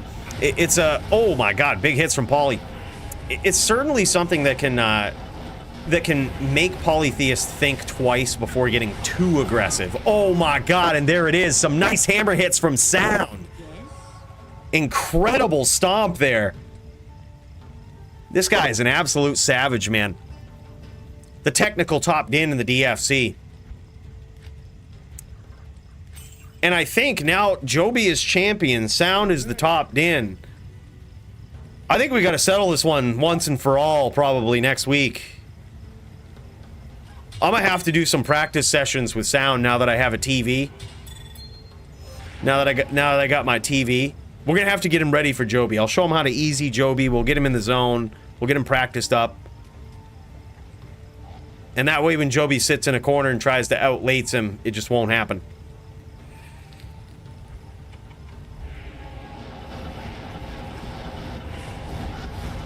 We'll get him ready so we can be topped in and champ. I think that would be great. Would definitely deserve it if he beats Polytheist. Joby recently coming off of a win from Polytheist. That was his introduction back to the DFC. I gave him that fight thinking he would lose, and he 4-0'd Polytheist, which I think was a sign that he deserved a title shot. Dude just sits AFK for a while, comes back into the game, and beats one of the most notorious, one of the most vicious druids in a pretty lopsided matchup, I would say. He did very well with it. A couple of times going right down to very, very little life. I'm talking 1-200 life. I'm talking a volcano hits you, you're dead. Now Polytheus stepping into the zone here. Stepping into the zone, probably treating Sound like he was treating Joby. Giving him the respect he deserves here. Big hits from Poly. Looks like Sound at about half life here.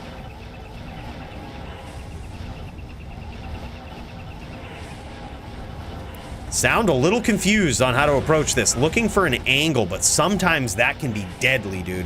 Sometimes when you sit around a little too long looking for that name lock, looking for that grab, man, you can really pay for it. And Polytheus, you notice the strategy that he has here. Walking down a little bit, you know, just constantly moving, making it very hard for Sound to actually get a lock on him and actually get any meaningful stomps.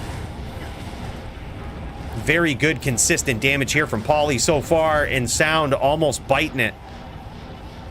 He's going to be looking for that bear, but he doesn't quite get there. Armageddon takes him out, evening up the duel, making it 1-1. Incredible so far. I am overburdened. I can't carry anymore. Not here. Greetings. Let's see if Polytheus is streaming it. He is. Let's pop in to the man, the myth, the legend's point of view here on the Shaman Druid.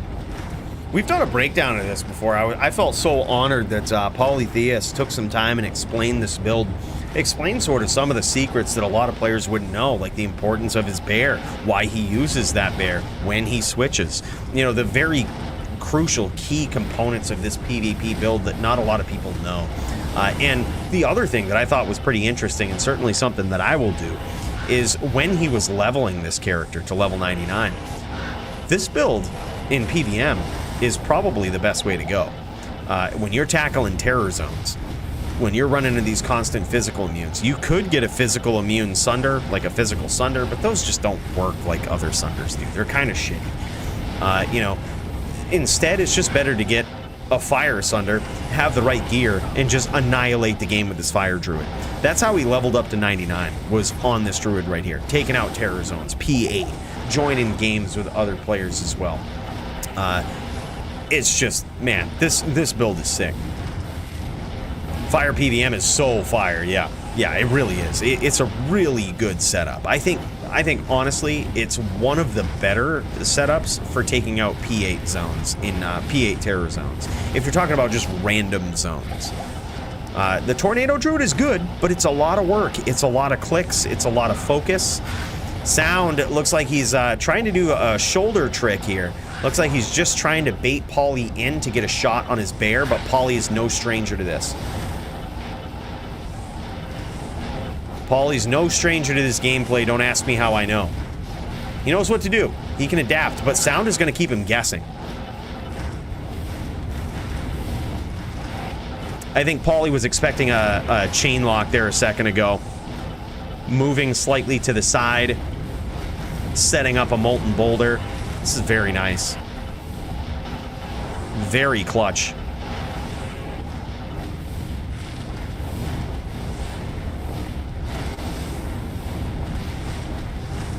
Loving how Polytheus is just leading himself. Look at this. Leading his direction with Molten Boulder. Just pushing the aggression on his opponent. Sound looking for an opportunity. And he's got that volcano, dude. Oh, Sound is very low. Sound is extremely low. So it may actually be beneficial for Polytheus to... I'm not sure if Sound leached a lot of life back from that bear. We could check. But if he's extremely low... Yeah, it might be better off if he just unsummons the bear. Like, good enough. There it is, man. He gets there. But I wonder if that's an option for him, is to just like unsummon the bear when he's that low. I remember him doing that against me a couple of times when we dueled, and I just knew the duel was over at that point. Like when he got super low, we just knew it was over. It was like, okay, you unsummon the bear, the jig is up.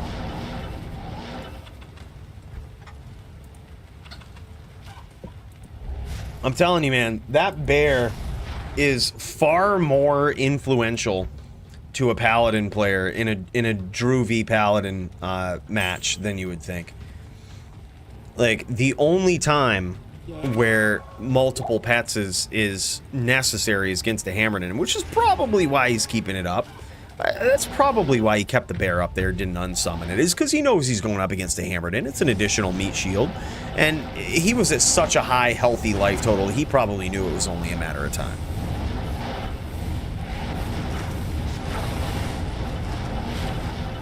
Here we go.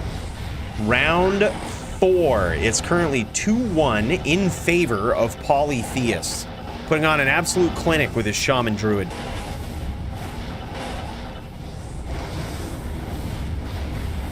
I like Sound's strategy here, though.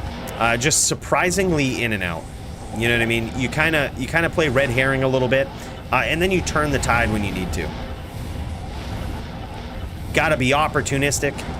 You gotta be patient. But Polytheus doing what Polytheus does, man. Keeping that aggression on and that constant damage. Trying to predict Sound when he's gonna come in, when he's gonna try to get aggressive.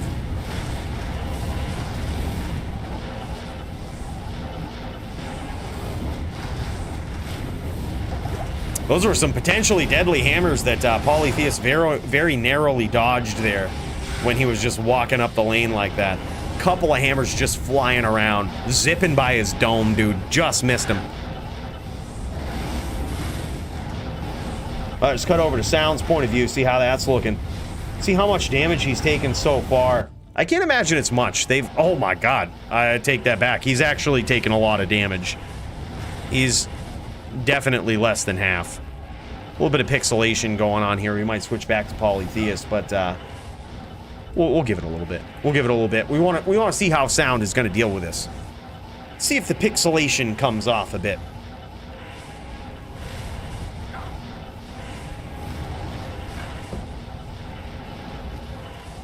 Yeah, Sound in a lot of trouble here. His best bet would be to hunt for that bear with Grief right now. I hope he's got that life leech gear on. It doesn't look like he has a lot of life leech. He's certainly not wearing Gaze, which is not only there for damage reduction against the Molten Boulders and the Armageddon, but it also has that life leech. I think in this matchup, or really versus druid in general, if you've got a grief and you have the opportunity to smack your opponent's pets, just being able to wear gaze is just that's where it's at, dude. I think that's one of the best items. But it looks like his plan right now, and his battle orders might have ran out here too. His plan right now is to just keep the hammers spinning. Yeah, his battle orders is out, and here's the problem. I know from experience, Polytheus is never going to give him a window to rebo. Like, it probably won't matter anyway because he's so low in life, but he's rarely ever going to get that window. Can attest from experience, and here it is, 3-1 in favor of Polytheus.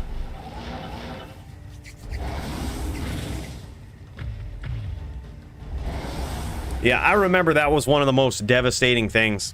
Oh, Polytheus showing off the charms here. He's got a lot of 44 lifer Ellie charms. I like it. It's like 1 life difference. It's probably 15 to 20 life total on your character, and significantly cheaper than 45 lifers. Sound going in a little bit more now with Smite, it looks like. Loving this strategy. He's likely going for chain smiting and up-zealing. Up-zealing, charging the bear when he goes for it. I actually like that. When I dueled Polytheus, hammers were a backup.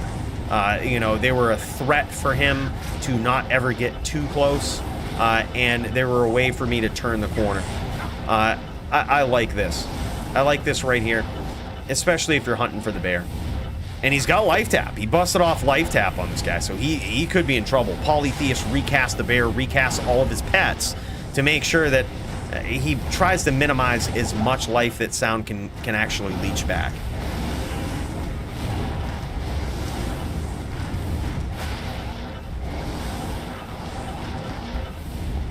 Sound connecting on that bear for what's likely a full heal. Nope, it's not. He's at about half life still. At about half life, going back to spinning hams. Polytheus just looking good. Looking like he just stepped out into the moor for a casual day here. Another day at the office for the shaman druid, lighting the map on fire. Literally raining down days of Armageddon into the blood moor. Ripping it up with molten boulders, fissures, tearing this fucking thing apart like there's no tomorrow. Just another day at the office. Not a single point of damage on this guy so far. He's looking good. He's looking good, trying to make this smooth 4-1 for him. But can he do it? Yeah, Paulie definitely comfy in this matchup, dude. Him and I have played this matchup so damn much. I mean, so damn much, dude. And every time, I feel like he gets demoralized, and I feel like I figured him out, and then he changes things up. He learns something, dude. He learns something and totally wrecks your world.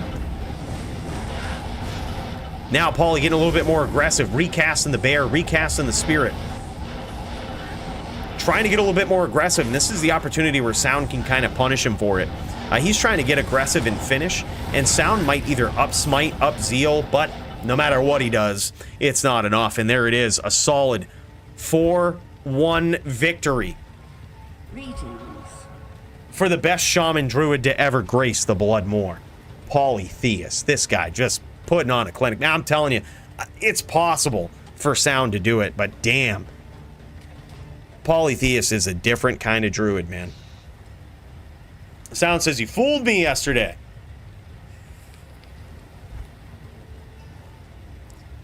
Oh, man. These guys practiced against each other the day before. Look at this. Look, this is Poly's next level shit. He was dueling with Sound the day before and dueled completely differently.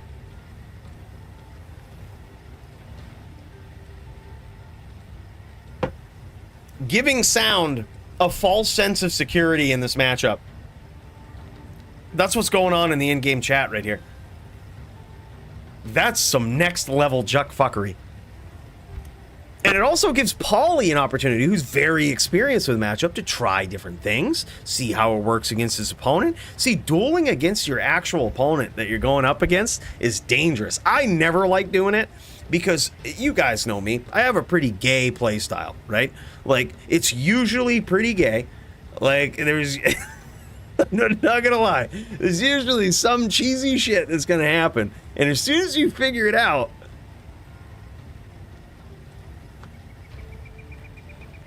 tables can turn pretty quickly.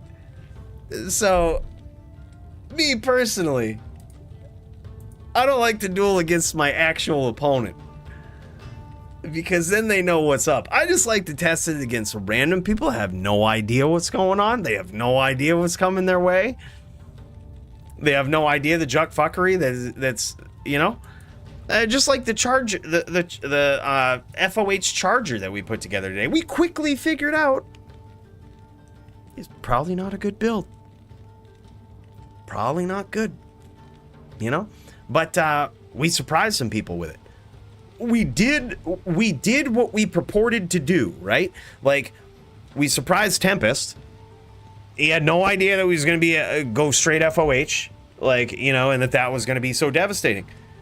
But come to find out, the build sucks, you know. But because of that sort of implicit gayness of the build, we won, you know. But if we would have dueled Tempest like a day before, and we realized, okay, you know what I'm going to do against Cooley?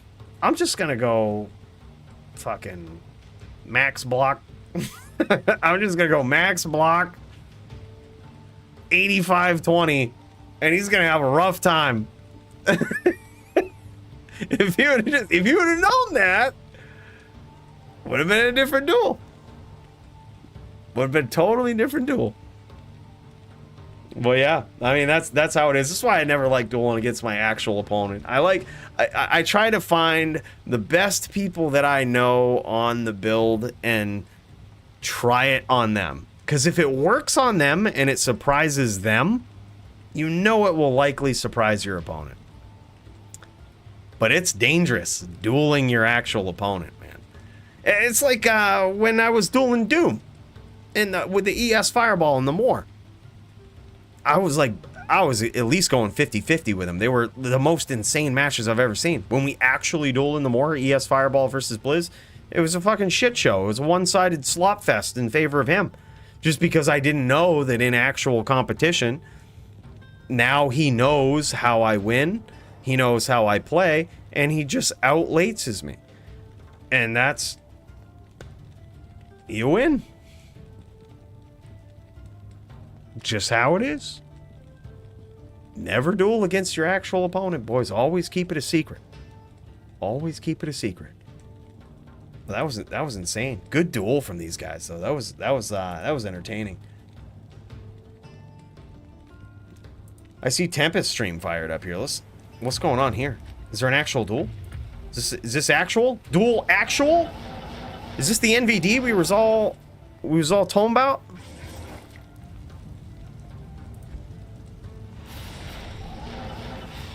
Is this an actual match?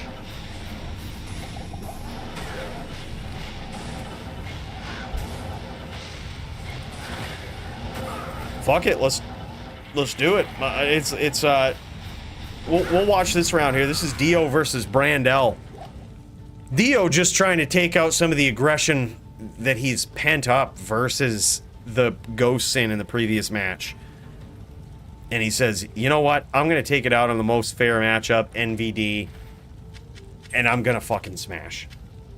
Ooh, yeah, that's Tempest.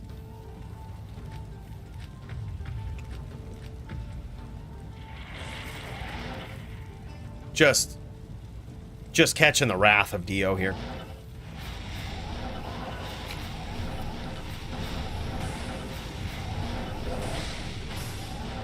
Interesting strategy from Tempest.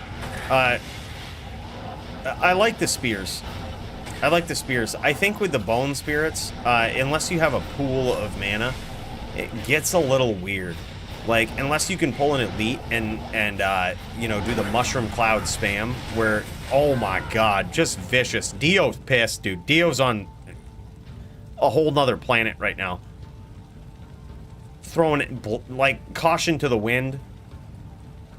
I don't even think he's kissed Akara yet. I just think he just goes back in town. He's just jamming. He's on a whole different planet. That's insane. But boys, I gotta say, what an incredible night. Man, DFC is just where it's at. This is just... Man. You couldn't ask for anything better.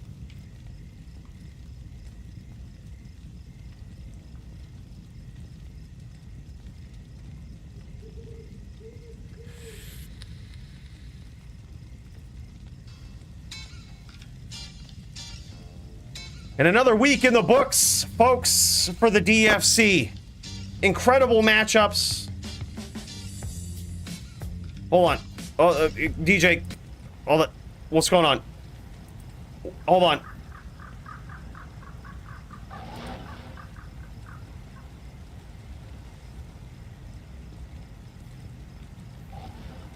The fook is this? I see GVN in game on a Zon.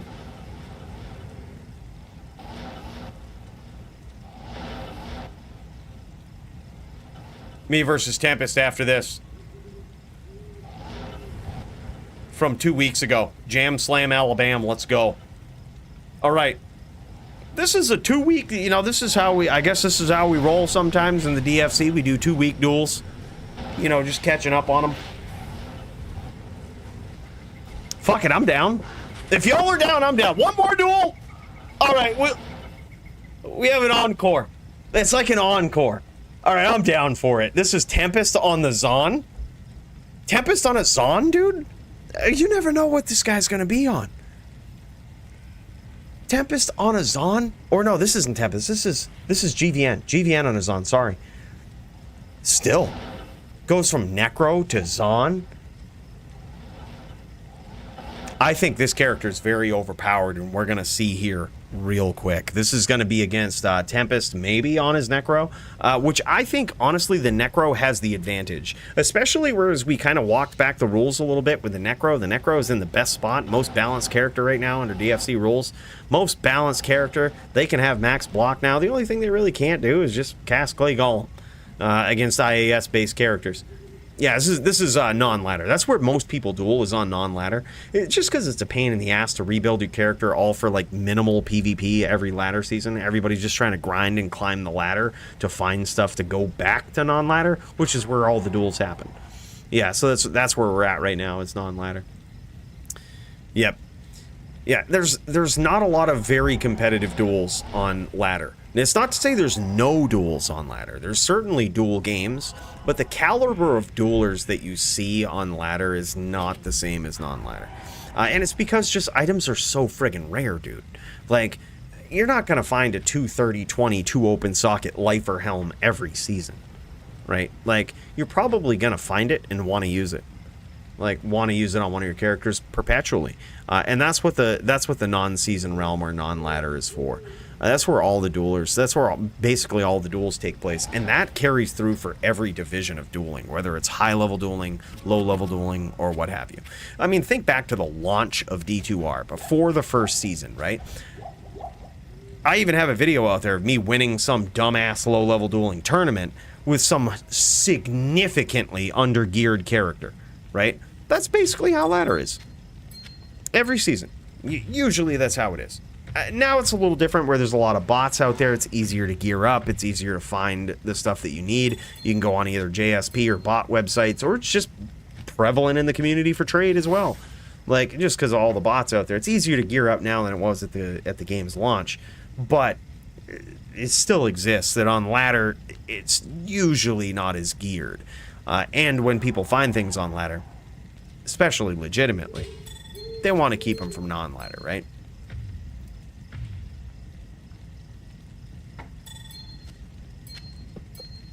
Well, shit, let's do it, boys. This is the one. The final matchup. The final fight of the night. How will it go? We're going to see GVN versus Tempest in a duel to the death in the Bloodmoor, the only proving ground in any Diablo game that has ever existed. The final proving ground, the ultimate proving grounds. They called it the Bloodmoor for a reason. Much bloodshed going on here. And more action than you've ever seen in the game. You think Mephisto runs were fun. You think Terror Zones were great. You might have even got a rise out of Sunder Charms, but until you stepped out into the Bloodmoor, do you really know the game?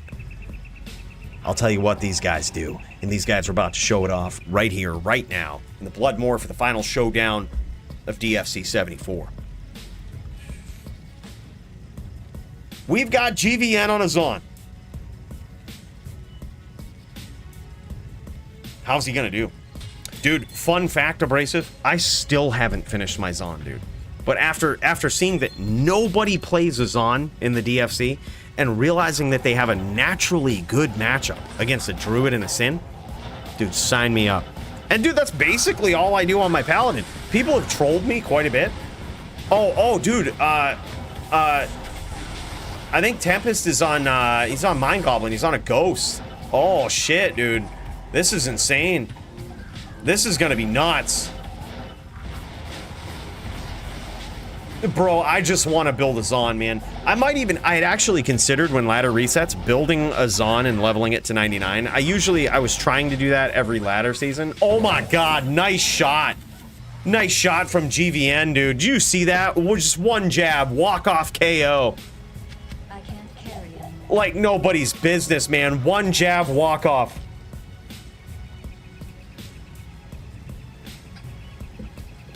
I mean, they're really good in Terror Zones. They're extremely good in Terror Zones, extremely good for the 99 grind, and they're really good in PvP. So I think next season, I'm hoping they do something to buff the Zon. I went with the Assassin this season, going with a Mosaic Sin, and I think I might actually try to grind and push it hard next week. Dude, I've been buried in like side work, but like, dude, when I can finally get back to a regular streaming schedule, I'm hoping to actually set one up and grind on the Sin until the ladder actually resets. And I probably can't get to 99 at this point. Like, unless we have like a month left, then it's probably possible. But dude, I feel like they're just gonna patch Mosaic, or something's gonna happen with Mosaic and we're never gonna be able to do it again. So like, I kind of want to get to 99 while we can with the Sin. It's not fun to get there otherwise. It's really not fun. It's like playing a barb. Like, it's not fun to really get there just playing through the game trying to level in P8. It's almost impossible. Like, you're better off. You're better off just joining other people's games at that point. DJ, who told you to stop that music? Let's bring in the DFC classic theme, please, if you could. That would be great. There we go. The epic fight music we're used to for the final duel of the evening. And here we go. Oh my god, and look at this. Tempest catches him with the bow out there for some significant damage. He's gonna have to close the distance here. He's gonna have to close the distance on GVN's telly. He's gonna be on full telly boas on duty here. Full telly boas on duty, and it's gonna be on Tempest to catch him. Can he do it?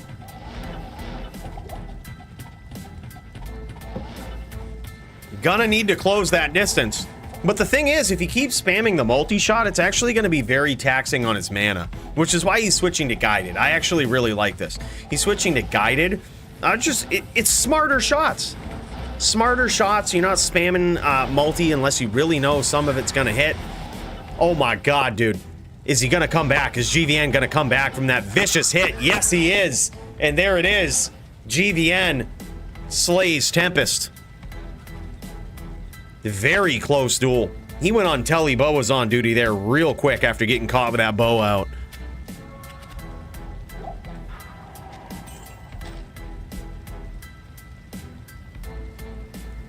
Dude, we're gonna have to do something updated with the Murdered In, by the way. We've discovered so much. Someone pointed out the last stream that they asked me for a guide for the Murdered In. And we noticed that the last time we did a guide for the Murdered In was back in LOD. When you know, we ran into Mr. Murder in the Blood Moor. We named it after him out of respect. But this build has changed so much. And I think it's time, man. I think it's really one of the only viable builds. You have VT or Murdered In. Not a lot of people playing the Murdered In. Currently, it's really me and Sound that I would consider semi-skilled players actually playing the Murdered In. But dude, I feel like the second someone like Toshank actually starts believing in the power of the Murdered In and not feeling some type of way about cheesing with poison or cheesing with a bow and arrow, like with Widowmaker, that build's gonna reach next level juckfuckery, dude. Like, all it's gonna take is just a top tier Din pilot to start using that. Like, just think if someone like Marvel just stepped on the fucking Murdered In, dude. I don't know how you would beat it. I seriously don't know how you would beat it. With a pilot like Marvel, I don't know how you'd beat it. Or even Pheno. Can you imagine Pheno on a Murdered In? Just believing in the power. Believing in the power of Widowmaker, believing in the power of Poison Charms. And not caving to what the greater meta asks of his power. To curb his power, to limit it. To limit his natural D2 gifts. And sacrifice some of the most powerful things in Diablo 2 that are the Murdered In. Can you imagine? That build will be top tier and unbeatable. So in light of that, I think what we're gonna have to do, we're gonna have to do some sort of update for it. We've discovered so much. There's so much power that the Murdered In has. Tempest got his work cut out for him here, extremely low, and some nasty chain locking here going on from GVN, and a finish with the multi-shot. Incredible.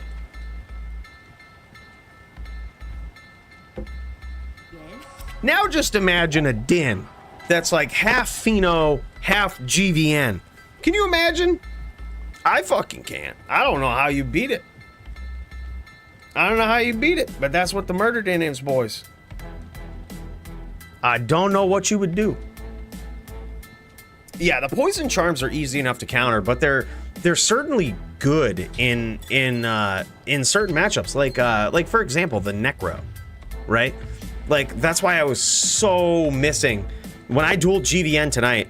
I was missing my Murdered In, man, because I'm just like, here I am FOHing him, hitting his fucking pets and shit, and the FOH when it hits does 5%, maybe 10% if I hit him with conviction. And I'm like, I just want to poison this motherfucker and cut him open at the same time, and one arrow makes him rethink why he's even agreed to this duel. Like, boom, gets hit, poisoned down to fucking 500 life, and he's like, shit, I need to aggress. And then when he aggresses, it's just straight hammer, fucking hammer versus bone spear, exciting shit. Dude, I'm telling you. There's some times where it really matters. I think that's why we originally brought in the Poison Charms, was because of Necros. I was like, okay, well, you really have no efficient way to counter this. So you have your PLR, but it's not good enough. Like, you know, we're gonna have to force you to get creative. Good choice there. Good choice from Tempest. Coming back in, resetting, and getting the kill on GVN. Currently 3-1. Can Tempest bring it back? We're going to see with this Ghost in. Yeah, it's just more of a thing where, like, in that particular setup, right? Like, with a character that already has value in using Widowmaker for a lot of matchups, that's already built for it, Poison Charms push it over the top. A lot of people treat Poison Charms like they're some cheesy shit, right? And perhaps on a Zon, I can kind of get behind it, which is honestly another reason why I want to build a Zon, because I'm actually hoping to make a change about the Poison Charm rules. I'm not gonna lie to you boys. I'm gonna make the most vicious Zon that I possibly can make and try to poison the most elite characters from off fucking screen and demoralize them. Like, hopefully a lot of people just quit DFC. And then we can say, well, we got to change something, because obviously if they're losing to Cooley on a Zon, something's wrong, right? Like, and then we change something about the poison rules. But like, maybe that's not the case. Maybe I still get my ass kicked and we realize something. But either way, we learned something. But regardless, the Murdered In being what it is and having a class that already benefits from having such a powerful weapon on his swap, Poison Charms really pushes it over the top. If you use Cube and 451s, your HP is a lot lower, no doubt. No doubt. If you do commit a lot to 451s, your life is a lot lower, which does make it very specific to certain matchups. Oh my god, this duel could go either way. GVN at Mind Blast PK. This could be Shadow Bay Mind Blast PK right here.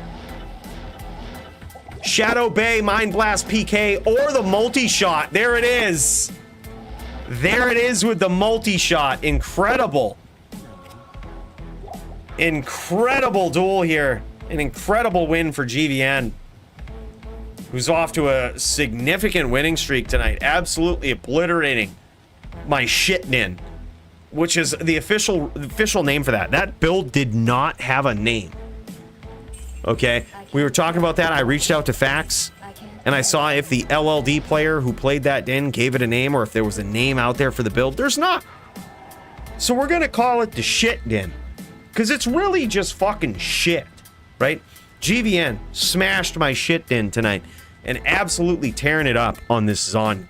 And look at this, man. E-Rep Javs with +2 Javelin skills, 30% IAS, Cruel mod. Oh my god, look at this beautiful matching jewels and the Jeweler's Diadem here. Only thing not perfect about that is the defense. I hate to be the negative Nancy pointing it out, but that's what my eyes go to, boys. And it's just, this is 20 years of playing Diablo 2. Another thing right here, looks like perfect defense on that Storm Shield, very nice, and 100% perfect War Traps. He makes sure to stay on those as he should. And a very nice 6-pointer ring right there, perfect Raven, perfect Arachnids, and some very nice gloves. Just incredible. Yeah, and a 100% perfect Faith. You gotta have that, man. Very nicely done. Look at this setup. 2020 Zon Torch, as would be expected. 100% perfect. All of these charms. Incredible inventory. All matching. Just incredible looking inventory. He has a mix of 25s and 3x20s. Very nice choice here. Very nice setup. And he's using that for the I actually don't know what he's using that for in this particular matchup. Probably he's a little worried about the poisons. A little worried about the poison from the Ghost Sin. But boys, wow. What an incredible night. DJ, hold up on that music real quick. There's just something that I've got to say, and we've got to make it. We've got to make this real. Is this the right jam? We playing the right jam? Hold on. This is, hold on. Who hired this DJ?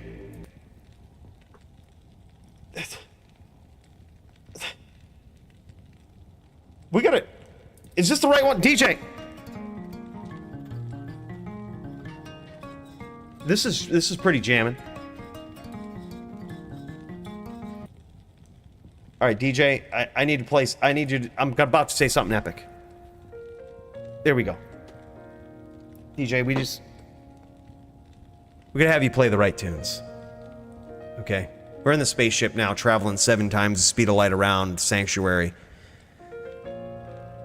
And what a fucking night it's been. We have a new DFC champion. Joby. The Season 1 DFC Paladin returns on his most notorious, most vicious build. The one that he's known for, the one that people try to replicate, is back. It feels like we've gone back in time. And you'd expect no less traveling at 7 times the speed of light. We've gone back in time to DFC 1. Full circle, man. Joby is yet again the champion on his VT. What a time it is to be alive. It feels so nostalgic, much like the game of Diablo 2 itself, and so refreshing. At a time when all games just feel the same. And somehow worse. every time. Somehow D2 just never fails to disappoint. And somehow seeing something like Joby obtaining the title again in a remastered version of Diablo 2 was something I personally thought I would never see and that I personally appreciate. Although my boy Max, I was kind of rooting for him so that I could make fun of Joby, that's not the point. It just feels good. It's very symbolic, man. DFC Unlimited has been running now for 74 episodes, boys. And somehow every week it's still exciting. I'm so honored to be here with you. I'm so honored that you guys show up and watch this and get some enjoyment out of it. I certainly do. It's one of the highlights of my week. I want to thank you guys all for being here, for your support. It really means a lot. Keeps not only the spaceship running, but keeps the Juck fuckery alive. Couldn't do it without you guys. Who arranged that matchup? I don't know. I don't know. The matchmaker fucking sucks, man. I told you, you've been giving me druids and sins for weeks, forcing me to make shit dins because I was so sick of sins. I made a din and with a shit din and a din that didn't even use Enigma. Matchmaker sucks. You know, we gotta fire him. I gotta look into who's doing it. They're getting demodded and fired.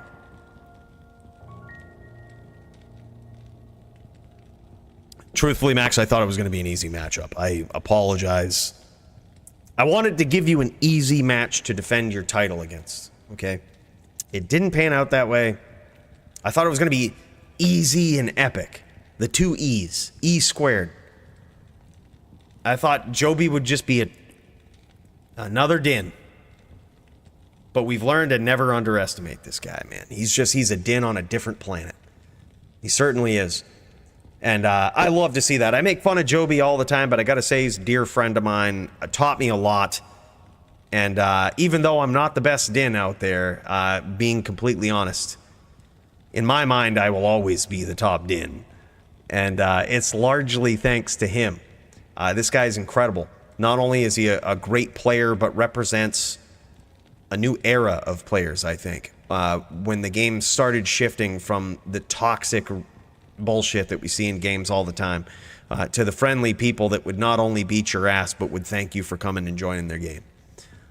Joby is a different era of players and a very refreshing, welcoming face. Both champions that we've seen in the last couple of weeks, Max and Joby, incredible players, both could easily fit the bill for what I just described. Just great players, willing to help the entire community out, and incredible PvP players on top of that. And thank God for that, man.